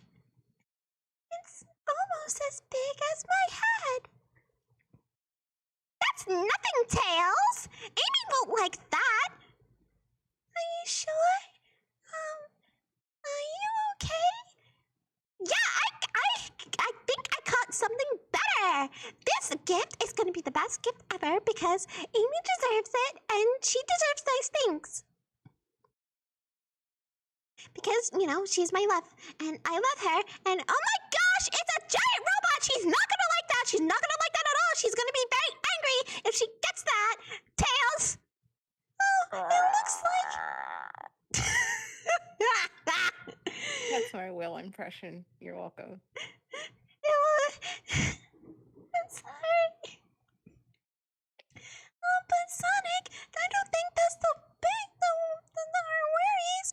I think that Will is coming right at us. Well, you better wail for help, Tails! Really? Clap time, Sonic. I hope you're prepared, because you're going to be sunken like Pinocchio in the next second. Just come into my maw. It's fighting. You'll be swallowed up like the ocean. No, the thing you need to swallow, Robotnik, it's a breath mint. P.U. What did you have, Cruvel? Squeak. Sonic, we need to get out of here. This is too dangerous. That's right, Tails. I'm not gonna die anytime soon. Not until I marry my sweet Amy. There's no way this... Back here, Sonic. It's clap time. You can't avoid it forever. Oh, absolutely not. I need to marry my sweetheart. I need to.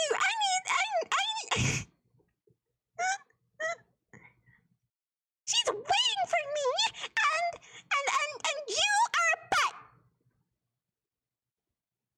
Oh. The Quagishi, Sripugishi. How about them apples, Robotnik? Looks like you,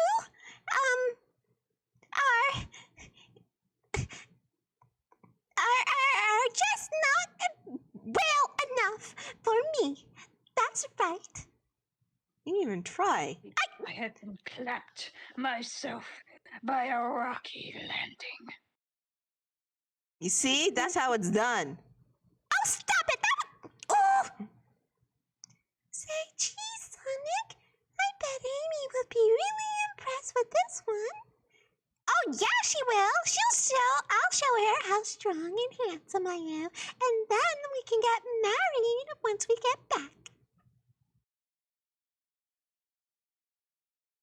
Woo, that was harder than I thought. All finished? Okay, class, now pay attention, because here's what you do after you enter my Real Cool contest. Send the last 3 pages, or copies if you prefer, with all needle words and sound effects you've added along with your name, age, address, telephone number, and to my pals at RG Comics. Oh, and don't forget the stamp. I said it right. They'll choose the best entries and 2 people will win. Wow, subscription to my comic book?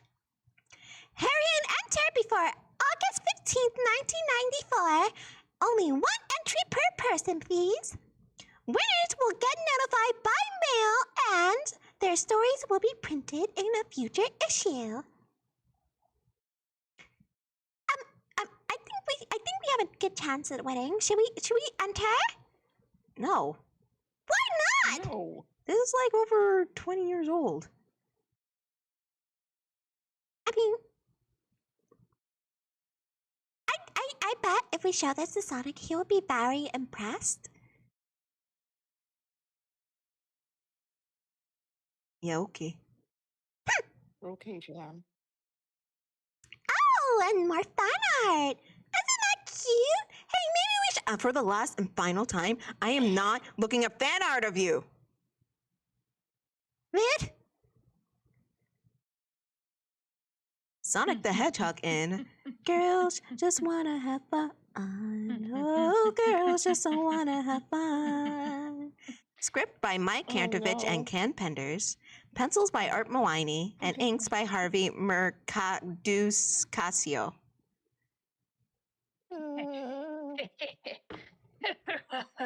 Sonic the Hedgehog has been a thorn in my side, but oh, girls just want to have fun. I die. Math is, It is hard. math My is hard. place is in the kitchen. Boo! I've Boo! never spoken. You little ladies have given me a brilliant idea. Playing with your toys again, my lord? No, of course not. Merely plotting my scheming and plotting.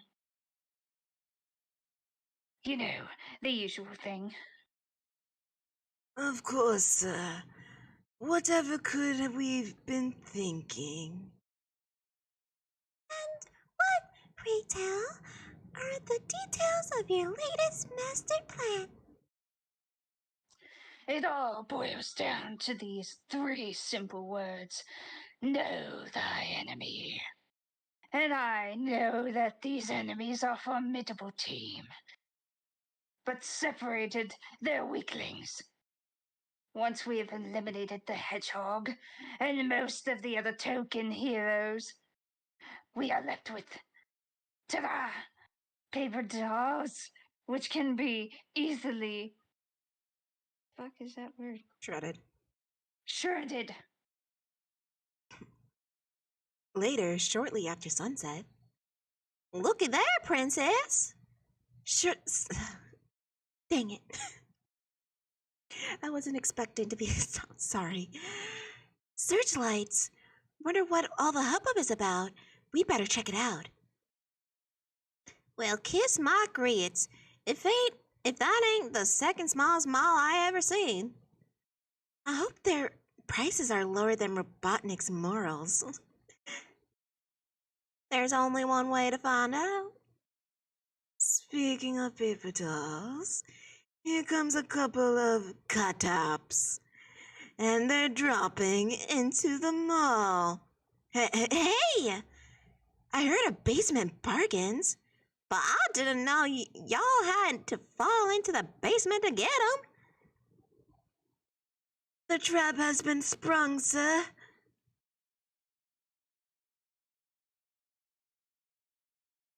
Sir? Please. So snivelly. The security cameras captured their downfall in exquisite detail. Come along now. Let's not keep our unsatisfied customers waiting. Good evening, ladies. Robotnik, so you're the feeble mind behind this mini mall. You catch on fast, princess, but not quite fast enough for your own good. Sonic may be the brains. I'm gonna rephrase that. Sonic may be the brawn of your organization. But the 2 of you make excellent bait. And all you can do now is sit around and wait to be rescued. You are so rude. You know exactly what you did. So rude. What? He literally gonna sit here and be like, oh, Sally isn't smart? Bitch. Sally has brains. In fact, Why, thank she you. is basically the brains of the Freedom Fighters. Thank you. Yeah, but that doesn't mean my Sonic isn't smart. I'm not saying he's not smart, but the fact that Robotnik said he was the brains of the operation, I was like, I'd hard disagree. He is mostly the brawn. Fine. Well, I declare, y'all are nothing but a male chauvinist pig, Doc. 100% oika. We're more than capable of taking care of ourselves, thank you very much. Shall we, Bunny? You bet, Princess. Time to raise some consciousness and lower them to boom. We're gonna shut down y'all nickel and dime snow operation and kick some robo butt in the process.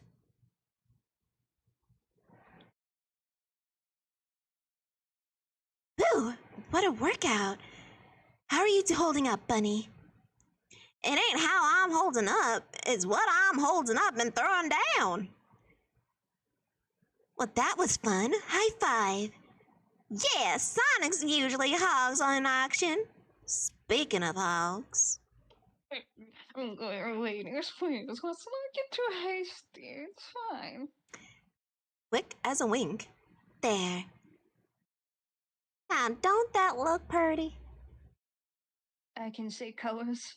I can't remember what my day is. Where's my mama? Where's my mom? You've been bad boys, but you can have your toys back anyway.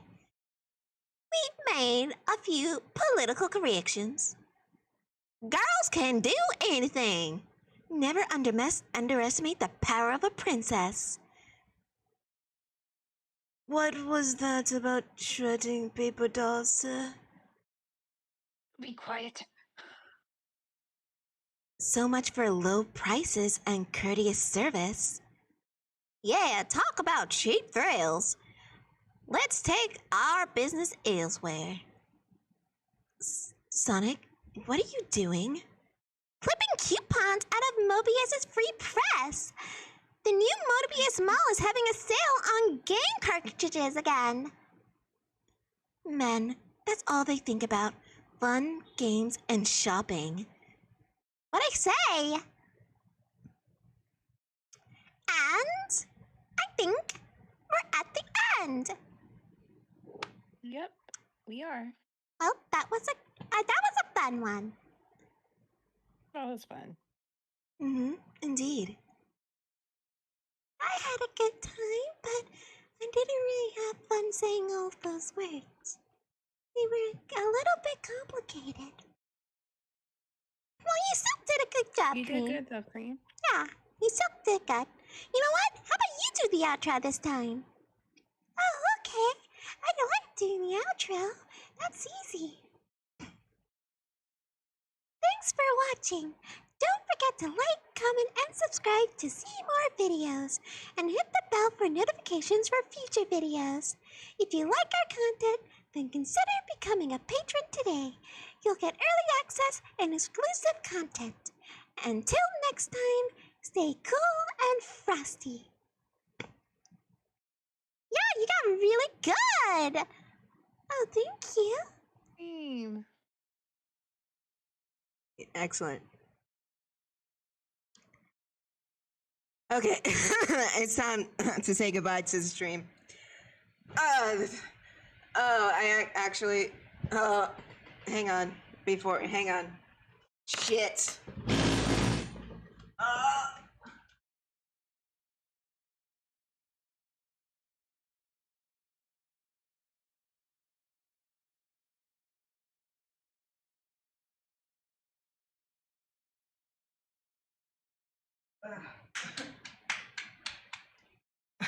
Sorry. I had something at on the stove at the same time, because it's boiling. It's fine. So thank you everybody for joining us today on the stream. If you want to follow us on social media, it is linked down in the description below, or over on the About page on Twitch. We stream Mondays, Wednesdays, and Fridays at 1 p.m. Pacific time. So we'll be back on Friday, where I don't know. Kris, are you doing something Friday, or am I doing nonsense again? Yes, I will be doing my Dark Degrees and Death segment this Friday, since I couldn't do it last week because of my mental state. But I feel up for it, and the theme that I picked is very on brand. Yep. It's a surprise. You have to tune in to find out. But it's a surprise. So if you like what we do and you want more, it's the Patreon. Like Cream said, early access, exclusive content, and you get a personal message by one of the girls here, and Rouge included. Indeed. but I can't do it right now because Jessica is here. Anyways, if you can't follow the Patreon, that's okay. That's all fine and dandy. You can commission me. I do have commissions open. It is in the socials. Or if you can't do that, then subscribe to the YouTube channel, follow on Twitch, spread it around, spread the word. Let's go international, people. I want to be trending on Twitter for doing something stupid and useless. We want to pull. We're gonna pull a pit bull, and we want to be Mr. worldwide. One. I want to be like Dream, and like whenever I breathe, I'm trending on Twitter. Yes. Can we do that? Okay. I think that's everything, right? Let's see. Socials, Yeah, patron, Yeah. schedule, Yeah. commissions. Yeah. Yeah. That's All it. right. Cool. And in the words of my favorite cartoon character, mwah. Good night, everybody. Say good night, ladies. Good night. Good night. Good night. Until next time. Have a good night.